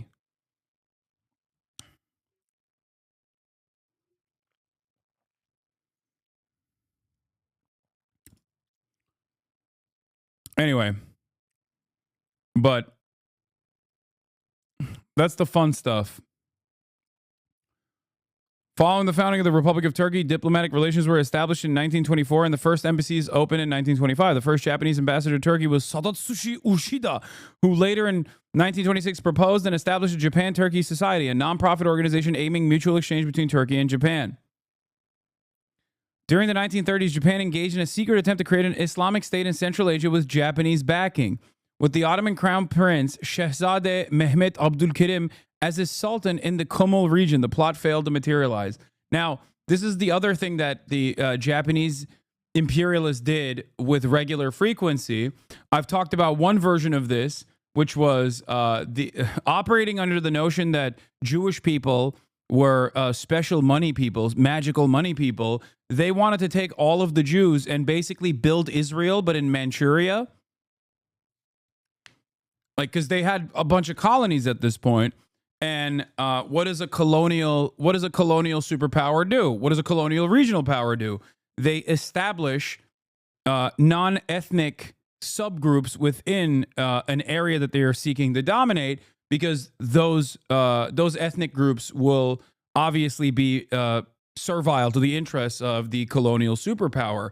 One example of this is what England did with the implementation of Zionism and with, by sending Jewish people to Israel, what is now known as Israel, which was British Mandate Palestine at the time.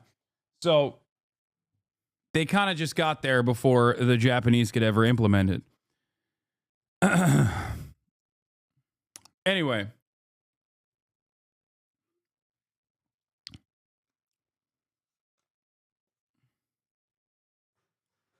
So one of the things that they wanted to do apparently was to bring Muslims into other areas of colonial other areas of colonial exploit.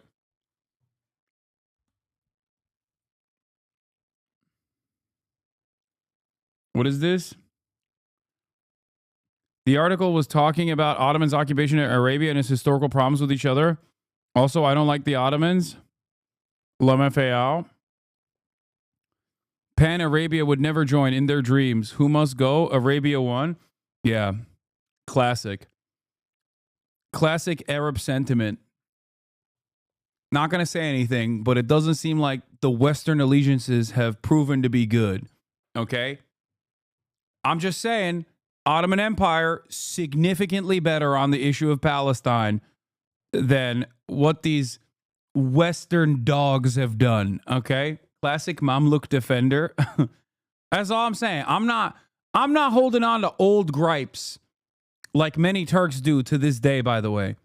Okay? Many Turks still think that they were they were betrayed by the Arab dogs. They literally fucking hate Arabs, partially for that reason. They're like, how dare you? How dare you go and work with the British, you fucking piece of shit?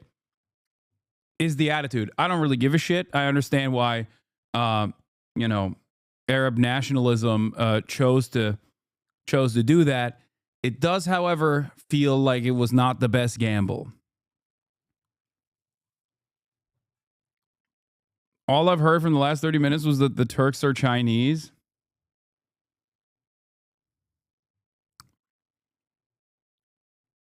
Since when have Western relations been bad for Arabs? I don't know. I can't think of any instance. It seems like the MENA region is doing just great. It's doing so good. But in any case, while Turkey had declared war on Japan on February 1945, it was also entirely symbolic. As you know, Turkey chose, for understandable reasons, to stay out of World War II. They were like, listen, Germans, we did this one time. It wasn't the best idea. We're going to fucking stay out of it this time. Okay, we got our own problems to deal with. So they were in allegiance with the Allied forces, declaring symbolic war against Japan. So in 1985, the almost century-old gesture of kindness was reciprocated during the Iran-Iraq War as hostilities escalated to an extent that all aircraft were threatened with being shot down. Turkey sent an aircraft to rescue the 215 Japanese nationals who were living in Tehran at the time. Turkish government issued a statement. We have not forgotten the rescue of the sailors of the Ertuğrul. Thus, once we heard there were Japanese citizens in need of help, we went to their rescue. 2010 marked the 120th anniversary of the Turco-Japanese relations, with over 186 events held throughout Turkey during the year. In this year, Turkey held the Japan Year 2010 in Turkey. On July 10th, 2010, Prince Tomohito of Mikasa, cousin of the emperor, attended the opening ceremony of the Kaman Kalehuyuk Archaeological Museum. The museum was built with funding from Japan. The prince has often engaged himself actively to promote Japanese-Turkish relations. Moreover, in the wake of the Great East Japan earthquake in March 2011 and the earthquakes in Turkey in the eastern part in October and November 2011, respectively, both countries provided each other with support, which strengthened their relationships between the two nations. The year 2019 is the Turkey year in Japan. No, I am not the first. I am not the first weeb out of Turkey, although I often thought mistakenly that I was. It turns out that I was simply repeating a multiple century year pattern, a return to the norm, if you will. Okay? Bro pulled out the wiki pages to justify why it's socially acceptable to be a disgusting weeb. Oh, I'm sorry. I'm giving historical context to why I feel a certain way. Okay? But many of you, on the other hand, are jealous. Because why? Because America has no positive relations with Japan of this sort. And it's one born out of death and destruction. That's right. That's right. Don't be jealous, Angloids, that you do not have long-standing 100 years of history. You merely adopted being a weeb. I was born into it, and it was so much a part of my soul that I did not even know that it existed deep within me. Okay?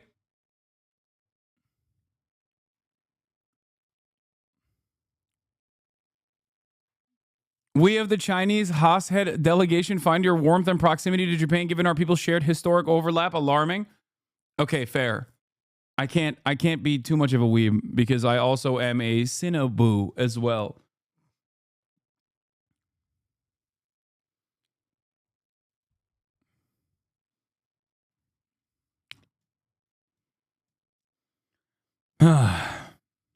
Anyway. Criticism of you sounds a little racist / jealousy, to be honest. I know. Yeah. To turn this back on Yasuke, criticism of Yasuke is oftentimes born out of a lack of accurate historical knowledge. And criticism of my weeb ways as a Turk is racist. Okay? It is like criticizing one who drinks water or breathes air. Being a weeb comes natural to me. Okay?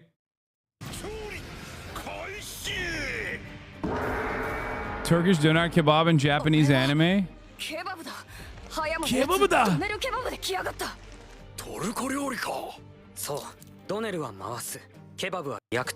Oh my god, he's right! It does mean to turn! 回転させながらじんわりと火を入れることで脂身やスパイスの旨味が溶け合うように焼き上がっていく。おお、香ばしい油の匂い。超うまそう。Oh Oh, sugoi!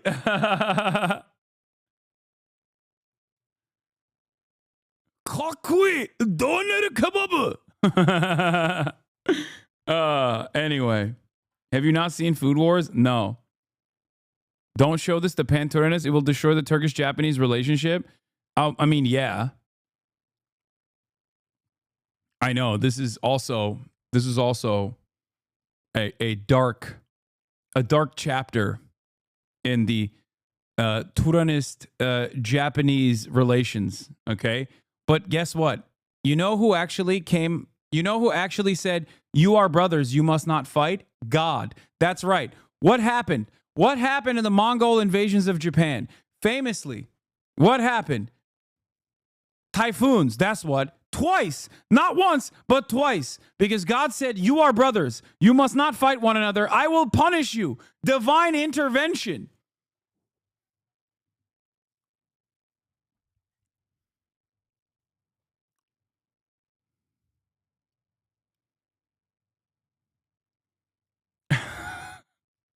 Bro, what happened in the last 20 minutes of this stream? So much.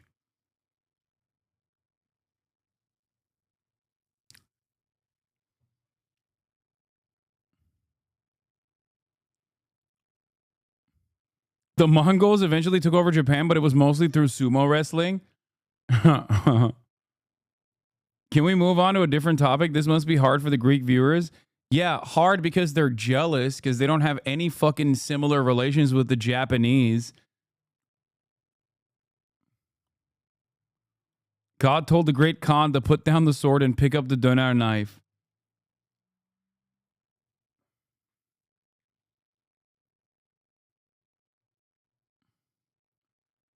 Yes, when I was playing Ghost of Tsushima, I was slaying my ancestors. That's right.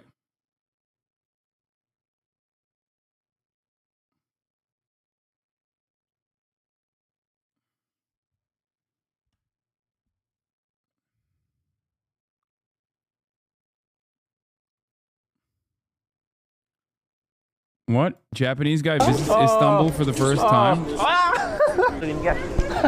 Biz kardeş, brother. Brother. Look at this fine fiber.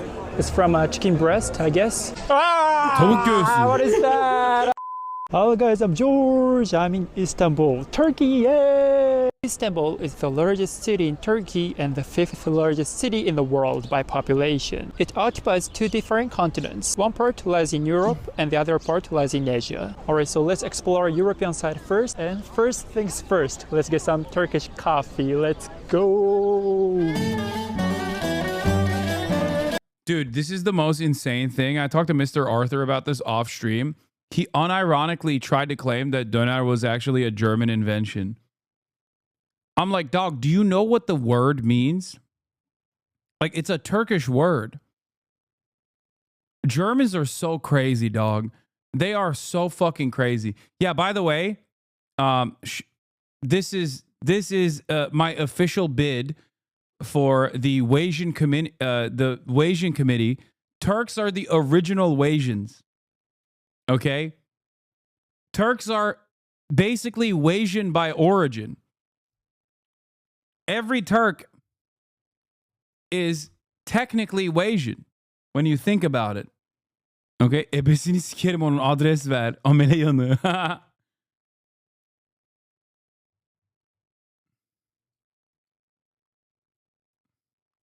What is this Ottoman apologia and Japanese simping here? Well, at least Enver Pasha and Tojo would be happy. I guess fuck Dev Shirme as well. Buy and go eat some börek and baklava. Okay, but like, why did you end that with a positive note? What a fate.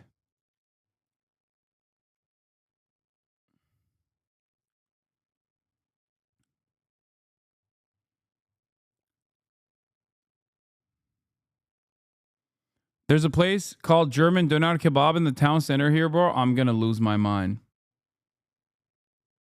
I'm a Turk in Germany. People claim a Turkish migrant created the Donar Kebab in the pide. Yeah, that's bullshit. It's fucking ridiculous. I cannot believe that the Germans think that they can claim that. That is like That is just as ridiculous as the British claiming that they invented Indian food, okay?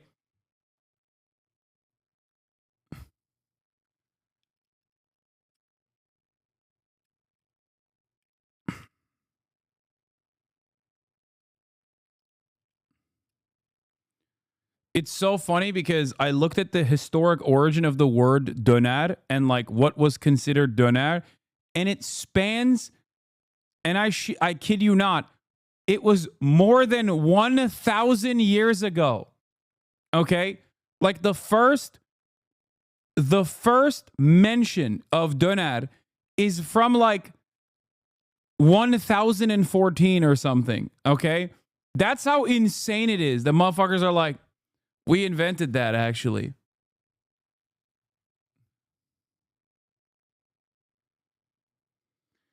Oh.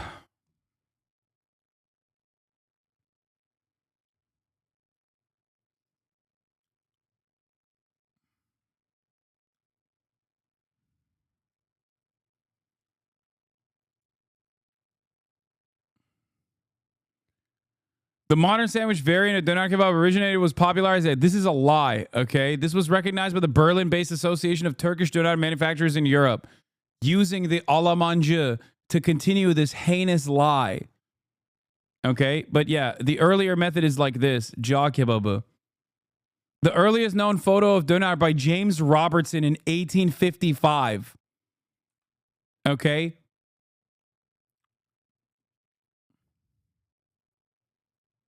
Insane.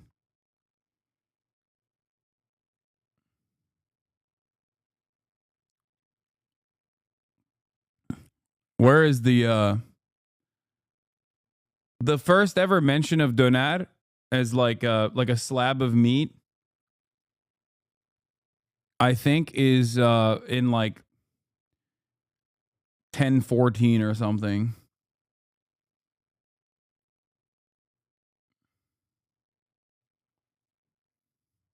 Ya sikeceğim, hekim yazmış bunları amına koyayım. Abi işte yalan söylüyorlar.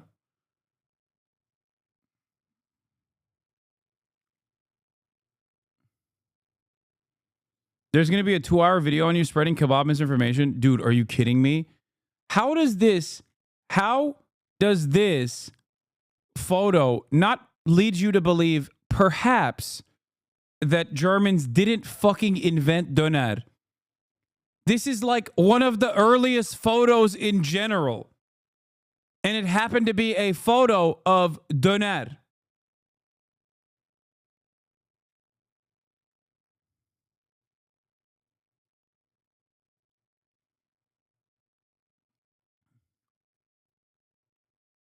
Wait, Hasan, you're in the new Assassin's Creed game?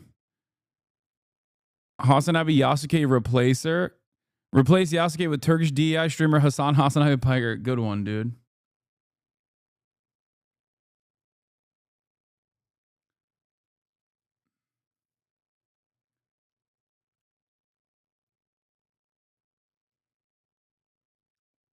Actually, it only goes as far back as the 17th century. No, it goes back to the 11th century. You're wrong. Where is it? I looked it up. The first depictions are found in 2 miniature paintings by an Istanbul artist dating from 1616 to 1620. But even before then, I think in like the earliest mention of doner is from like 1014 or something.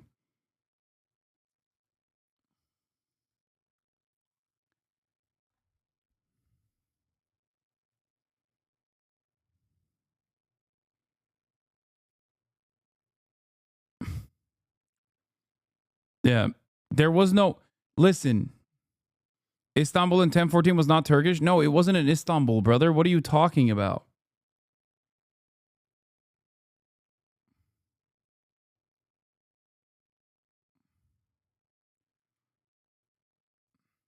Doner in its like modern formation is literally older than the nation state of Germany, obviously.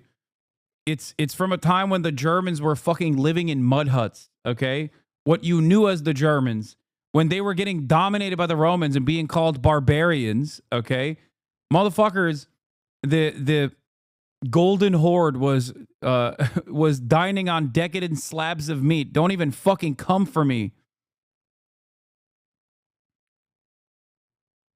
This says 1300s. There's it's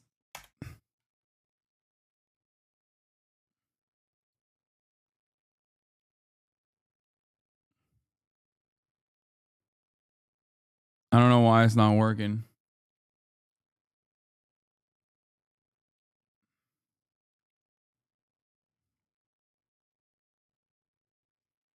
One of the earliest references comes from Mahmud al-Kashgari, a Turkic scholar who wrote Diwan. Oh, this is it. Thank you. You found it.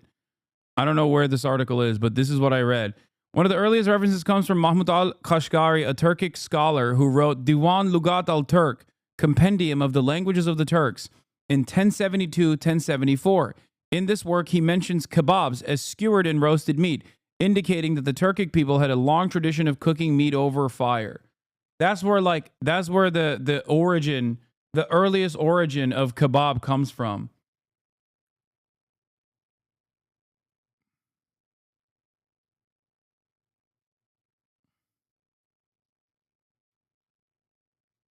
Yeah, but the vertical split came later. Yes, the vertical split came later. The initial Turkic, not Turkish. Okay, dude, come on. That's just Americope right there. Saying, oh, Turkic, not Turkish is just Americope because you have no historical lineage you can trace, okay? Because it's a fucking new country. But yeah. It's jaw kebab, which was a horizontal spit, was the OG. Donar was first referenced in the 9th century. Kebab have been a part of Middle Eastern cuisine for centuries. The earliest recorded references dating back to 9th century Persian text. No! No! Lies! Okay, we're done. We're done with this. Persians? No!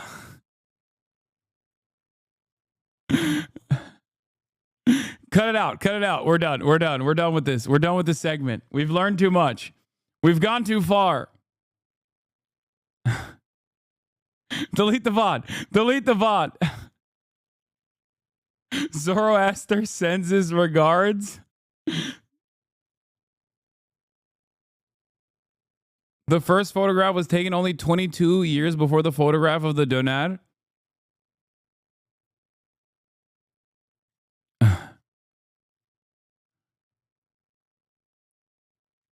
Persian gang dunking on Turkic gang.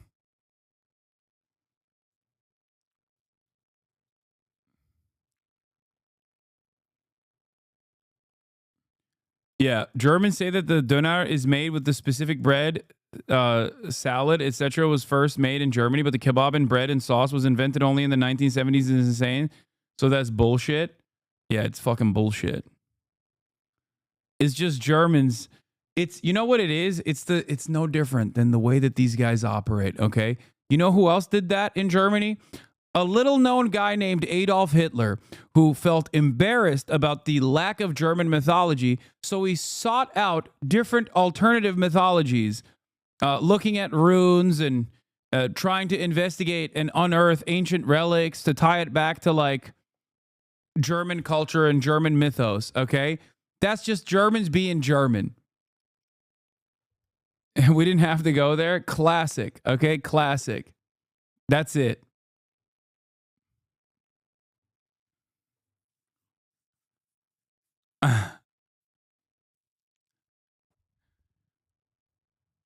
There goes Germany. Okay. Going back to that old Adolf-like ways, you know, just fucking lying and oh.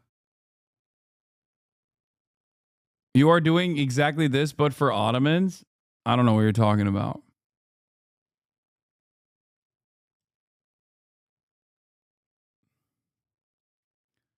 All right. I think I've done enough sidestepping away from important talks about the historical origins of doner. Germans are just jealous of the English because they got chicken tikka masala. Not a good look, Germany.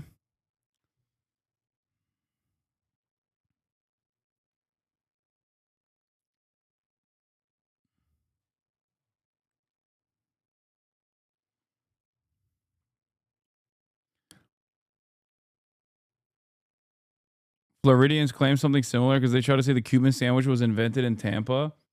That's crazy. All right. Here is an insane thing that Donald Trump said that we forgot or I didn't cover, but here it is. One of the first meetings I want to have is with President Xi of China, President Putin of Russia, and I want to say, let's cut our military budget in half. And we can do that. Can we? They're going to assassinate him, dog. And I think we'll be able to do it. Yeah, okay. Good luck. Good luck to Trump. Here was a stat. Unsurprising that the online Dems have landed on there's nothing we could have done because the voters are stupid as their 2024 explanation, as is the same level of condescension they brought to the electorate concerns over inflation, immigration, and Biden's age throughout the last term. Looking forward to 2028 already, where truly only one thing is certain. The massive distance between these voices and the base of their party will again be exposed. They whiffed the 2020 primary and the Biden reelect. Three-peat incoming. Yeah. I saw an article talking about how turns out the inflation concerns were overinflated was a lie, and that there was valid reason for the working class to feel the negative impacts of inflation the other day. Cool stuff.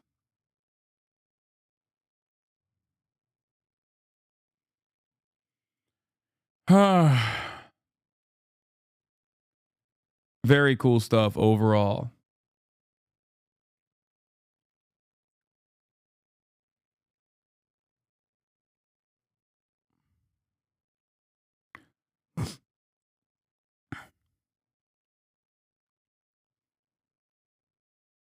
Yeah, this is the Politico article. Voters were right about the economy. The data was wrong. Here's why unemployment is higher, wages are lower, and growth less robust than government statistics suggest.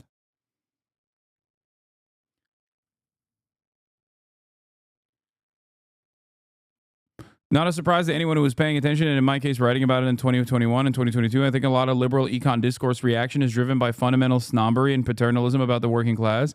I don't believe those who went into this past election taking pride in the unemployment numbers understood that the near record low unemployment figures, the figure was a mere 4.2% in November, counted as homeless people doing occasional work as employed. But the implications are powerful. If you filter the statistic to include as unemployed people who can't find anything but part-time work, or who make a poverty wage, roughly $25,000, the percentage is actually 23.7%. In other words, nearly 1 of every 4 workers is functionally unemployed in America today. Hardly something to celebrate. You know what a real good solution to this is, by the way? You know what a real good solution to this is? Gutting the remaining middle class jobs offered by the federal government. So wonderful stuff from Donald Trump there, okay?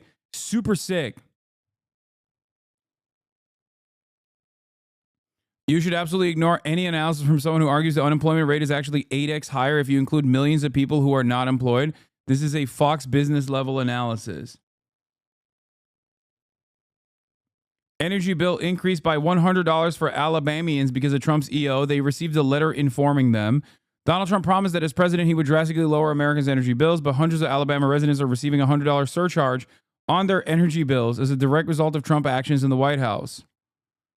Wait, is this real?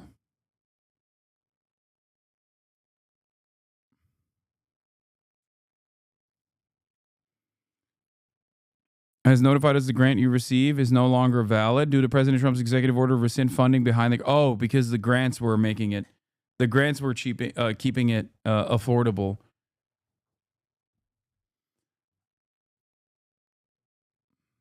Great article from Politico. We were all right. They said unemployment was 4.2%, but if you filter the statistic to include unemployed people who can't find anything but part-time jobs or who make a poverty wage, 25 grand and under, the percentage is 24%. 1 in 4 American workers is functionally unemployed, or makes so little they're not going to be able to do anything meaningful. Furthermore, weekly earnings is bullshit as well, and it excludes unemployed and those engaged in part-time work. So if we actually include everybody, median wage works out to about 52 grand a year, not 62. Similarly, wage gains did not outpace inflation during COVID. Purchasing power fell at the median by 4.3% in 2023. Since 2001, the cost of living for Americans with modest incomes has risen 35% faster than the CPI. The resources required simply to maintain the same working class lifestyle over the last 2 decades has risen much more dramatically than we've been led to believe. And all of those gains went straight up there. The billionaire class got to walk away with the lion's share of the money that's been generated lately. Take these statistical discrepancies together. The problem isn't that some Americans didn't come out ahead after 4 years of Biden. What is that usually, though? I feel this is disingenuous without the data, how that compares to other years.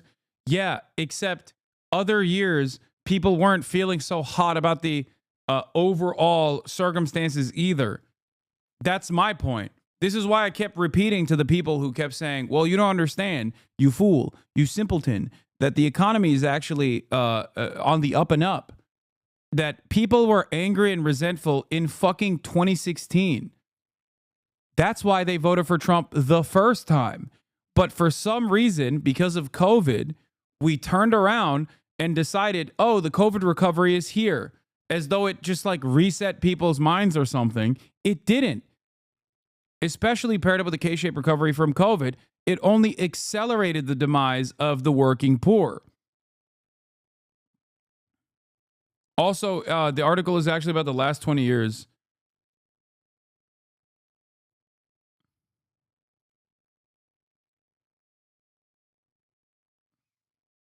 This is something that I kept repeating over and over again to Americans who had seemingly forgotten the anger and resentment that many Americans felt towards the way things were. Back in 2016, when the economy was hot, okay? Obviously, plenty of people were still very frustrated with the way things were. So much so that they wanted to take a fucking mallet to it. And that's why they voted for the proverbial mallet, Donald Trump, to shake up the system. Obviously, Donald Trump came in with that hammer and shook up the system far too much in a way that many Americans responded negatively to. Then the Democrats placed Joe Biden as the great figurehead, his cadaver as the great figurehead to restore America back to its glory of maybe 2016. Not realizing that 2016 was when Donald Trump was elected because they were still mad.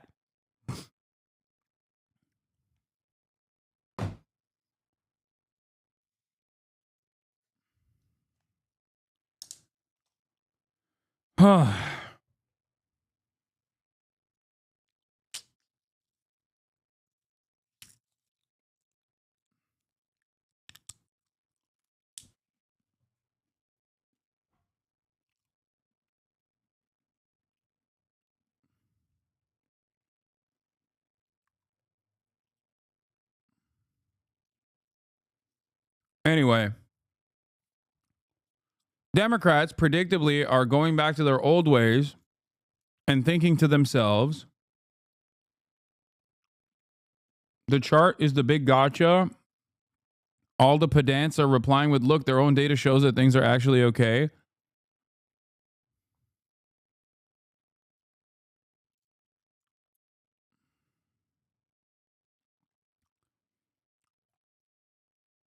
Even using their metric, unemployment was at historic lows the past few years. Oh my God.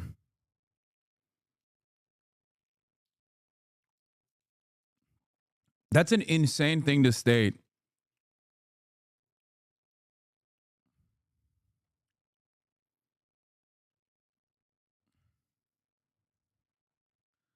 The DNC is like, maybe we can get rich libs to be mad at all the leftists and blame them for our problems. No. The DNC basically thinks that people will understandably generate a lot of organic resentment towards the party in charge that is overseeing the death of American empire, and that a lot of people will be harmed in this process, as they are already. Like tens of thousands of layoffs incoming, inflation about to skyrocket, and in certain sectors, it already is.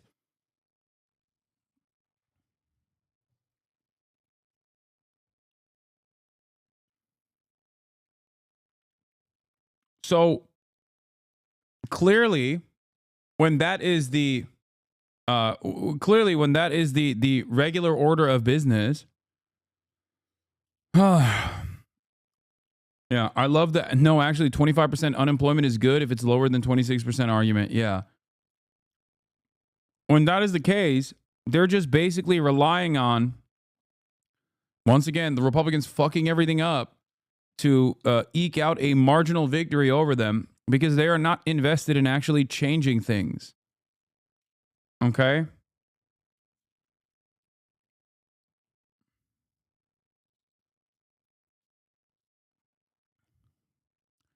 Yes, if you redefine unemployment to include groups with employment, and the unemployment rate gets much higher. Nonetheless, even this fake measure neatly tracks traditional unemployment. Yeah, this is what Will Stancil is still going on and still claiming is like the case.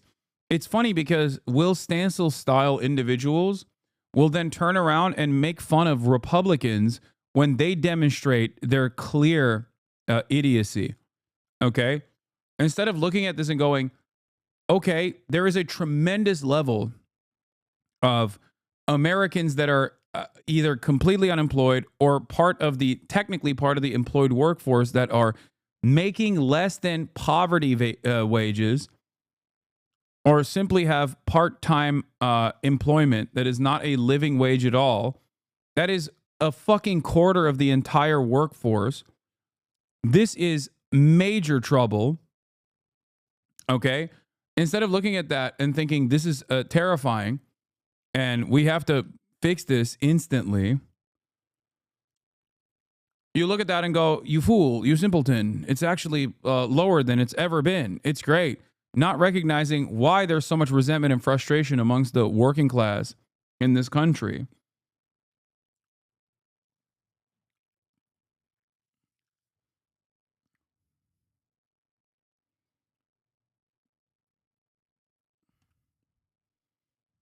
You're not cooked until you decide you are? No. The issue here is that this is the wealthiest nation on the fucking planet. And there are tens of millions of laborers that are suffering. Okay? This is not just like numbers on a line. This is not a line that's going up and down. Okay? These are tens of millions of people. In a country where there's this much wealth and income disparity, this much wealth and income inequality, of course shit is slated to be fucked up. No wonder people are looking for change, any kind of change whatsoever. No wonder people feel resentful. Okay? And vote for a guy who says he's going to shake things up. And when that guy comes in and shakes things up in the opposite direction, in the initial period, people look to that and go, well, at least things are being shook up. At least they're terrifying my enemies. I suspect that this is all this chart and the feelings that I have not being recognized, not having my immediate material needs addressed is a direct consequence of the libtards, the liberal elites. Okay? And this guy's pissing him off. Maybe he's doing a good thing. Slowly but surely, a lot of people, once they get laid off, if they're a federal government employee, or if they're a farmer, let's say, that relied on U.S. aid dumping a lot of your crops into the global south in an effort to reduce famine, that also eviscerates the domestic production of said goods in said countries. You're probably going to be frustrated. You're probably going to realize, like, oh shit, I'm not making as much money any longer. Okay? And then you either turn around and double down on the cult and become more reactionary and more violent, and many people will do that. Okay? many people in this process will literally experience the shocks firsthand and choose to double down and get even angrier at the liberal elites. And there will be a good number of people who realize, okay, maybe this was not the solution at all, and I'm pissed off at the administration. Now, for people to recognize that this is the fault of Donald Trump, you have to have a competent party on the opposing side that is actively communicating to as many people as possible and trying to bring back that goodwill to their side as best as they can. If you have noticed what the Democrats are doing so far, they're not doing that at all. They're doing the opposite, which is precisely the reason why I suspect, unless Democrats change their attitude and change their messaging strategy, we are going to see full tilt fascism in this country, full-blown reactionary fascism, not just from the top, not a top-down structure of fascism like the one we have currently, where you have some ideological and some, regime loyalists that are implementing fascist policies, but like brown shirts, like a real grassroots mobilization towards fascism, which is an entirely different, it's an entirely different, way scarier reality to contend with.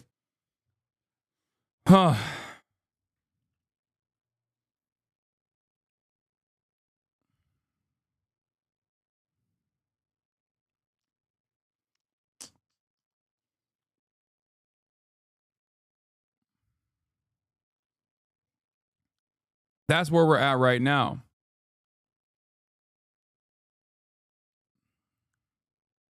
Bidenomics. Some did. It's that for the most part, those living in more modest circumstances have endured at least 20 years of setbacks, and the last 4 years did not turn things around enough for the lower 60% of American income earners. So, for the overwhelming majority of people, nothing has changed in decades. That is exactly what has given rise to fascism. People are sick and tired of status quo neoliberal capitalist policies, and they are reaching for whatever extreme is provided to them. They haven't been provided a left-wing alternative. So of course they run over to the people blaming immigrants.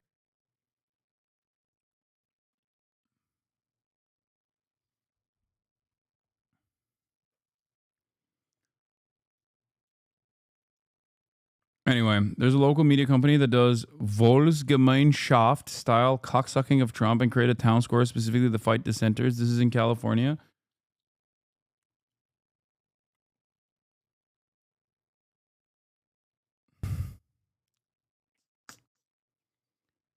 This guy is correct. Where is it? A bad idea is still an idea. A bad solution is still a solution. If one party is offering no solution and telling you that the problem doesn't exist, and the other party is actually acknowledging that the problem exists and then offering you a bad solution, you're going to go with the solution party until it's too late and you realize that that solution is quite literally the final solution. And then you are at a crossroads. You will either recognize that that bad solution was wrong and you change trajectory and you look to fight against both of the parties, or you double down. I think if there is no one steering people in the right direction, many people will just simply double down, especially considering how much disinformation runs amok in social media and how little confidence remains in mainstream outlets in general, and how little good journalism is coming out of mainstream outlets already. That's where we're at. And it's a very dangerous predicament.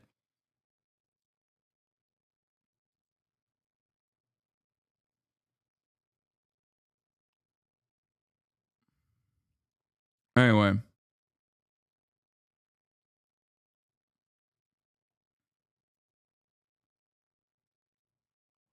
You couldn't ask for a clearer picture of the fundamental crossroads in the aftermath of Democrats' loss to Trump. Leader Hakeem Jeffries meeting with 150 plus. Yeah, I mean, I covered this already.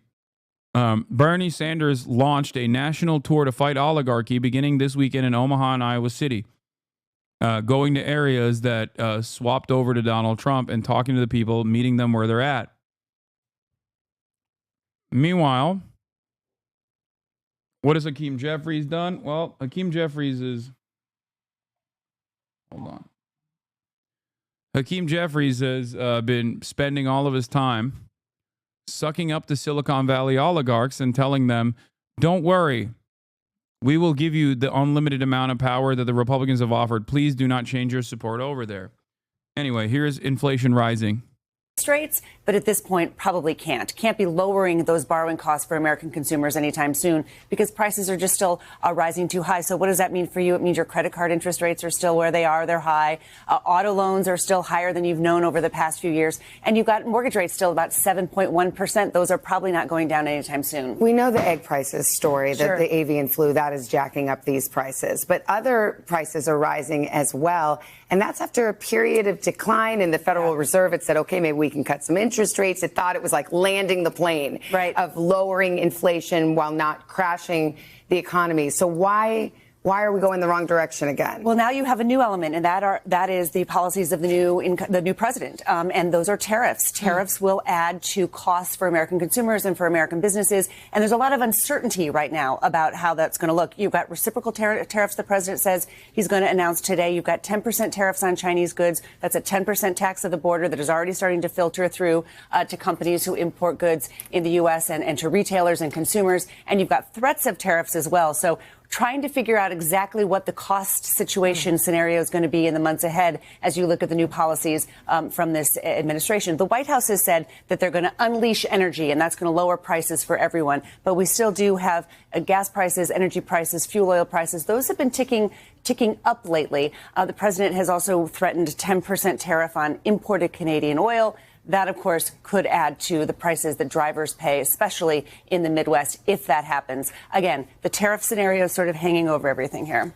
Going in the wrong direction. That's the bottom line. A few things going down. Apparel went down, for example. There's some fruits and vegetables that went down. The post-Christmas holiday season sales are in order. You can see where there was some relief in these numbers. Appliances, furniture prices went down a little bit. But again, at 3%, that inflation number is higher than the Fed would like. Mattresses. Let's not forget mattresses. It's President's Day weekend, Christine. There you go. You know there's some burners on mattresses. Thank you. Stuff your money right under there. Thank you, Christine.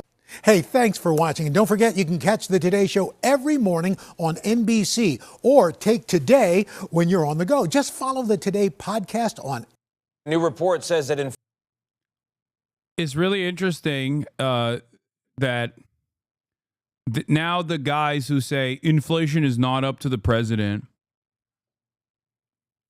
inflation is actually not up to the president, and it's actually patriotic to pay for higher prices, are the people that are on the opposing side who understandably were very frustrated about the rise of prices under the Biden administration. Great stuff. Also, the rain has gotten way crazier. I do not know what will happen. I suspect that there is a lot of issues with flooding, and especially the burn sites too in California. It's a crazy amount of rain.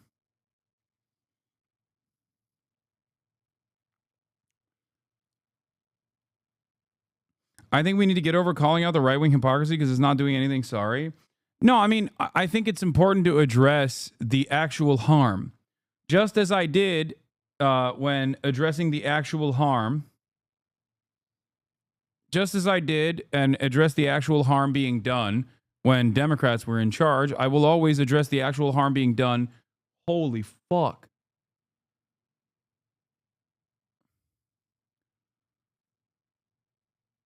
Even Kaya's a little scared. Kaya, are you scared? What's happening with this rain?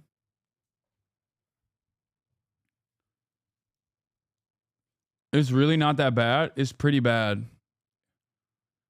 It's pretty bad because in Los Angeles, when it rains like this, the city cannot handle it at all. It's nuts. It's like Hawaii levels. Trump turned on the water, baby. You made moderate rain sound like the world is ending. It is. In California, it is. That's how it works.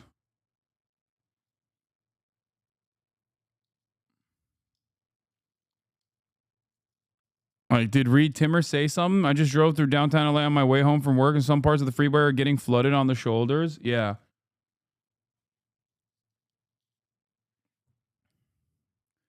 The problem is this kind of rain is nothing in New Jersey, right?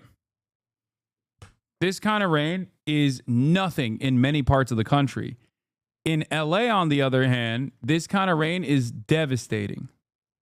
The weather warnings tonight. But we begin with Evelyn Taft and that thunderstorm warning. Ev. Absolutely, Pat. And one, that severe thunderstorm warning remaining in effect for at least another 30 minutes. We're looking at downpours. And do you know what just came up on this watch? Take a look at that threat. Not very often you see that. Tornado possible. That's right. Tornadic activity. And we are not immune here in Southern California. We have seen tornadic activity. Again, nothing major, EF zeros, but still we have seen that rotation take place here in Southern California. We're looking at wind, we're looking at rotation, we're looking at 70-mile-per-hour wind speeds. This is also generating the potential for water spouts over the ocean as well. So it's a line of storms that's continuing to move through. This is the cold front that's been marching through the Central Coast, Ventura County, now landing in LA County. And we also have flash flood warnings for the Palisades burn scar because we reached those thresholds until 8 o'clock. Rain rates up to 1.5 inches, 2 inches an hour. We'll explain how significant that is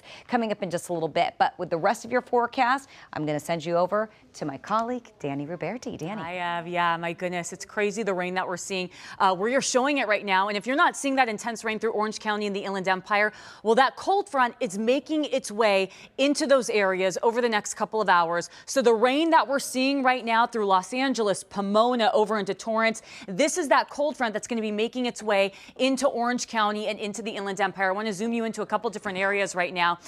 Anyway.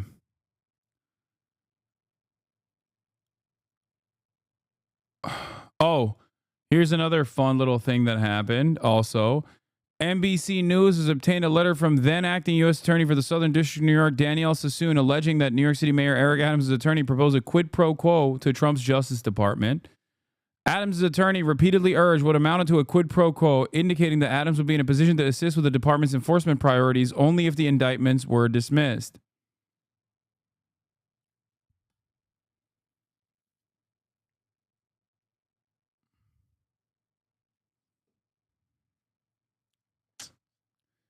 I'm shocked. I'm shocked that the incredibly corrupt Eric Adams. No quid pro quo. Adams teams up with Tom Homan tomorrow. Yeah. Trump border czar and Mayor Adams, who DOJ directed the Southern District of New York to drop charges against, saying it was impacting his ability to do his job, to hold joint interview with Fox and Friends tomorrow. No quid pro quo, by the way. Ironic considering that, you know, the initial reason why he got caught was because he was doing corruption. It was, you know, silly, small level corruption with the Turkish government. Okay. And now he's doing more corruption to get out of the previous corruption investigation.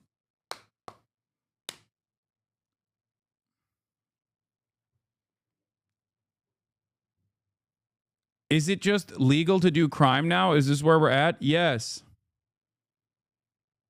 The thing is, one might say it was always legal to do crime, and there's some truth to that. But now it's a new type of open crime. Like back in the day, Republicans and Democrats both would at least try to masquerade as law-abiding citizens. Now it's just transparent. This is Turkey shit. Ironically enough, Eric Adams is reaching levels of Turk previously unforeseen, previously thought to be impossible. Okay? This is straight up. This kind of stuff is virtually identical to, I mean, all the chatters that live in developing nations or live in countries not in Western Europe have probably experienced something like this in their own forms of governance. Okay? This is something that happens all the time. And in the United States of America, it also used to happen, but it was at least like hidden.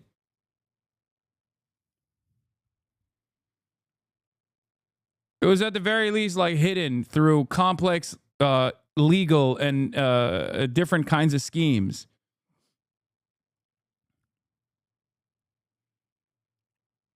It was never this transparent. We're richer Russia now? Yeah.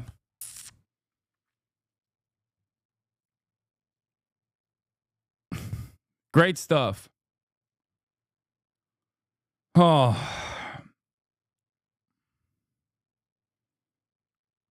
Does this mean Eric Adams is also Japanese? No.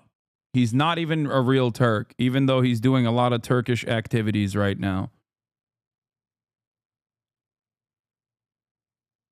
He's moving real Turk-like, but that doesn't mean he's also Japanese.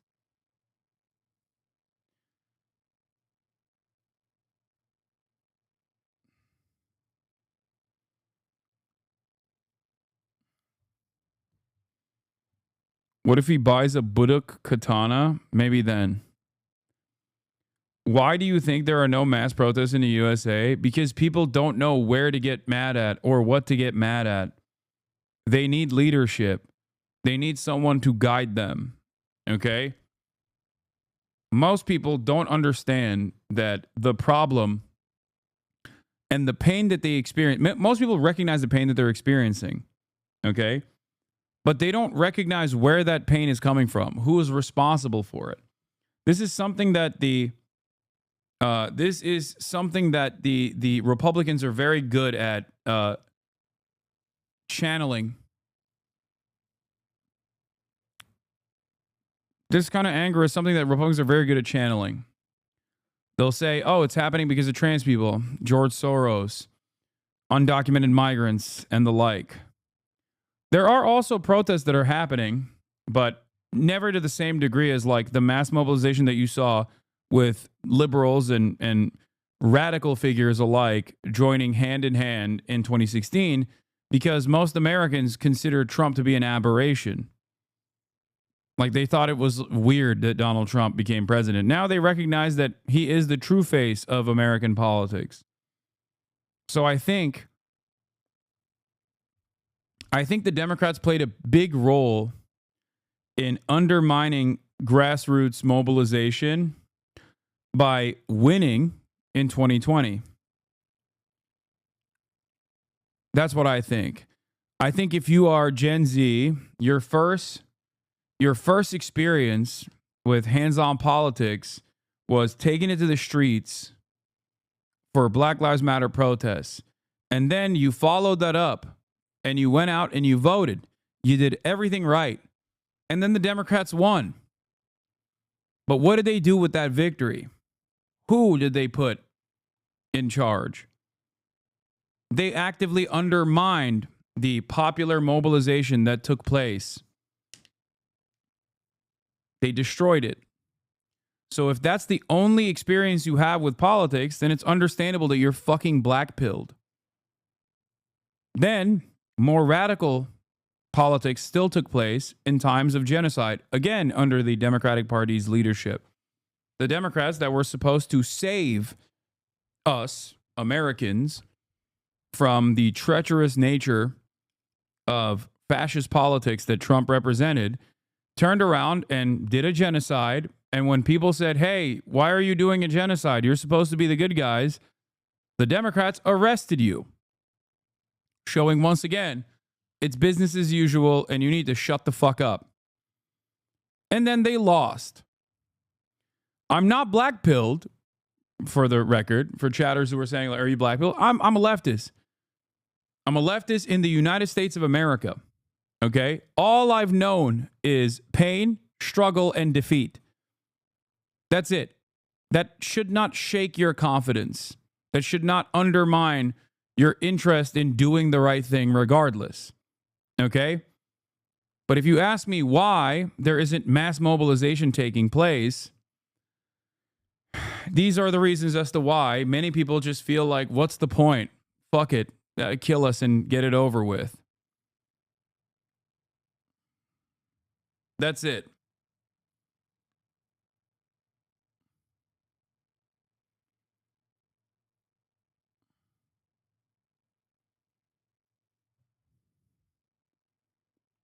things might look bleak,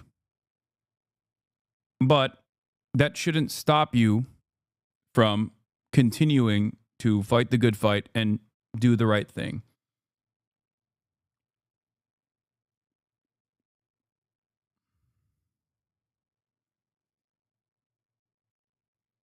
Inflation is up, and it is up nationwide. That includes the price of eggs, which are now at a record high. In fact, a dozen eggs will now set you back an average of $4.95 in American cities, up more than 15% from December. Lana Zach visited an egg farmer in Iowa who now has a wait list of people hoping for a carton. Sometimes they even lay their egg on the floor. Really? Just outside of Des Moines, Iowa, Lavon Griffune spends her days tending to the girls. The 55 hens that call this coop home. We do everything we can to, keep them warm and happy. Happy chickens lay eggs. On a good summer day, she collects about 40 eggs. But in the winter, she says the number's closer to 17. They just kind of shut down and use a lot of their energy, I think, to keep warm. This seasonal decline comes as bird flu has taken a toll on tens of millions of chickens across the country recently, leaving grocery store shelves empty. How has it been with the egg shortage for you guys? It's been pretty intense. We actually have a little calendar that we write people's names down, and we're out about 2 weeks in advance. So if you want eggs, you have to get in line. Her farm has not been hit by bird flu. Their problem is that they can't keep up with the demand from alarmed customers. She's now limited everyone to just 2 dozen at a time. This is the egg fridge. There's a Bible verse that Lavon put up to remind customers, thou shalt not hoard. And as you can see, there's only a few cartons in here. Each one of them has already been reserved. While prices in some regions have topped $10 a dozen, she has kept her prices the same, $5. Bird flu has not affected me whatsoever. It hasn't cost me a penny, and therefore it shouldn't cost my customers a penny. One of those customers is Roger Routh, who has bought eggs here for about a decade. Do you think you can taste a difference? Oh, yes, absolutely. A delicious taste for those lucky enough to get their hands on a dozen. For CBS Mornings, I'm Lana Zach in Ankeny, Iowa. We're on the ground across the country. For 7 days, reporters... Dude, this rain is going fucking nutty mode. Oh, once again, I'm reminding people in New York that it's the last day to, I can't believe I'm saying this, but to change your party registration to Democrat in order to participate in the closed primaries for the New York mayoral race and vote for Zohran Mamdani. I know it's not yet Valentine's Day, but I can't wait any longer. Will you be my Democrat? I know it's not yet Valentine's. What the fuck is this obsession over the eggs? What do you mean, bro? People need to eat. The fuck?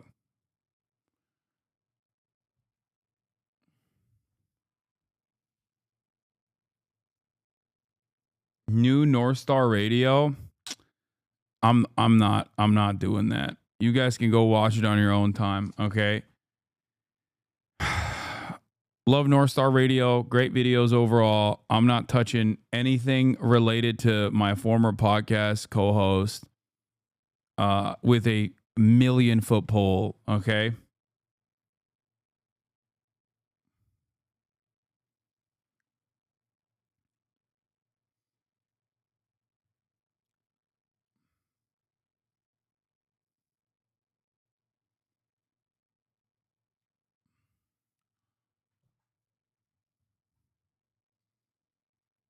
Just this mere mention alone will probably cause numerous clips to be plastered over and over again. I wish Ethan well. Once again, I'm going to reiterate my position. I hope Ethan and Gila are doing all right. I hope they do well. Okay? That's it. Now let's watch I Gaslit Far-Right Twitter into being woke. The app, formerly known as Twitter, has a lot of right-wing content on it. Oh, wait. Alex Jones is live streaming right now? Actually, I'd say it's mostly right-wing content now. However, after having navigated this digital hellscape from left to right, I had a fun thought.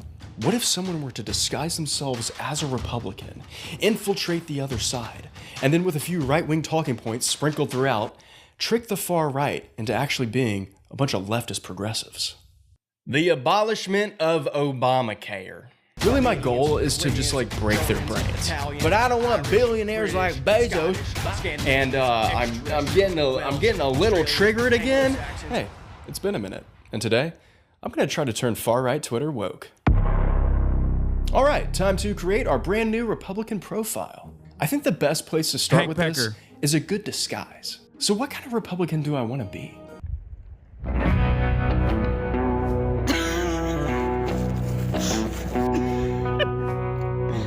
Hell yeah, brother. I think that'll do it. I think once we have the right aesthetic and a decent profile picture, then the rest of this is gonna come naturally. Let's do Talbot Henley. That looks great. That's a great name. All right, what am I interested in? I like barbecue and grill, country music, outdoors. Where's the option for drinking 100 beers with your bros? We'll do RVing. That's kind of the same thing. Science, no. Combat sports, sword fighting, gunfighting, you know, the combat sports. Technology, Elon Musk is probably my favorite technology. I made this last night. I'm really proud of it. I think it's gonna look really good as a banner. Let's see what it looks like all together. God, that looks good. Now that we have our foolproof disguise and our Republican profile is set up, I think we're ready to go. All right, I do need to get verified as usual. I don't want to do this, but I'm gonna have to do it again because Elon doesn't promote your tweets as a new profile unless you're verified. Wait, did it go up from last time?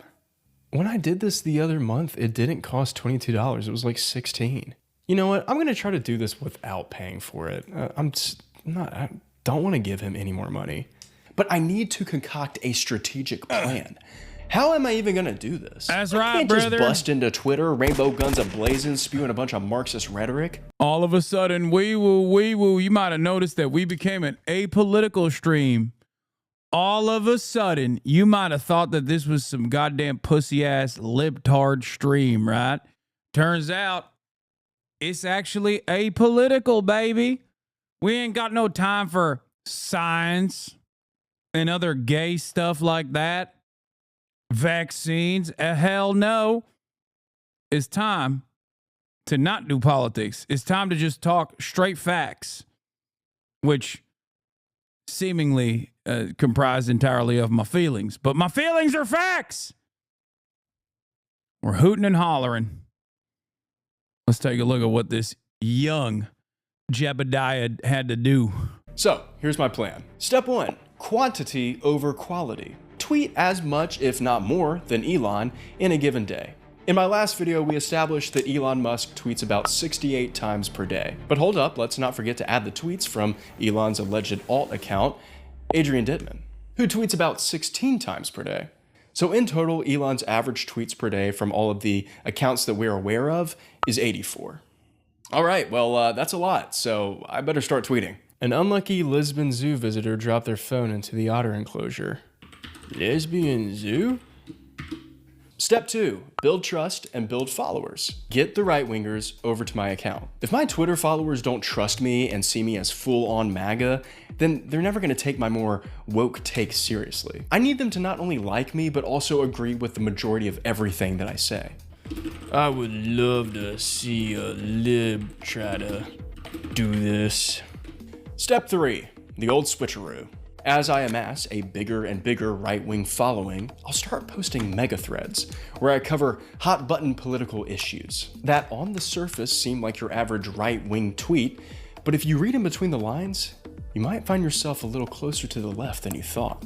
By the way, these threads started off pretty milquetoast, pretty mild, but by the end, I didn't really know how the right-wingers would start interpreting some of them. Deport all immigrants, illegal or not. So without further ado, let's hop on Twitter and see what's going on.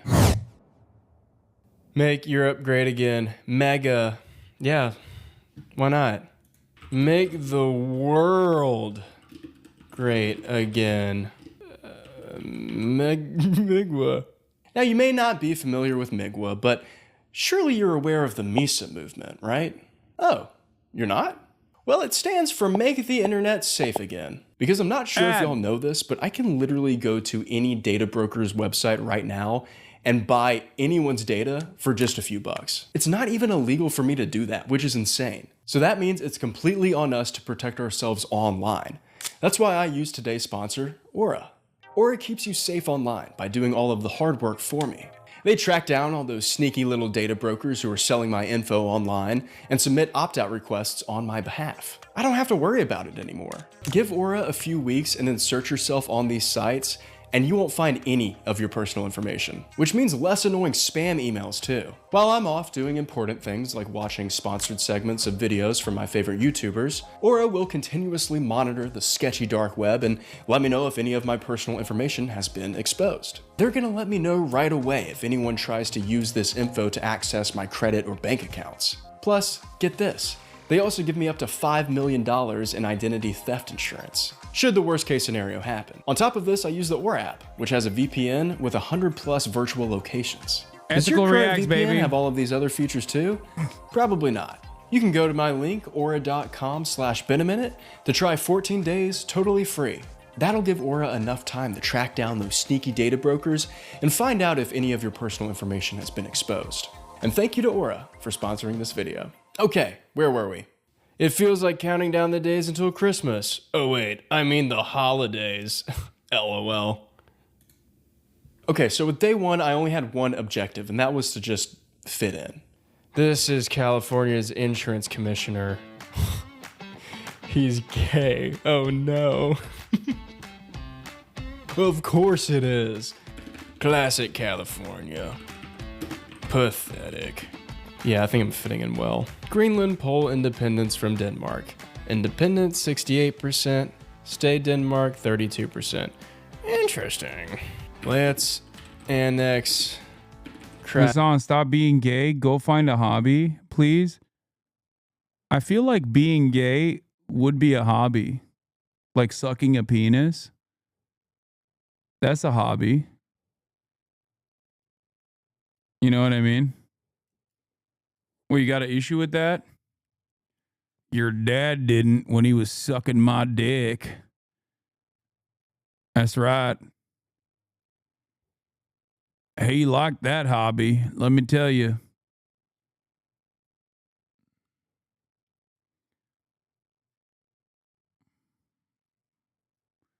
He was sucking it not like it was a hobby, but a lifestyle. Mia next. If you lie to yourself, you'll lie to everyone else.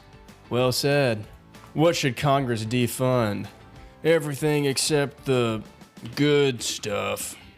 Oh, here's a good answer. DOD, USD, ED, NSA. Yeah, let's just defund all of this. Who needs the IRS? I pay my taxes. Department of Transportation? No. Wait. They want to defund. We need to defund U.S. aid for certain foreign aid programs and the DOJ. We all know why. The FBI separately. The FBI gets double defunded. The FBI gets defunded twice, brother. Both in the hands of the DOJ and also the Department of Fake Bisexual Intersex.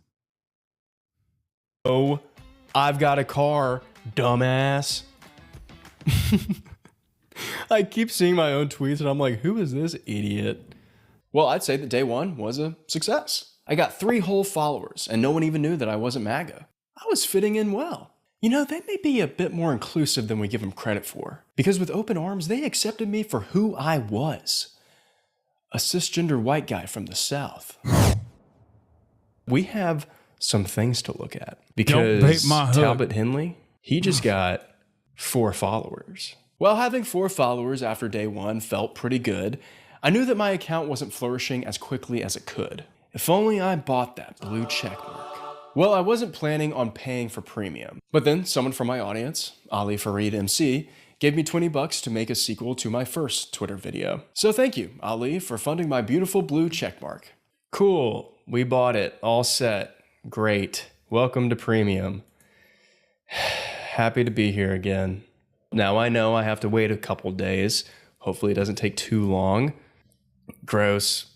Still looks awful. With great power comes great responsibility. So I promise to use this for good only. No one, and I mean no one, has done more to harm America than Democrats. Righty-ho, FDR started all of this by helping the workers instead of companies.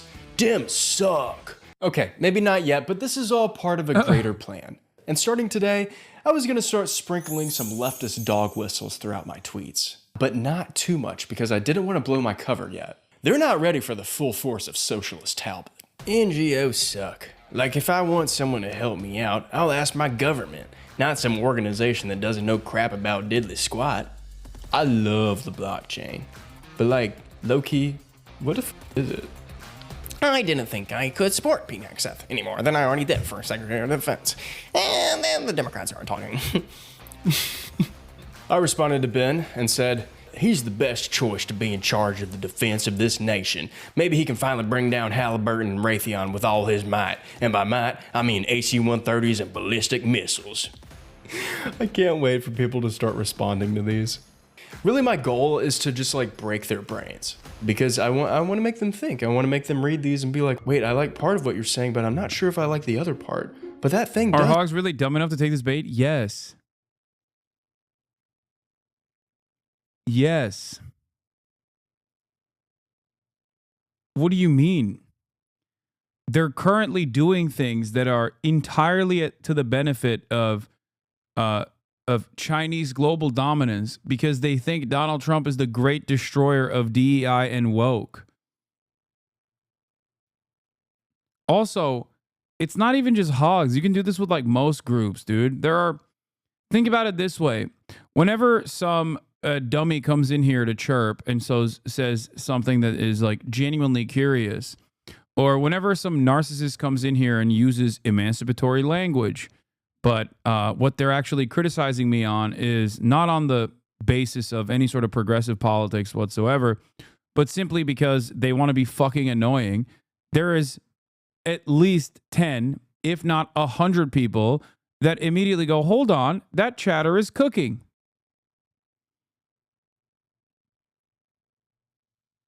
It absolutely is a thing, and it especially works on hogs.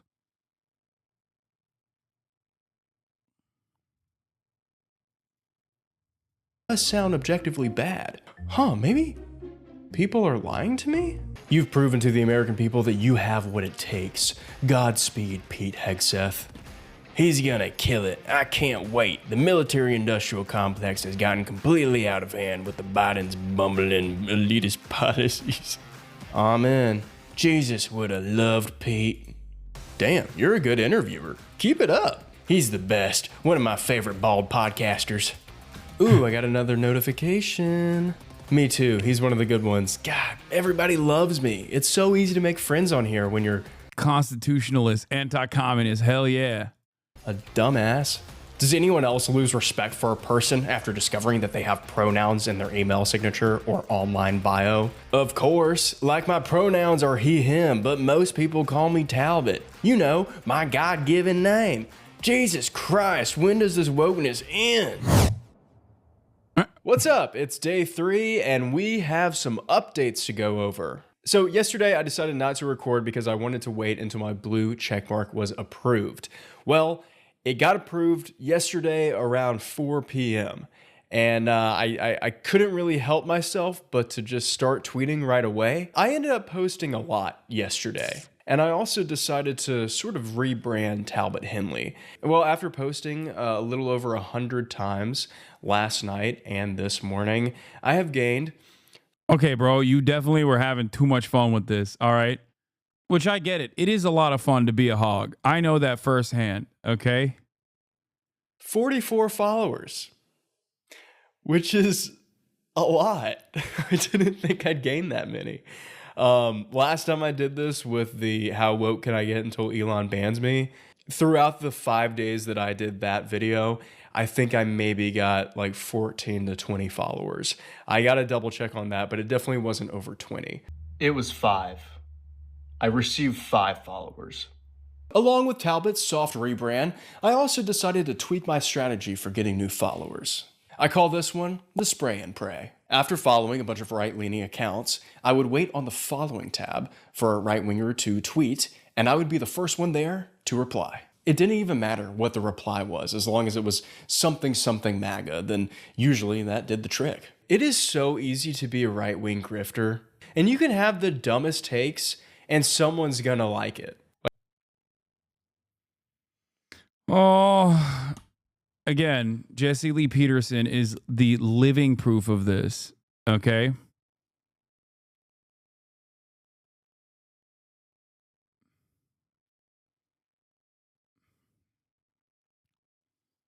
A Hasanabi certified opinion? I mean, because it's true. It's just true. It's especially true on Twitter if you go right wing. I mean, you'll have to drop all of your principles and possibly slam your head into a brick wall until it comes easy. But that is how it is how it works. Like, here we go. Every time I take an Uber, I ask the driver if they're on X. If they are not, I encourage them to join. If they are, I give them a follow. Cool. I would take more Ubers if they weren't so woke. And that got 8 likes, 1 retweet, and 160 views. It's so easy. I don't even have to try. All that you have to say is like, that thing that you're talking about is actually woke. Or that thing that you like is actually stupid and Democrats like it. And then what do you get from that? A ton of people agreeing with you. It doesn't have to be based on anything. You can call anything you want woke, and someone's gonna agree with like, yeah, that's a pretty base take. Here we go. Ted Cruz says, Joe Biden and Kamala Harris have allowed our border to become an incredibly dangerous place and have allowed the cartels to smuggle drugs and people across. By the way, this is quite literally the Asmongold technique. Like, make no mistake. That's it. It is. He's just described the Asmon method. Border via secret tunnels. This madness will end on January. The scary part about it is that there are probably plenty of content creators who are not really interested in politics, not very well read, but they see that and they think, oh, there's a permission structure for this, and there's also a viable way to get clout this way. So then they just basically do the same thing. That's it. Like, that's what I am fearful of to a certain degree, that there are a lot more content creators that do like quote unquote commentary on this platform that will see the successes of Asmongold and then will basically also engage in the most like bottom of the barrel right wing commentary so that they can also gain some semblance of prominence.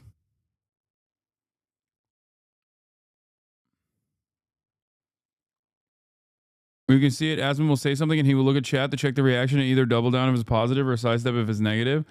No, there's a lot of like weird positions that he assumes that also give him some semblance of plausible deniability.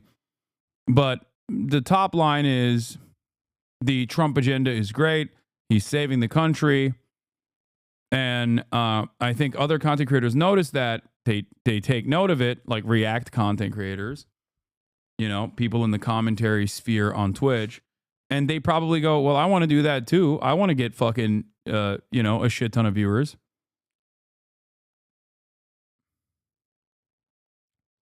January 20th.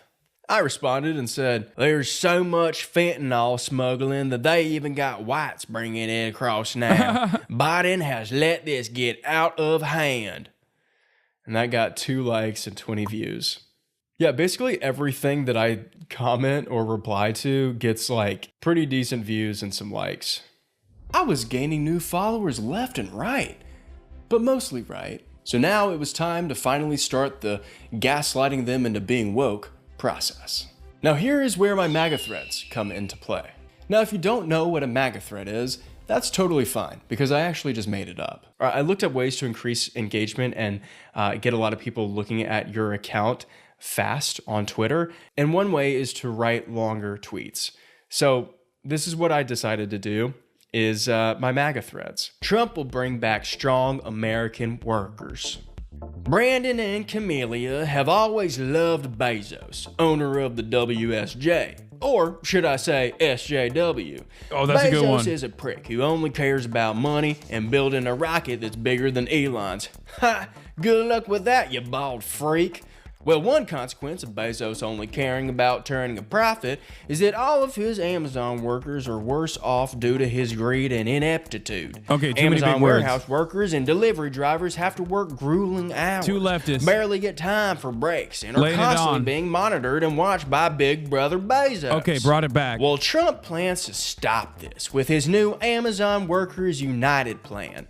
What Trump aims to do is tackle big businesses, starting with Amazon, to make it so workers can form internal community groups. They get to make... Okay, back to too much. It's dense. Too dense. They get to make decisions on their own behalf. Decisions centered around their hourly wages, paid time off, and benefits. These groups will be able to demand better working conditions.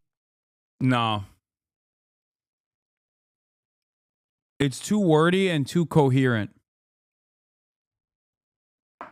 Right-wingers love writing long-ass fucking Twitter threads as well. But one common thing that they love to do is they'll never thread it. They'll always have like a super long, if they have if they're Twitter premium users, they will literally have like the longest fucking tweet you've ever seen.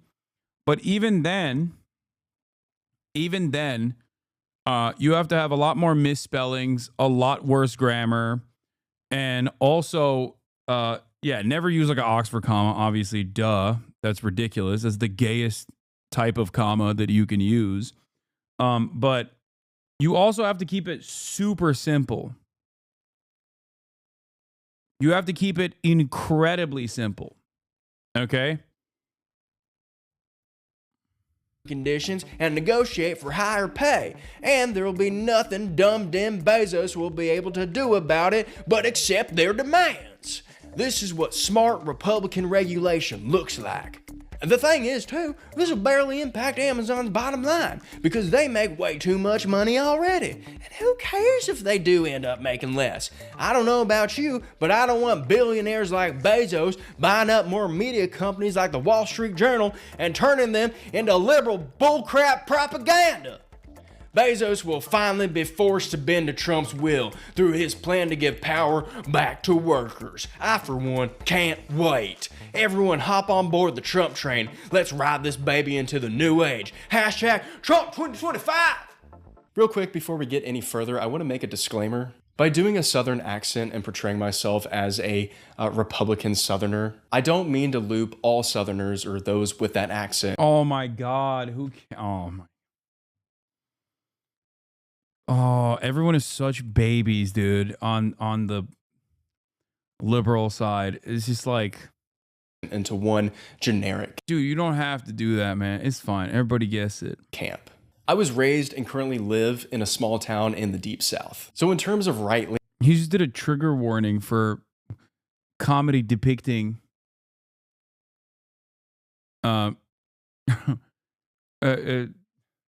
comedy depicting Southerners as right-wing. I like this content creator, by the way. I'm fucking around. It's leaning fine. People. This is what I know. And I'm just creating a caricature of what I'm familiar with. All of my family and all of my friends are from the South. And some of the smartest, most left-leaning people I know live here in the Deep South. This might be hard to tell from the election maps and the dumb things that our elected officials say. And don't get me wrong, they're really dumb.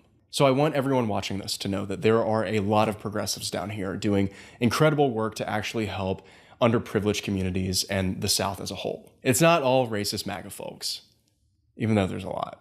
So with all that being said, I hope that no one's offended by this portrayal, as I am a Southerner. Also, I had The only people that get mad at this is literally the people being depicted as dumbass fucking hogs.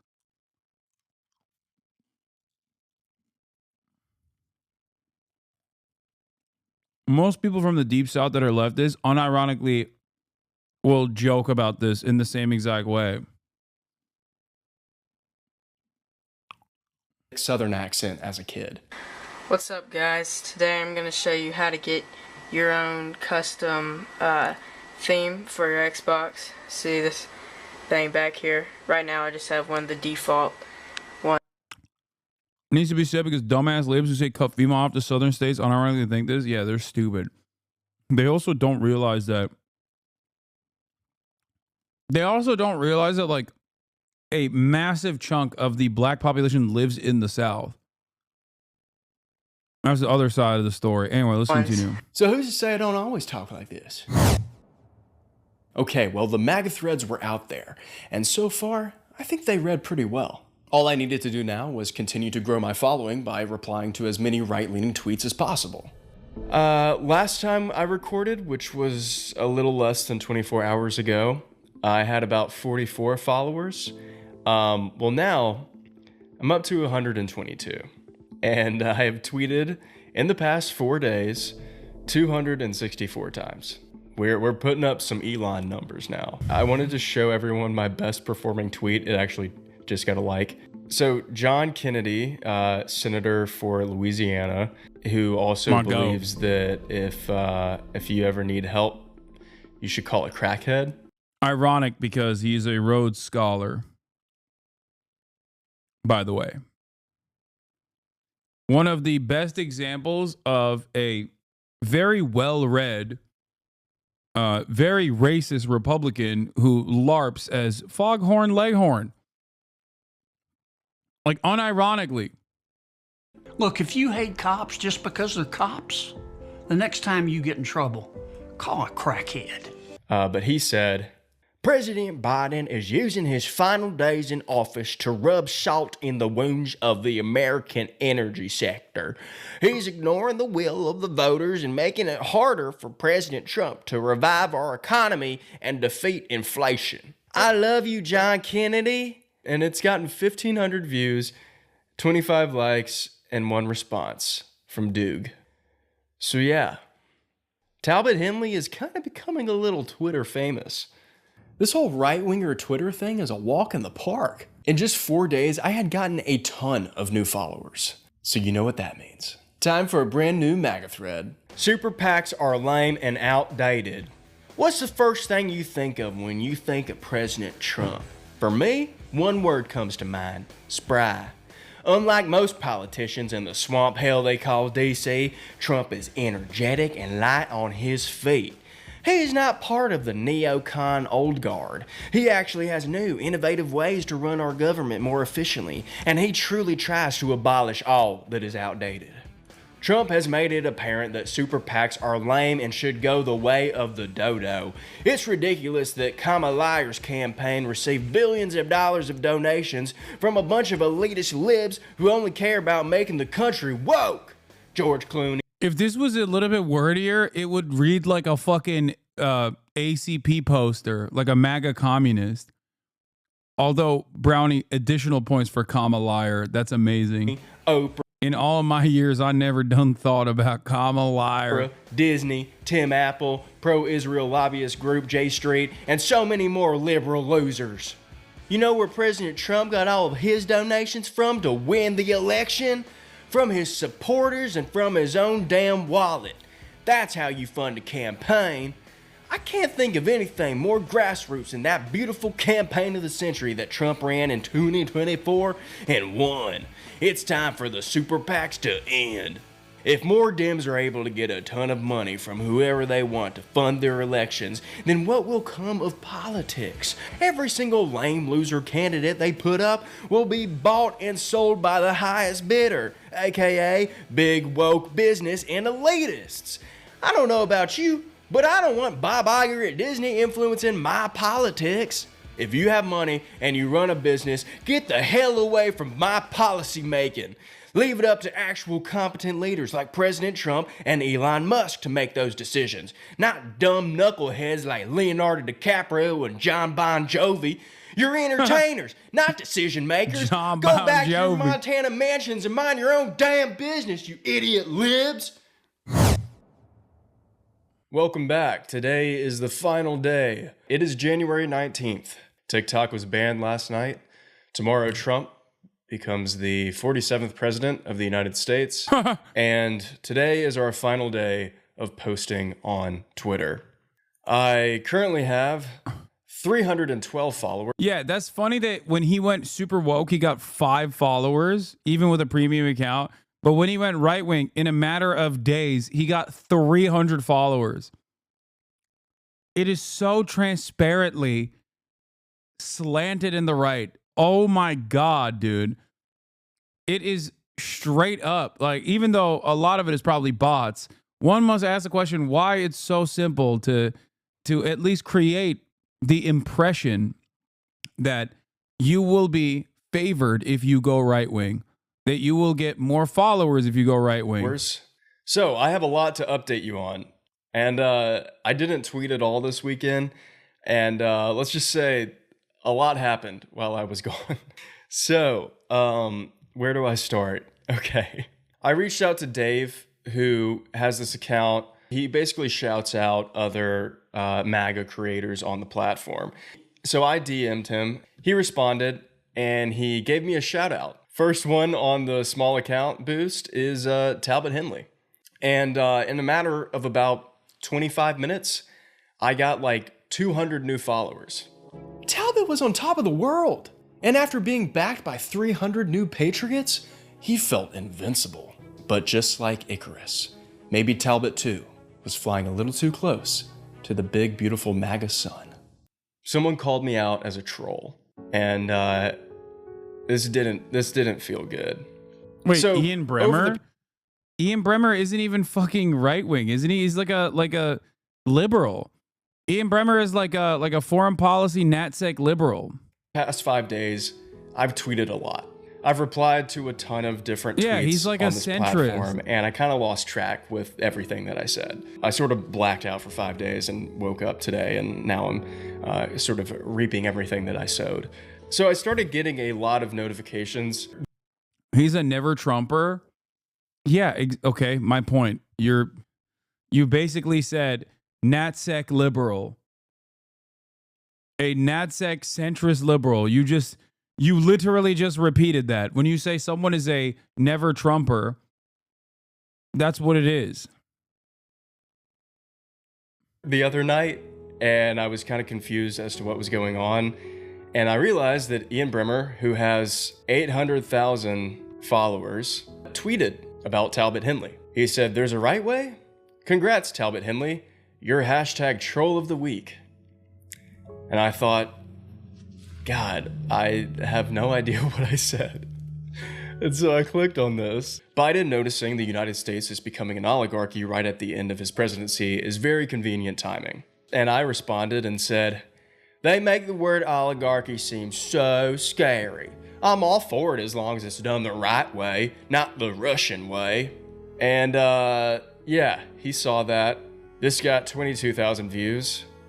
And people are pretty mad about this one.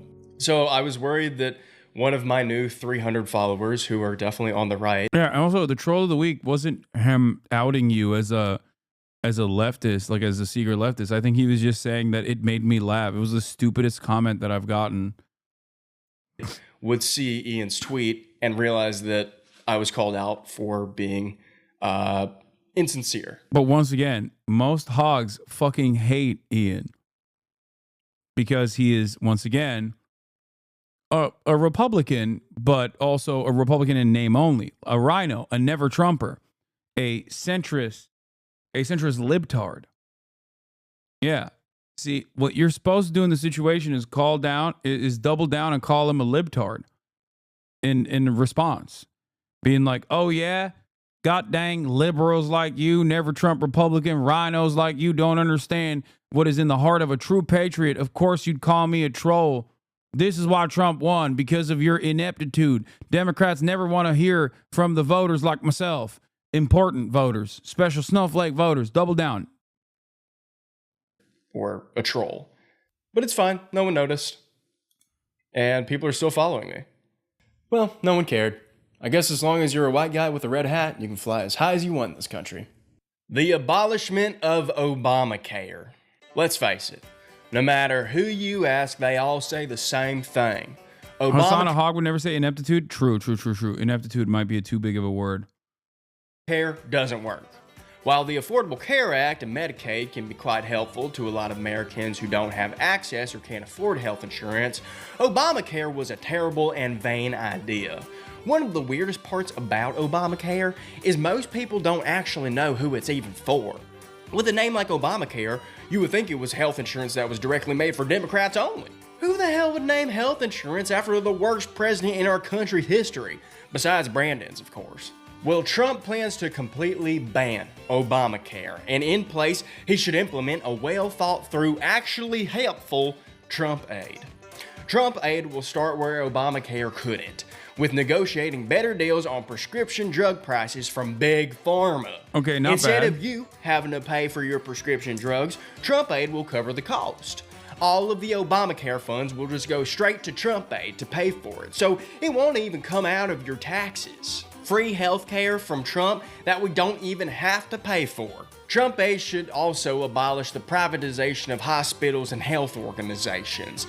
Instead of greedy libs being in charge of our basic human right to healthcare and running everything like a business, Trump aid could handle all of these places.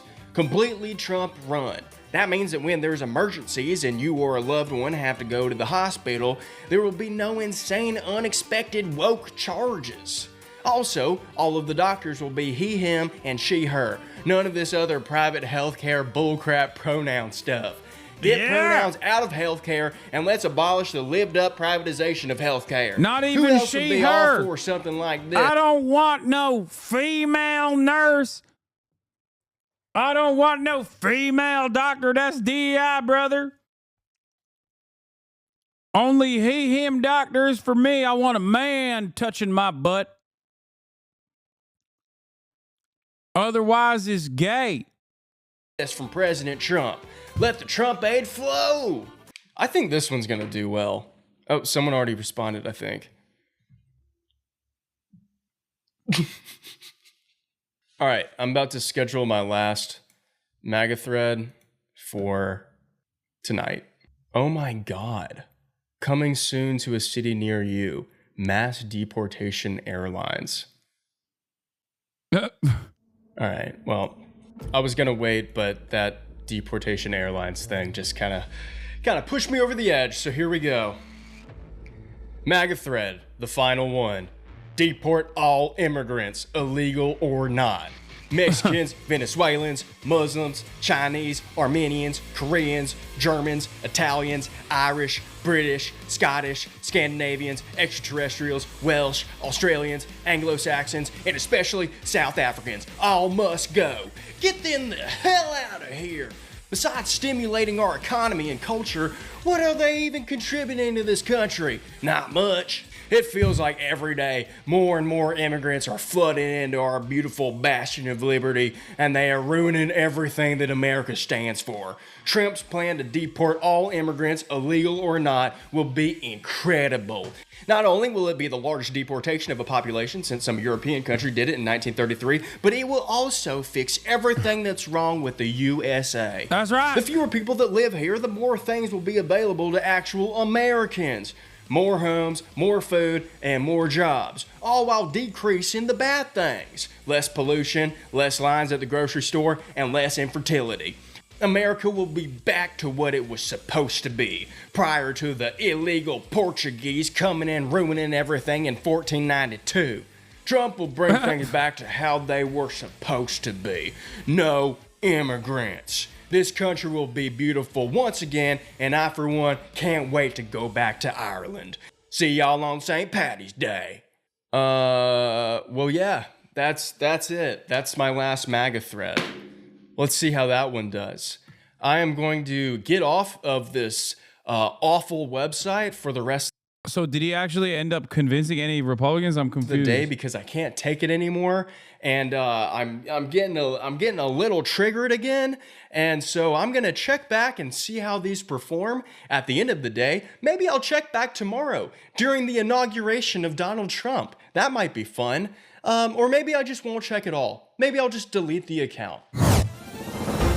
Well, after 5 days of tweeting mostly right-wing content, I was able to amass 321 followers. I tweeted 322 times, which was about 64 tweets per day, which, yeah, is 20 short of Elon's average. What can I say? He's impressive, especially with the fact that he only has one free hand to tweet. All right, MAGA threads. While not all of them made it into this video, I tweeted 9 MAGA threads. He has 700. Wait, following me.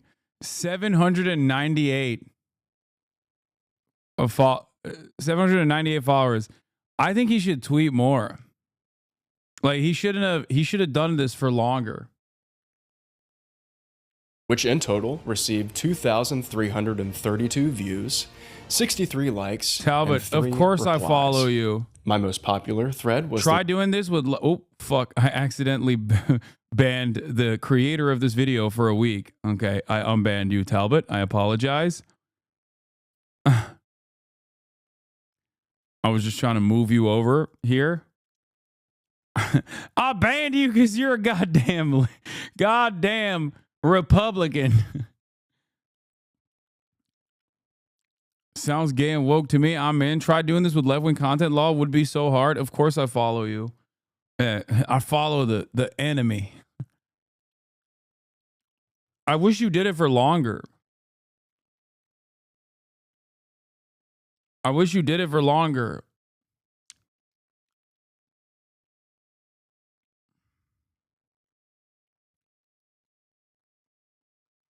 Because I want to know what would happen if you just went on for longer. You know what I mean? If you did it for like a month.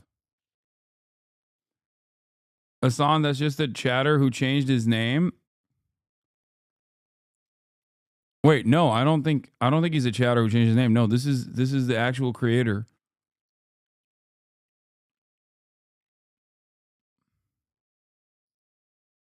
Isn't it? Is it not? Am I crazy? No, Been a Minute is... Oh, that's right. You might have changed your name. That chatter might have changed his name, but Been a Minute has been in here. Yeah, I'm just a funny chatter. I don't want to derail the stream. Last time we watched this video, Been a Minute was in here.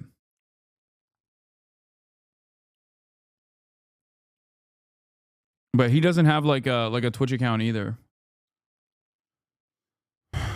Baited? No, I rebanned them for a week. I know I should. What's the Been a Minute? What's the Been a Minute account? He was in here, wasn't he? Last time I watched his video.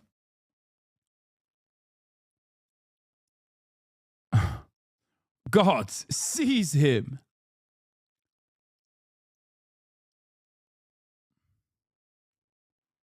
The one about forming unions for Amazon workers. And my least popular was the one about abolishing Obamacare and replacing it with Trump aid. So take from that what you will. Overall, these received a lot more engagement than expected from my right-wing coalition. So, to all of those closeted socialist MAGA... Once again, you're noticing that I was valid in my ban. Yeah, see? It's been a minute.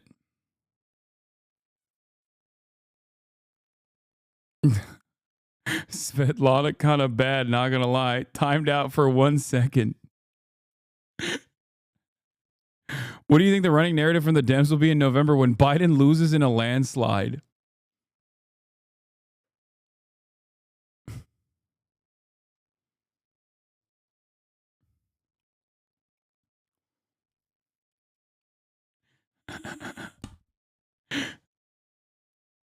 Last chatted on inauguration day. This must go so hard if you're stupid. Yeah, see? Whoa, hey chat. This is crazy. Hey chat. Oh yeah, that's me. Thanks for watching. Been a huge fan for a while. Thanks for all kinds of feedback, guys. Also, it's been a minute popping off with the Lisan Al Gaib foresight. The gift of foresight was delivered. It's interesting. I don't know who Svetlana is that he said was bad, but considering that he was correct on this, I assume Svetlana was bad too. But my point is, it's not foresight. Okay? It's not weird that all these Hasanabi heads consistently have, oh, Stalin's daughter that defected to the USA? That's hilarious.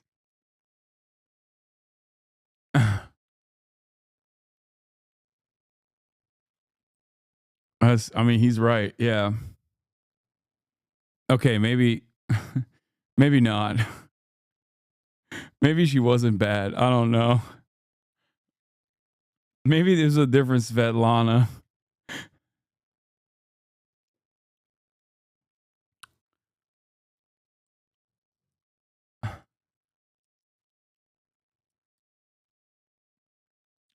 Anyway, my point is, it's not some super secret special sauce that you get when you're in this community. It's just, you know, you apply certain principles to your political analysis, and all of a sudden you come across correct more times than you come incorrect. Of course, God forbid you're ever incorrect, like 3 years ago when you say Russia will never invade Ukraine. Then they'll never let you live it down. But, you know, make no mistake. The reason why they have to go back 3 years into the past to fucking constantly complain about some shit is because this side of the political spectrum is usually correct. MAGA patriots out there who enjoyed reading Talbot's MAGA threads, I have one thing to say to you. I'm not the first person who's gaslighted you into believing in something. The American dream was a lie. And there has seldom been a time when America was actually great. I believe this decline of modern America started in the late 1970s, with the end of Keynesian economics and the rise of neoliberal... Listen here, buddy. You can cry to your camera all you want, but no right-winger's ever gonna listen insane to you. take, Hasan. Yeah. I like that my naysayers have devolved. At least back in the day, there was like some semblance. There was some semblance of like coherence in the commentary and the naysayers. Now they just go, "You suck, buddy. Shut the goddamn fuck up. You love herder. You love terrorism. You love terrorism. I know it. I know it in my heart. You love terror. Why haven't they banned you yet? Ear of the snake, baby." They don't care what you have to say. You're just talking to your own little leftist YouTube echo chamber. Well, yeah, that's what I do. Enough. I've got a lesson to teach you in a minute. If you actually want to get your point across to the other side, there's only one way to do that. And Talbot Henley is going to show you how. Down on the back roads of this one-horse town of mine, I see the stress and the anger towards this old American life. My mama fed me well, and my daddy always said, if you just work hard enough, then one day you'll get that bread. I listened well and I toiled away. Yeah, he doesn't know that MAGA world has moved on. They don't listen to country music no more. Beyonce made country music black. We hate that. That's why we need to listen to the real white music, rap music. Tom McDonald is my favorite. At a 9 to 5, thought I'd be okay, but the bills increased and my wages stayed. Well, I tried to form a union with my friends, but the boss shut us down and made it all in the boiling oceans and killing our trees. I don't have coverage for a vasectomy. Please wake me up from this American dream. They use our taxes to bail out banks. They probably give subsidies to Tom Hanks. Please wake me up from this American dream. Holes in my roads, deregulation everywhere. It started with Reagan, but it ends right here. Please wake me up from this American.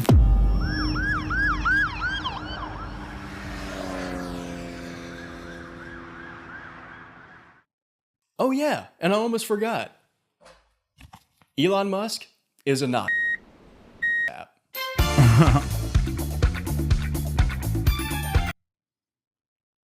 Don't bait my hook.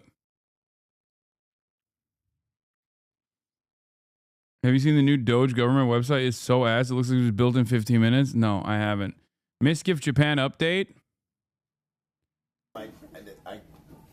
There ain't no way he. Oh my god. Oh god, it's even worse. Oh my god, it's even worse. Oh my god. I lost thousands of viewers. Wait, why? Yes, because I looked so ugly. Wait, so you had viewers because of eyebrows? I was so ugly they didn't want to look at me anymore. What? So they literally left for months. They're just like, I will be back. So when they were you-" staying because you were so good looking, but they left. Because No, they I were was. not. I looked like an egg. I was really ugly. Okay, let him jump the device. Wait, is he doing it right now? Is he getting pieced up? Fantastic. Oh my god, it's not done yet. New Jersey's better though. Oh my god.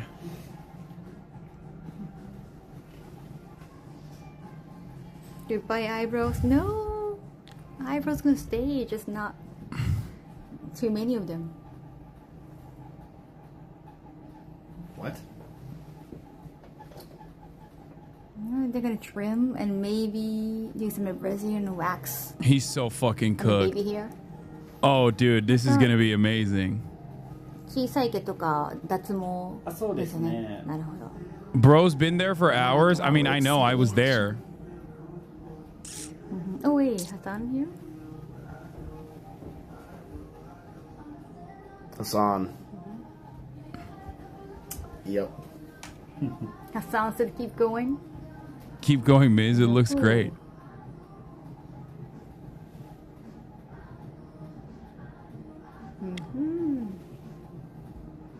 Yeah, just keep going, man. It's They popping. had a Tony Stark photo for reference. Call him and prevent a tragedy? Absolutely not. Also, he's using just a phone, but it's pretty good. Like, he's using just a phone.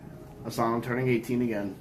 And I feel like the quality's pretty good, right, chat?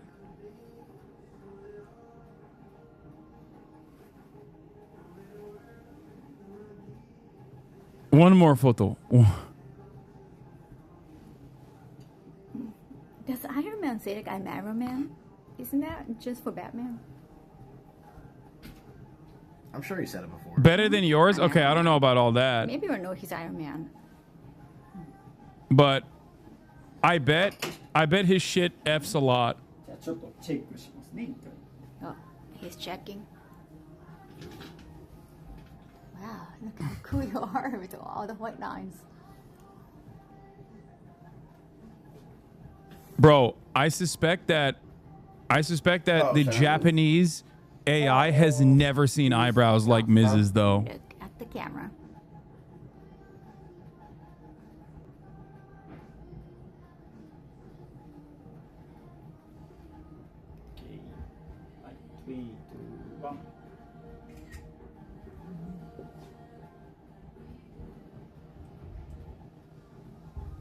Can I use that picture for Tinder later? Are you on Tinder? Why did he do this right I would never before use Tinder Valentine's Day? He's so cooked. He ain't never getting a date at this rate, dude. I'm not I like in person. Can never do that stuff. No. I did in college. And the only thing I would say to girls Mhm. is, where are you? Where are you? Can we just meet up? Yep. What are you doing? How's that? He has one after this. What are you doing right now? Just come over. Yep. Dude, what a dog. That was not a cat. It was WYA. Where you at? It's just, it's an acronym. Not even the whole sentence. Always at 1 o'clock in the morning, boys. Oh, it's Valentine's Day right now for him. That's true. Bro, watching you do this live was some of the most hilarious content ever. It's mind-blowing that Miz saw you go through this and was like, me next. Yeah, he saw me get 30,000 viewers and was like, me next. That's what it is. Also, Miz will do anything. He doesn't care about humiliating himself. Are you kidding me? Adjustment.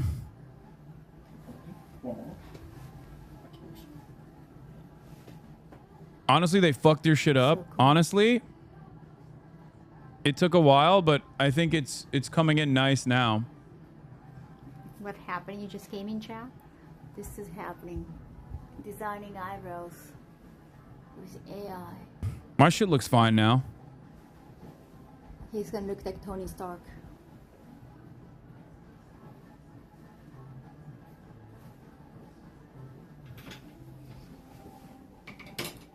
I thought we were from Borderlands 2.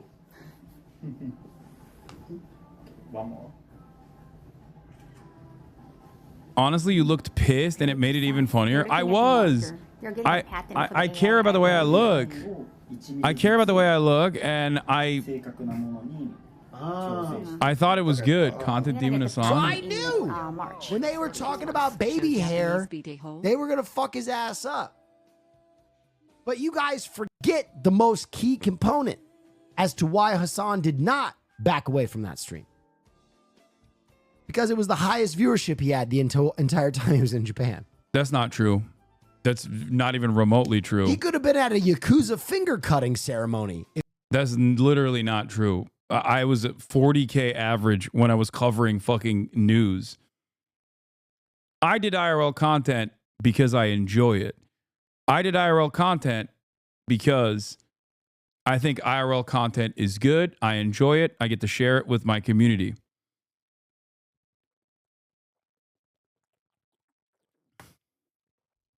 Out of all the IRLs, it was the highest viewership I got, I think. I had like 33K. 12 to 15K IRL. That's not even true. Most of my IRL stuff was you know, it retained pretty decent viewership.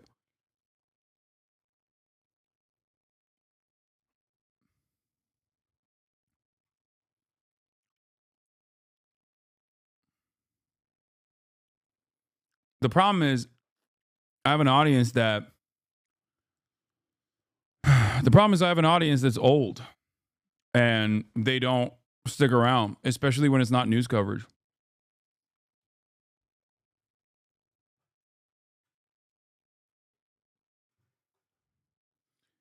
I like entertaining people. What the fuck? Jesus, there's some real fucking freaks that come in here. Sometimes I reconsider whether or not I should allow anyone and everyone that just simply is followed for 10 minutes to say whatever they want. What is this? I'm going to be honest. I love both politics and IRL, but you do need to do better marketing when you plan to do IRL if you're trying to convert your existing audience instead of growing a new audience for a different genre. There's a couple different reasons why I don't actually market my my upcoming streams. Part of it is literally because I have an army of fucking psychopaths who hear what I'm about to do and try to undermine it by reaching out to places ahead of time and literally calling them to try to get it canceled, whether it be an interview, whether it be an interview or anything else. So there's a limit to how much I can promote things. It sucks, but though that is the real reason.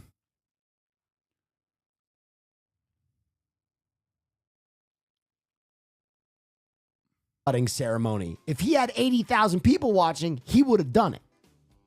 He's not wrong. If I had 80,000 people watching, I would, first of all, I would love to go to a Japanese a Yakuza finger cutting ceremony, no matter how many people are watching. If there was 80,000 people watching, maybe I'd let him shave a sliver, you know? If I was like, Hasan, you don't have to cut your pinky off. You'd be like, there's 80.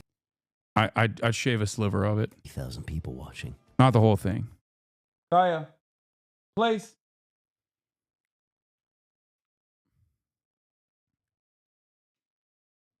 Get in there, fatty.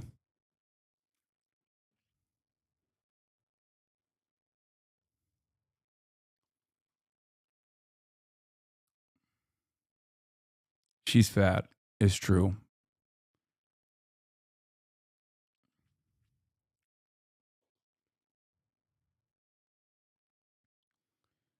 Fat shaming your daughter? I'm just calling out what she is. Hasan Nakaya What kind Daily. of names were these kids calling you at the pool? Meathead, Fatso, Lard Butt, Rally the Whale. Porky, hog, fat ass. I'm learning new things to call her. Double wide, butterball, those sorts of things, right? Yeah.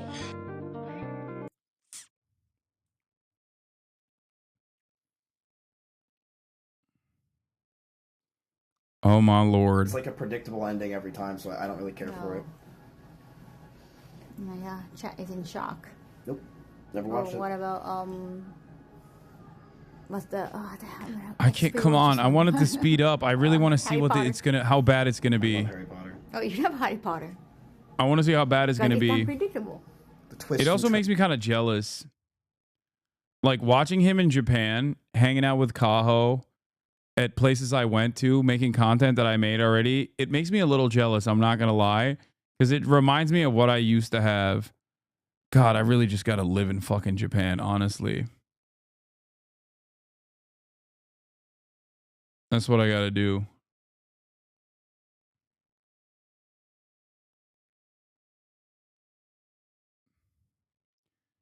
Miss spending Valentine's Day with Kaho? Yeah. Just got moved to Japan, chat. Main reason why I couldn't watch the stream, extreme jealousy.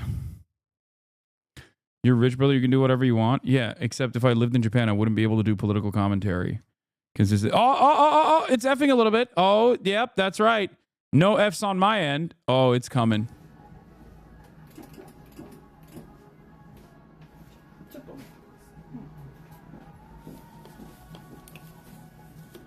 All right, 1 in 10 if you're not watching me after these eyebrows get fucked up. Oh, got it right. Great. You've seen Hasan. Why did you just wait? Why is it saying ew pubes? What did you zoom in on? Chat, relax. Everyone has pubes. Sorry, chat.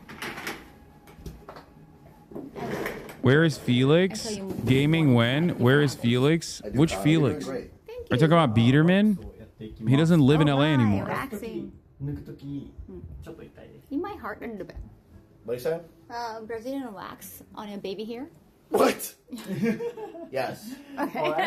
Let's do it.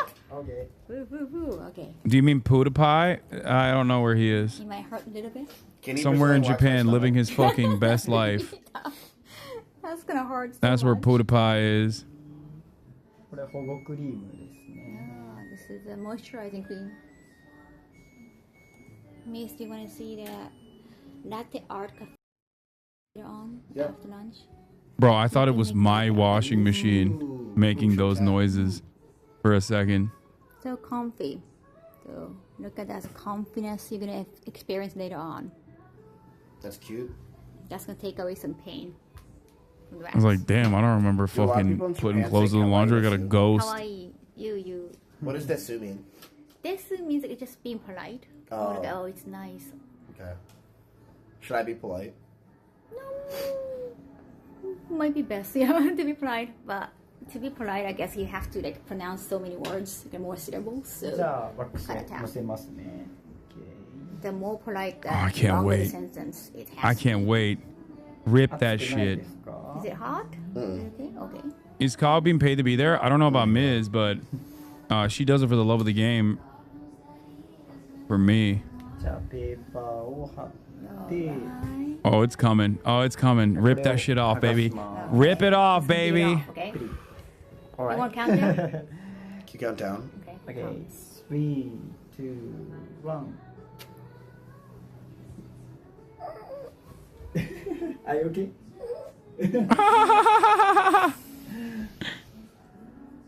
こんな感じでどんどんやっていきますね。 We came a long way from Jello Meowie, boys. Bro, I also still have like zits. Look. You're being a good boy. Like there's still, you can't tell from this camera, but Very red. I still have some like ingrown hairs that happen due to the waxing, and the shaving also caused my one permanent acne that has always been on the side of my cheek to come back. To win the heart of mental girlfriend. It's because my skin is sensitive to the wax.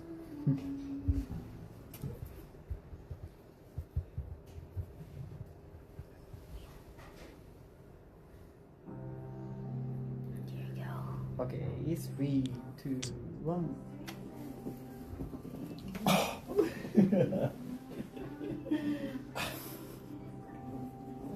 Can you cough into the mic more often? No.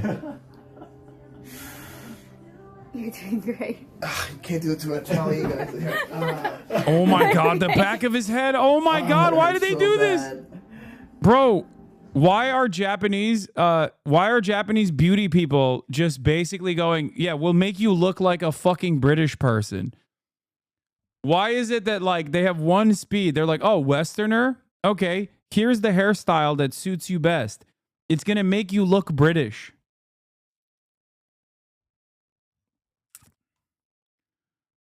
Tokyo, 8 a.m. to 4 p.m. would be 3 p.m. to 11 p.m. in LA. Would that not work? Would you even catch more people who can't watch during work hours? Or is that non-doable?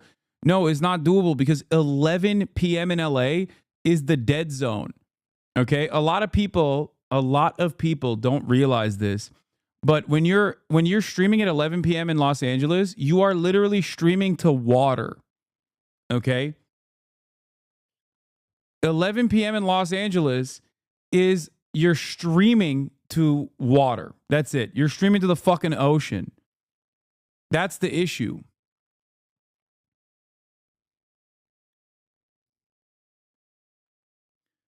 Your acne is similar to what I used to have and only fixed at the age of 40 years old when I realized that I was eating the issue. I have a clean diet now and zero acne. Dog, there is not many people that eat cleaner than me. You're out of your mind if you think that my acne is not born out of the sensitive skin I have. I normally don't have acne at all.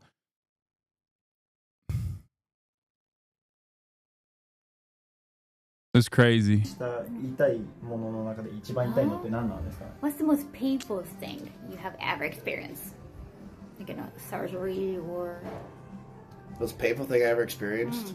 I have a friend named Russell who comes to my room and sometimes talks to me. It's fucking annoying. That's emotional pain.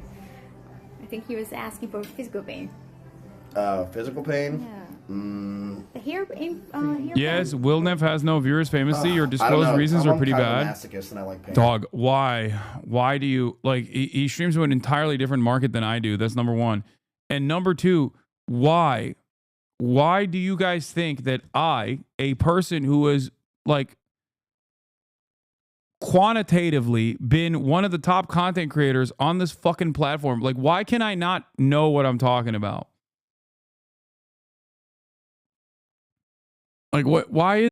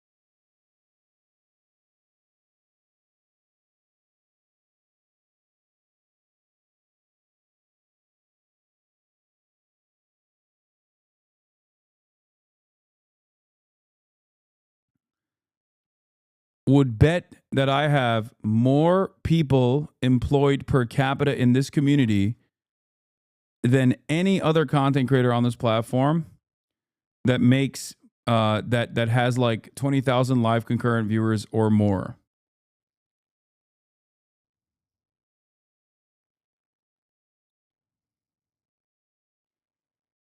You guys, I think, forget what other content creators and their audience looks like. It's a lot younger. Like, think about Kai Cenat. Like, he has maybe like triple the size of my audience, if not larger than that. But his audience is overwhelmingly children.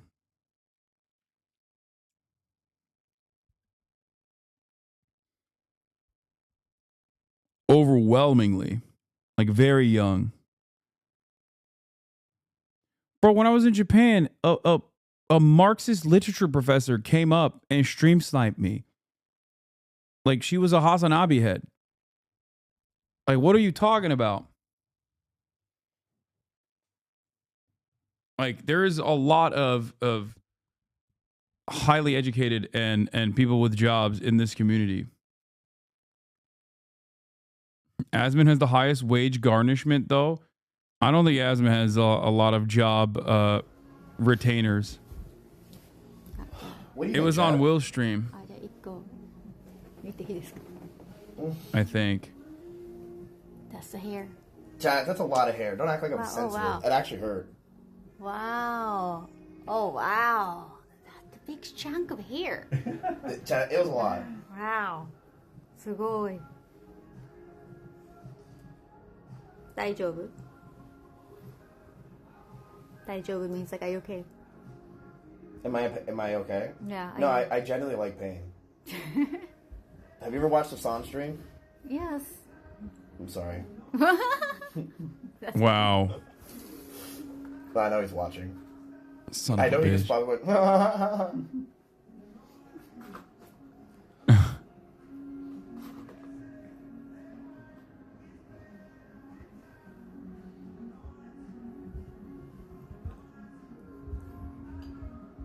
Oh God. There's also a significantly larger community of people who watch me, but on YouTube through fan accounts and through my main account as well. Chat, remember, this is AI, okay? That's second half. So this is, you can't argue with facts, chat. This is this is the best I can look. Yes. AI figured it out. Computer science. 3, 2, 1. Oh!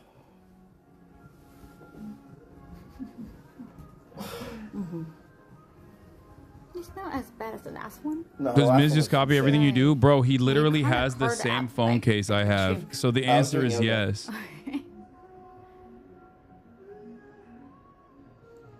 I lost 20 pounds since the beginning of the year. Shout out. Holy shit, that hasn't been that much time since the year started. But congratulations, chatter. Be You safe. don't even have to ask him. You don't even have to ask. You're just pretty. That's a fact. Thanks. Is he also a socialist? Misgift? No. But Fuck can you ask no. him anyway? Just to be safe. I know. 僕可愛いです。 You would likely lose that bet to Asman if you're talking about wage earner, especially blue collar. I know. Equals I bought his house 33 years ago. Asman dad. Asman dad in the chat. You think Asmongold has a higher density? Asman dad. You think Asmongold has a higher density of people with a job than I do? I don't think so. I think Asmongold probably has a lot of younger viewers now with his recent turn.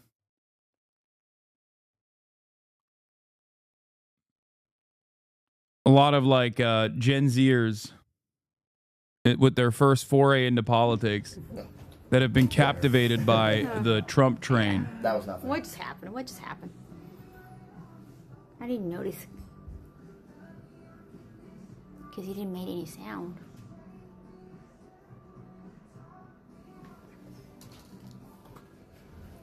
Ask him if he's ever had celebrities come in here. なんか有名人の方って結構なんかテレビの撮影とかで来てますね。そうですね。Yeah, for like a TV shoot. some like Japanese celebrities. I also don't think a lot of the millennial Warcraft guys are. Sea Dog? I mean, maybe they're employed. Sounds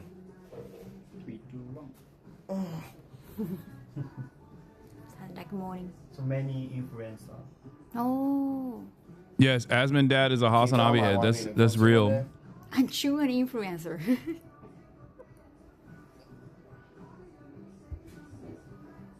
I'm sure an influencer already. I haven't taken Connor here yet. I think this might be more for streaming content than YouTube. Probably a hate watcher? No. Asmongold's dad is not a hate watcher. Neither is Nick Pollum's mom. Twitch streamers, moms and dads.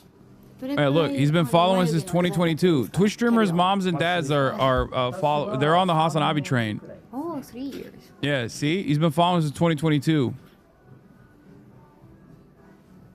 He's experienced. You're in Tim Pool's dad watches Democracy Now! And Majority Report. Not that shocking. It makes sense. I do miss Japan so much. I just want to see what this looks like, man.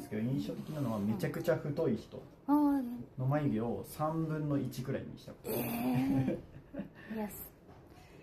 Since like eyebrows, I can see like a 1/3 of it. What? Before. My dad follows you on Twitter? Wait, really? So you can really have like a thin eyebrows too.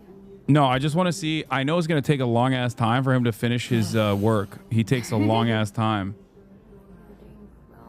But I still want to see what like the basics look like. Didn't even say anything. Wow.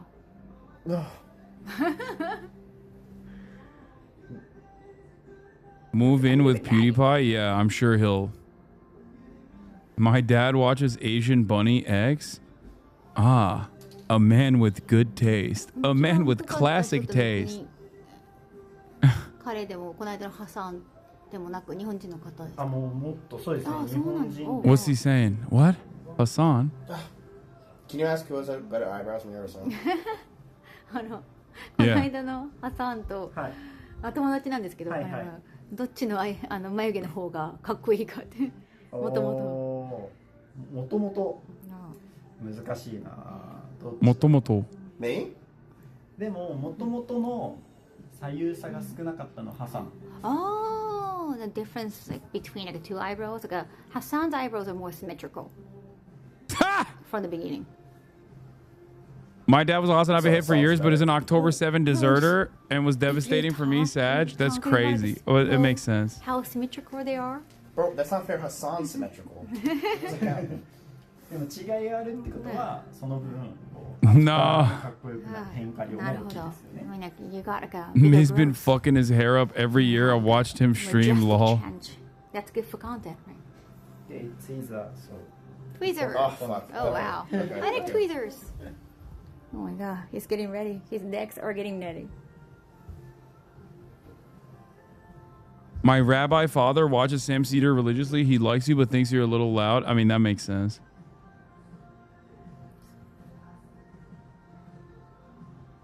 How do you stay so buff when you stream all day? The hours that I do not stream are dedicated to getting brolic.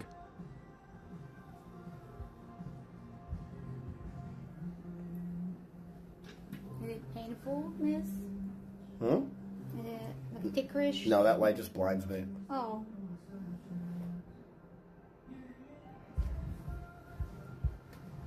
It's not bad. Oh, that's good. Though, I think he's going to be here for like an hour because my eyebrows are too thick. I feel like he's waxed enough. でもワックスより大丈夫そうですね。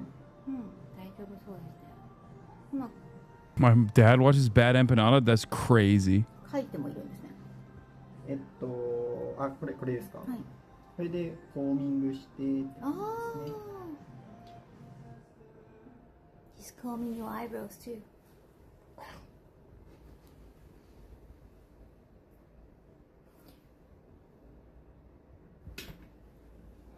Oh yeah, I don't know. It just looked like. I think it's the angle, Cha. Sorry about that. What happened? It's not against the US. No, it's just like the angle and the creases in your pants look like. Oh damn! It's getting sexual style. Yeah, I told her I like pain. Maybe he's excited, Cha. Thank God Bad Empanada gets banned all the fucking time off of Twitter, so people don't see all of the unhinged shit that he says.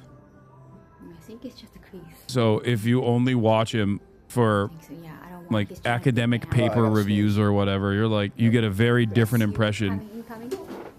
Show me go. Oh God, let's see. Oh, Double breast you. Triple breast. imagine he did that shit while he was on his eyebrows. It's a reaction. Oh, thanks. Tissue. Does this happen or something? Does he know? なんか Do you ask him if that happens? なんか眉毛抜いたらなんか反応で Okay, I'm not gonna lie, it actually kind of looks better. it happens though. Wow. It actually low-key looks better. With his hair, not so much. But I think his eyebrows look better. No, because Bad Empanada, no, those Bad Empanada tweets are fake. No, not like the weird children tweets that were obviously fake. I'm talking about the shit that he does fucking tweet. Bro, his username literally used to be Troop Exploder, okay? Get the fuck out of here. You know exactly what I'm talking about. His starting point was lower than yours. True. I do want to see what it's going to look like. I do want to see what it's going to look like when he puts on makeup, too.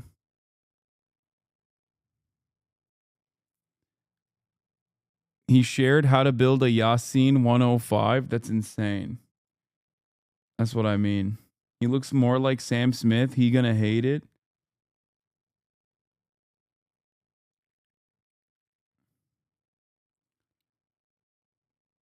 He looks like Kyle Rittenhouse. Oh, no. Oh, hell no. I told you, bro. Miz has New Jersey face. He'll be fine. That's wrong. We got Pizzagate on official state business. Hexit team invites far-right activist Jack Posobiec on overseas trip. The offer triggered alarm among Pentagon officials concerned about the military being dragged into partisan warfare. Wait, what? What do you mean? He literally was a Navy PSYOP guy. Wasn't Jack Posobiec a Navy intelligence officer? Has he ever even stopped being under... has he ever stopped being a government agent anyway?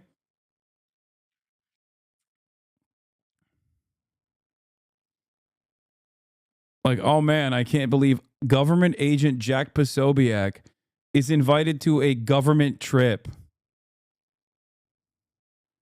Yeah, Jack and wokeness Posobiec. Bro, this shit is so annoying that he took so long as someone who's got my eyebrows waxed and also get them shaved frequently. This shouldn't take more than 10 minutes with a good barber. Yeah, I just want to let you know, everything in Japan is like that. That's just, you're just mad at like the essence of being Japanese. Everything in Japan. If you ever purchase anything in Japan, there is going to be a ceremony associated with your purchase. They're going to sit there and for 25 minutes, pack it up in a way where you're just like, dude, what are you? Just give me the fucking thing. I don't care. Okay? I get it. I understand why it's frustrating. I've been there many times over. But it is the case, no matter what. There's a pageantry associated with it. No matter what you package, no matter what you get, it takes a long ass time. That's not even true either, lol. Wait, what are you talking about? You go to fucking Don Quixote and you purchase groceries from Don Quixote, and the person at the checkout counter is literally going through each individual item and caressing it and giving little kisses and you know, packaging it up in a way where it's like, it's not for me, but I understand and I respect it. You are supposed to have small moments of beauty every day. Yeah, I'm too much of a Western Sigma grind set min-maxer to appreciate the small moments that we must cherish. Squeaks is stealing your flow. What is this?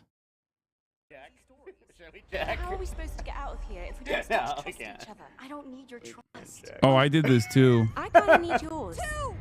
Unfortunately, LSF hates me, so when I do this stuff, it doesn't get posted on there.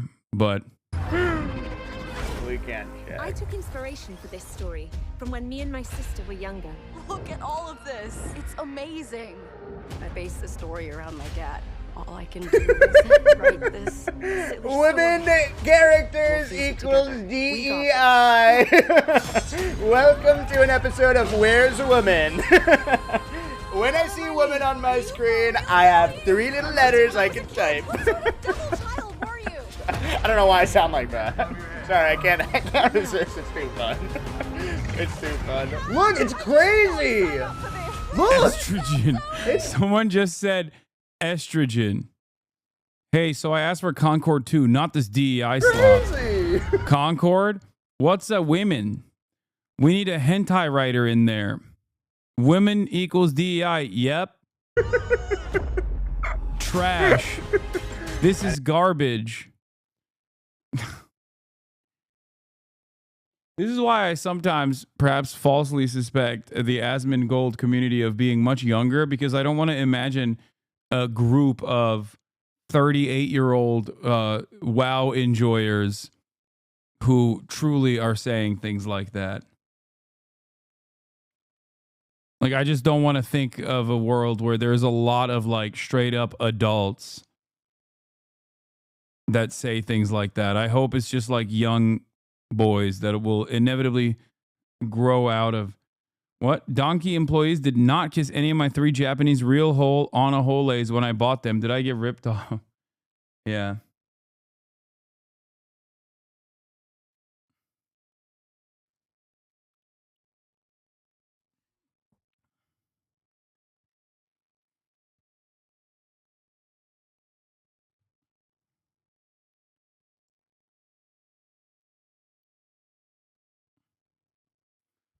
Bro, you haven't seen trade chat in WoW and it shows? I have not. I like to keep my mind clear of such things. I already have enough insane shit in my brain swirling around. Miz is done. They're cleaning him up. Chat is laughing. Yep. Having a good time. Oh, that's good. Laughing out loud. Getting prettier and prettier. Playing WoW right now. Was just invited to a guild named Two Genders. Okay, there's a lot of laughing. Right? Told you. James Charles clone.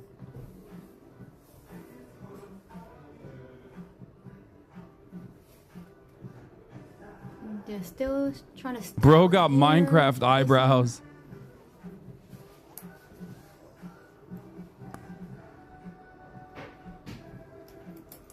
No, after this, like, can we Uber to like a near Tokyo Tower?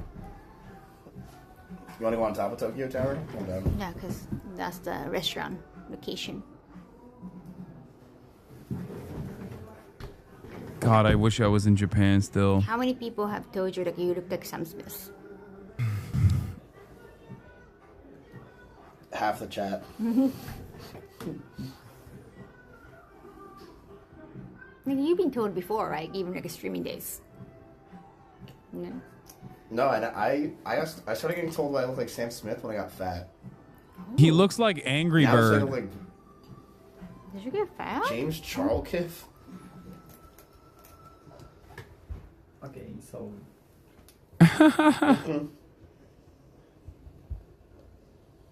Why he look like Angry Birds?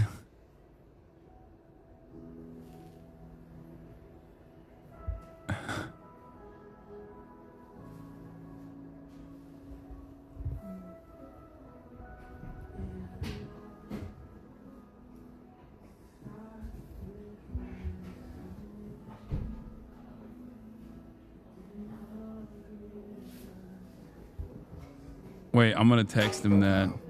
Do I still look masculine? Yes. Yeah. Very masculine. Very masculine. I can smell testosterone here. Okay, good.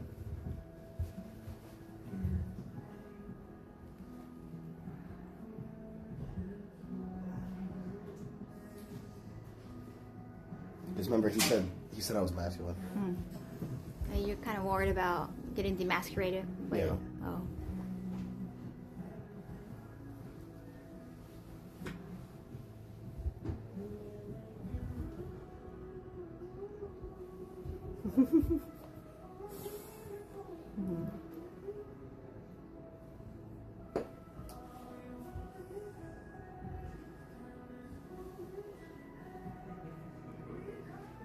I texted him.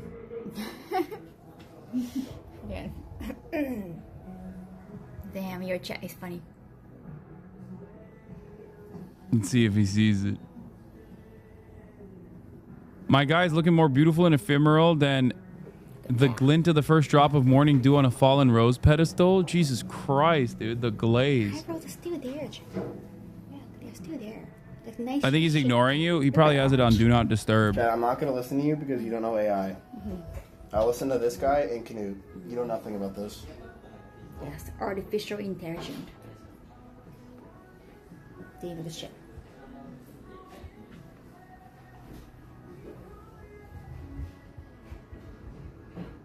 He does have the same cover as you, Lamau. What do you mean?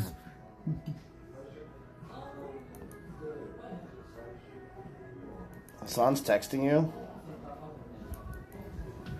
Bro, he sent me...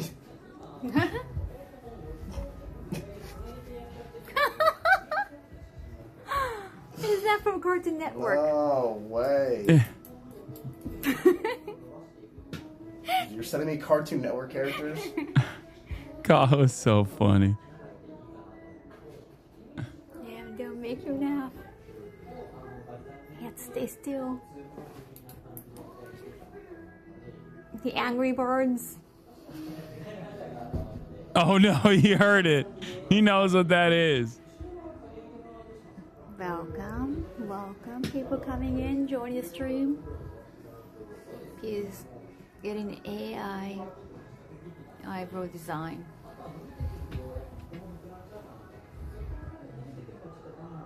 Connection has low bit rate. Told you. I'm excited to see what I look like. Oh, cool. Every time his connection drops even a little bit, I'm like, see? That's why we use the incredibly expensive backpack that we use.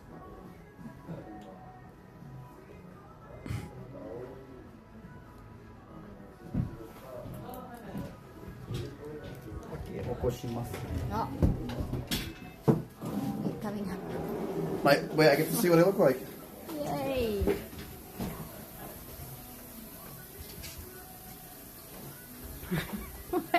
Is it good? Is it? Bro, I'm not gonna lie. Yay. They make you look gay as hell, dog. It's just, there's no other way to put it, okay? They just, when they fix your shit up like this, they make you look gay as hell. There is no other way to put it. It's a very specific type of pretty. It's just like gay pretty. Okay? That's it.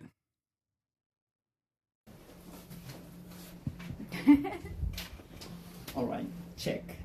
We'll check. Yeah.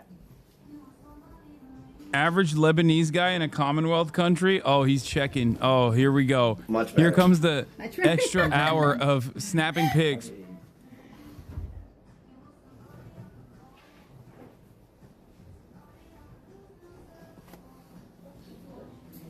Okay, please. Ah, awesome. Yeah. What was that pose?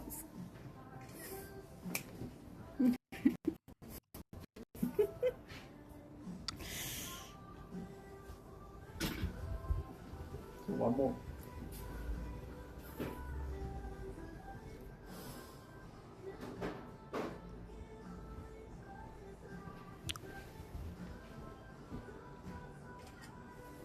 Do I look masculine?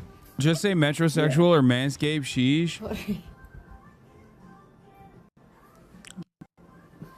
It's breaking the stream, Bro, I dude. look like Frogan. I literally look like Frogan. Are you serious with this? That's crazy. I actually look like Frogan. Okay. I legit look like Frogan. Like, I'm not even, like, this is not even I literally look like Frogan. Like, it's like... Chat, ready? I'm gonna do a blank stare at the screen. Do I not like Frogan? I think Frogan is better looking. Okay, come on. I legit look like no tears, but other than that, You like, do look legit Lebanese like though. Frogan.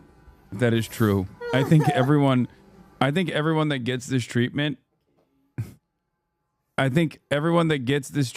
instantly looks Lebanese. Yeah, I would cry. I have to hold the camera still and it. The AI just wants to make you look gay and Lebanese. Ask him if I can keep this. It's a look. これ持ち帰りは無理なんですよね、このメモリは。あ、メモリーですか、はいメモリ持ち帰りはね、ちょっと難しいかそうなんですね。なって感じですね。 You cannot keep it as a souvenir or memento. Please. That's man's ultimate have a new form. fan Yeah, base. man evolves into being gay and Lebanese.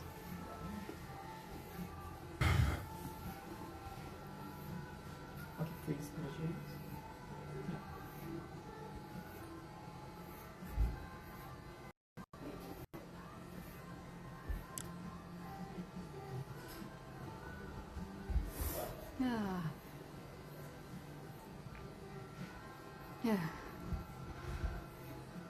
Sorry, I need this.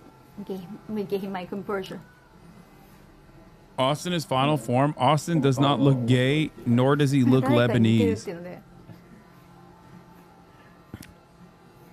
コメントでめっちゃサム・スミスとか歌手の確かに Yeah, notice all the bitrate crashes here. Backpack, totally worth. Please, I need this. I need this so bad. Not only because I spent 30 bills on it, which is already an insane amount, but also because even worse than the 30 bills, I also quite literally have to carry it everywhere. And also, it's you just lug that shit around.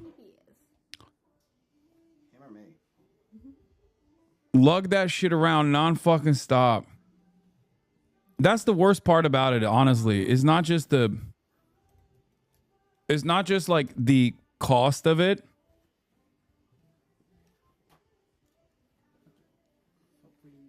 But it's also having to travel with it. It is so frustrating to travel with it. And also then, obviously March, Will, like everyone else is also carrying it non-fucking stop. So I need to believe in my mind. Stop. I need to believe in my mind that it's worth.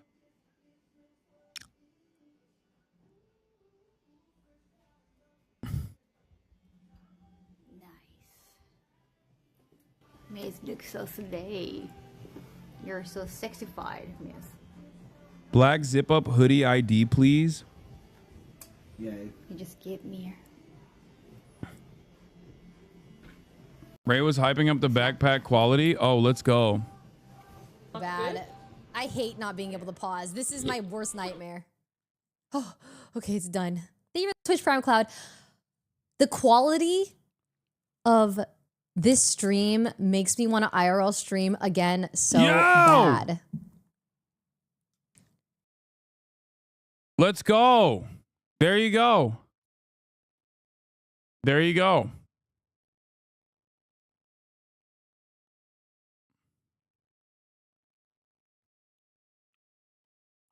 Don't gatekeep the hoodie ID, motherfucker. Nah, I'm gatekeeping it. Fuck you.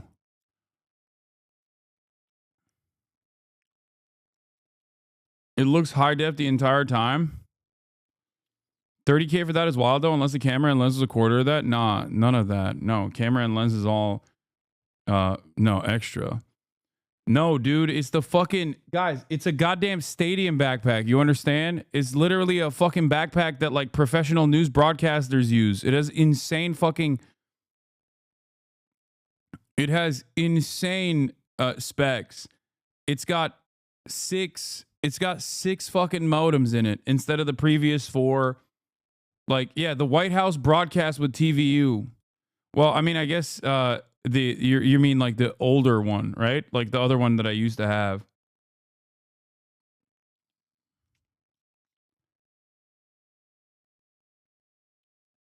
It's got built-in modems. The issue on the other hand is 30 racks, not 30 bills. Yeah, it's 30 racks, not 30 bills.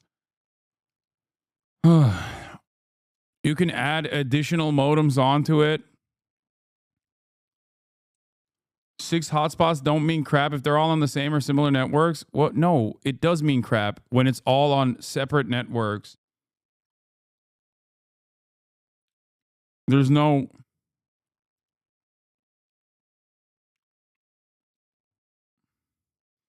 $100K setup for 5 IRL streams a year. First of all, I do more IRL streams.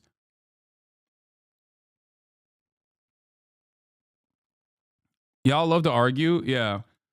They do. They fucking do.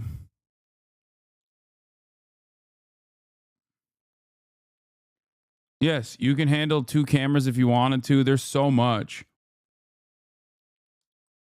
I was watching Puerto Rico news the other day and they were literally using the live view. I know you always say it's pro, but I just didn't realize it.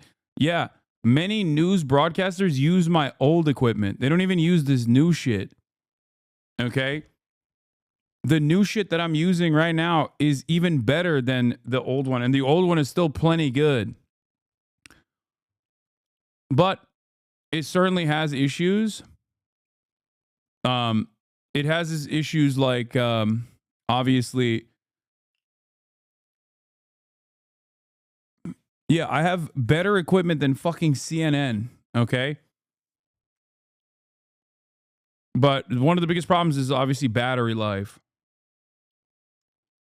That's one of the biggest issues. The thing burns, melts through battery.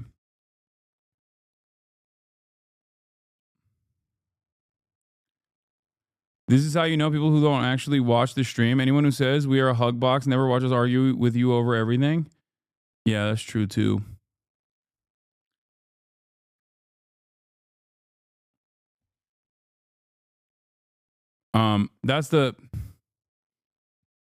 That's the biggest issue. The Japan streams were immaculate, worth the investment. Yeah. Couldn't you get more battery packs? I mean, look, I'll show you. Okay.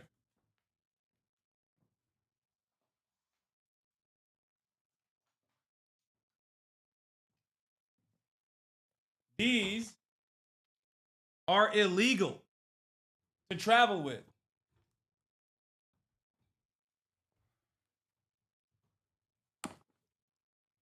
These batteries are literally illegal to travel with. So I can't use these batteries when I travel because you can't have them on a fucking plane because they're massive. Okay? The other batteries that I have, on the other hand, are also still a bitch to travel with because sometimes people might think that they're illegal to travel with and give you issues. The problem, on the other hand, with the other batteries is that they are not, like, they go for 3 hours. This is an AN2000D. Okay? 98 watts, 6.6 AH, 14.8 voltage. It's not a regular battery. It's a triple prong battery.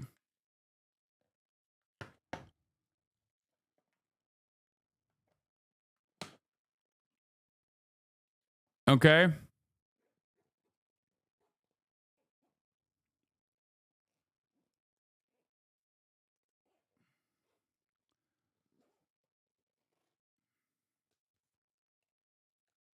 It's got crazy specs. It has the capacity, I believe, to go up to like 13 modems if you want to. Okay? is somewhat heavy. It's not like it's not like crazy heavy, but the way we do this layout, we've decided we use the triple battery pack. I put 3 batteries in here in the bottom, usually, and it basically goes for like 5 to 6 hours. But that's it. Like 5 to 6 hours with the smaller batteries. But you can literally, I could use this if I wanted to as a like router. Let's say I was getting, I can wall mount this, connect it to an Ethernet cable, okay? And also on top of that, use the extra routers in it, okay?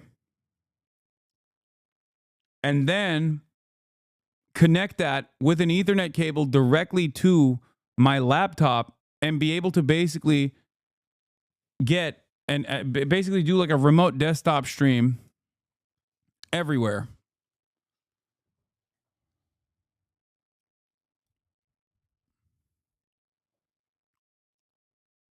It's got more bandwidth, less disruption. It's really good. It's a really good piece of equipment. It's a really good piece of tech. All right, let's see what Miz looks like finally. Your side of the coin, you know. We'll see what happens. Who knows? He's getting his makeup done? Oh, my Lord. Well, it's just not my side, you know. I'm not a... I'll be honest, I think you look pretty. You know what I mean? See? You're pretty. See, I don't think it looks bad. The problem is the acting looks like crap. Where's the acting at? Kyle, let me get a nice zoom in on the bottom. It's razor burn. Oh, right. And then they shaved over it. Good though. Like your hair looks good. Oh, did you have razor? They shaved over the razor Yeah. burn. Oh Yeah. no. Yeah. Yeah. Bro, I have a. Oh, that's. Oh God. Okay. What you need to do. Yeah, Kyle, you can stop filming it. Stop filming it. Somebody said wear a scarf. I have a product for you. Oh. Actually, legitimately. It's a product called. First of all, do you use straight razor shave? No, I always use trim. Yeah, that's what I use. But you get fucking bumps and shit. Never. Oh, so then why do you have bumps? Because I went to 7-Eleven and I used one of their razors, and their razors aren't strong here because Asian guys don't have beards. So I tried using it on my beard and it just cut razor burn. If you've been to drugstore. Why didn't you buy an electric razor, dude? Because I didn't find it. I tried to find a There's trimmer, electric razors everywhere. You should have gone to a Don Quixote. Fucking L, dude. Big mistake. If it's not at 7-Eleven, I'm not buying it. It's like my Walmart in Austin. Why didn't you just let your beard grow out? Now you gotta deal with this fucking razor burn. Because people, if you have a big beard at Austin here, they don't like you as much because they don't like white people. What are you talking about? I have no problem with my 5 o'clock shadow. Yeah, 5 o'clock's fine. That's chill. But when you have like a beard, like I had a real man's beard. Like you have a little bit too much estrogen in you. You know, I had a real beard. Is that right? That's right. Last time I checked, I got a lot of facial hair on. I had a full beard. I had like the Fortune one. No, you're getting makeup. See, oh my God, I look fat. Is he putting makeup on you? Yes. Dude, he's playing with my jiggle fat. I gotta stop eating the fatty tuna sushis. Oh no. Okay, so there's a product I got for you. It's called Tend Skin. It's a really good product. By the way, not sponsored. Austin would cook his ass and a beard off? True. People forget. That is his most Lebanese trait. Is it a Rick Owens mountain hoodie? No, it's not. I think it's called like Entire Studios or something. Yeah. Entire Studios, I think, is what it's called.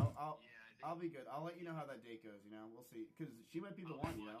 I'll know because I'll be watching. She might be getting. Yeah, the cropped full zip from Entire Studios.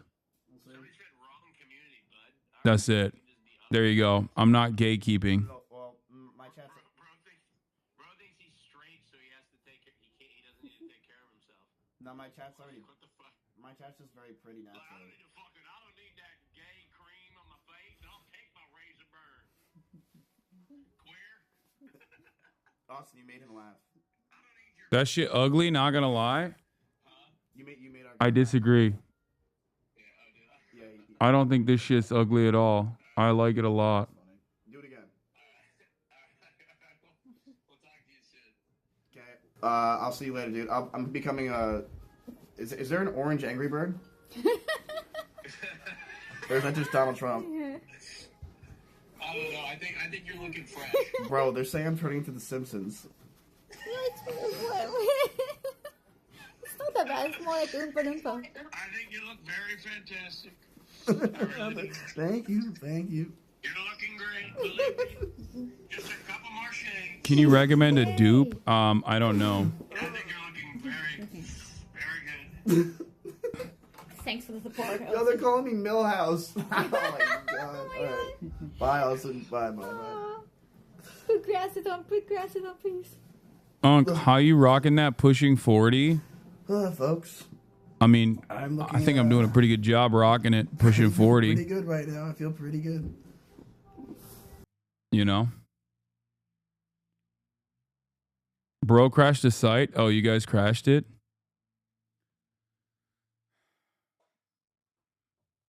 I'm rocking it with these. Look.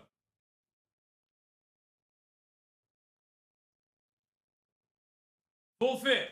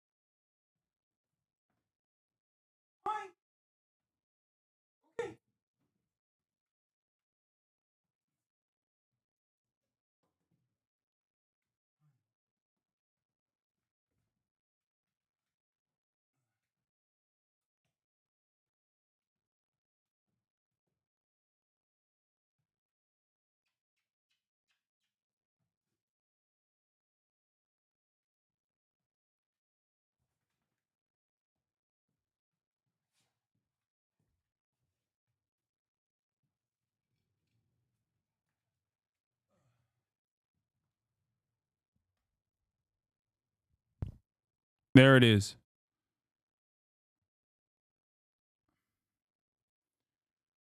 You look like you're about to give hell of a pep talk to a team of 12-year-old basketball players in 1999. Okay, chill.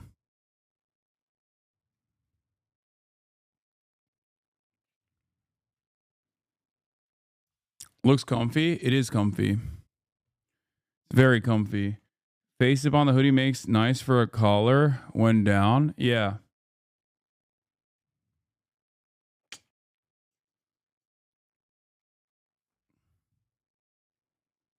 Oh my God. What the fuck is this? The Russian member of parliament, Nikolai Valuev, has been banned from entering Azerbaijan over his anti-Azeri remarks. Breathtakingly prehistoric physiognomy, an unforgotten hominid ancestor terrified of fire. It's a crime, this fine specimen in a suit. He should be adorned in handsome pelts of cheetah, mammoth, boar. What the fuck? He's 7 foot and 331 pounds.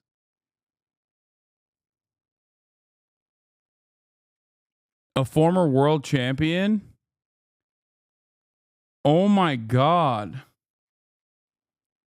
Bro, I've never seen anything like this.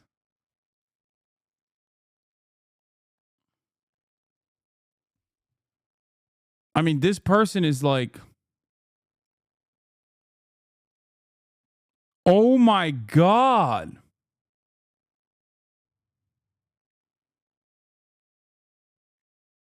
Oh my God. Crazy how skinny people look good in baggy clothes and big people look better in more form-fitting clothes. Okay, how about you fucking don't dunk on me when I'm wearing a not form-fitting look as a not skinny person. Okay? You don't have to make this snide remark.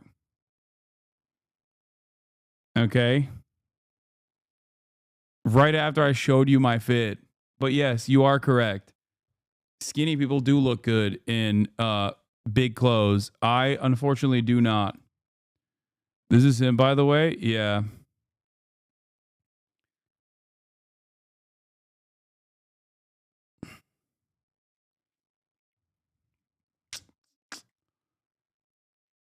I mean, listen, I'm not a big boy any longer, for sure, but I'm still also not skinny. So, yes, when I wear large clothes, it doesn't look as good, but there's not much you can do. This is 100% your body dysmorphia talking? No, I still am wide. Like, my frame is still very wide.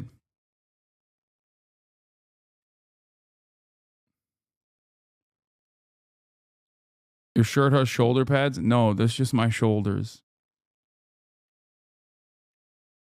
Anyway. All right. That's all for today, folks. Love you all.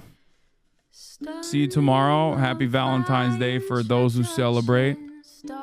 Me and your mom. Chat. Gen Z acts like 40 will be old because of their life expectancy. Forgot to press send. Anyway, love you guys. And I'll see you tomorrow. I just texted Phineas. He's not around for a little bit. So when he's back, we'll do some. And I'll text Adam McKay as well to see what kind of collab we can do. But for the time being, this is what you got. Hopefully, Los Angeles doesn't flood tomorrow, all right? And we'll get back to some fun shit. Peace, everybody. Bye.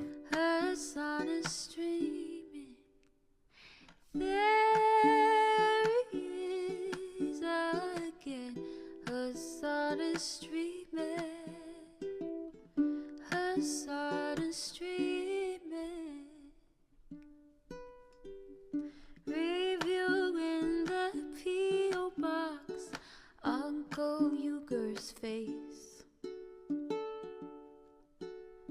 Sudden discord at your prop, great names take embrace. Tiny Bernie Sanders, LGBTQ Air Force. The whole left at your fingertips, Ane at your door. The H3 crowded debate, the Young Turks online show. 3 full fucking years of this, plenty more to go. 90-day fiance talks of champagne bourgeoisie. A Trump rally live reaction, a mass riot at DC. There he is again, Hasan is streaming. Hasan is streaming. There he is again, Hasan is streaming. Hasan is streaming. Reading live stream fair comments, Austin show chat advice.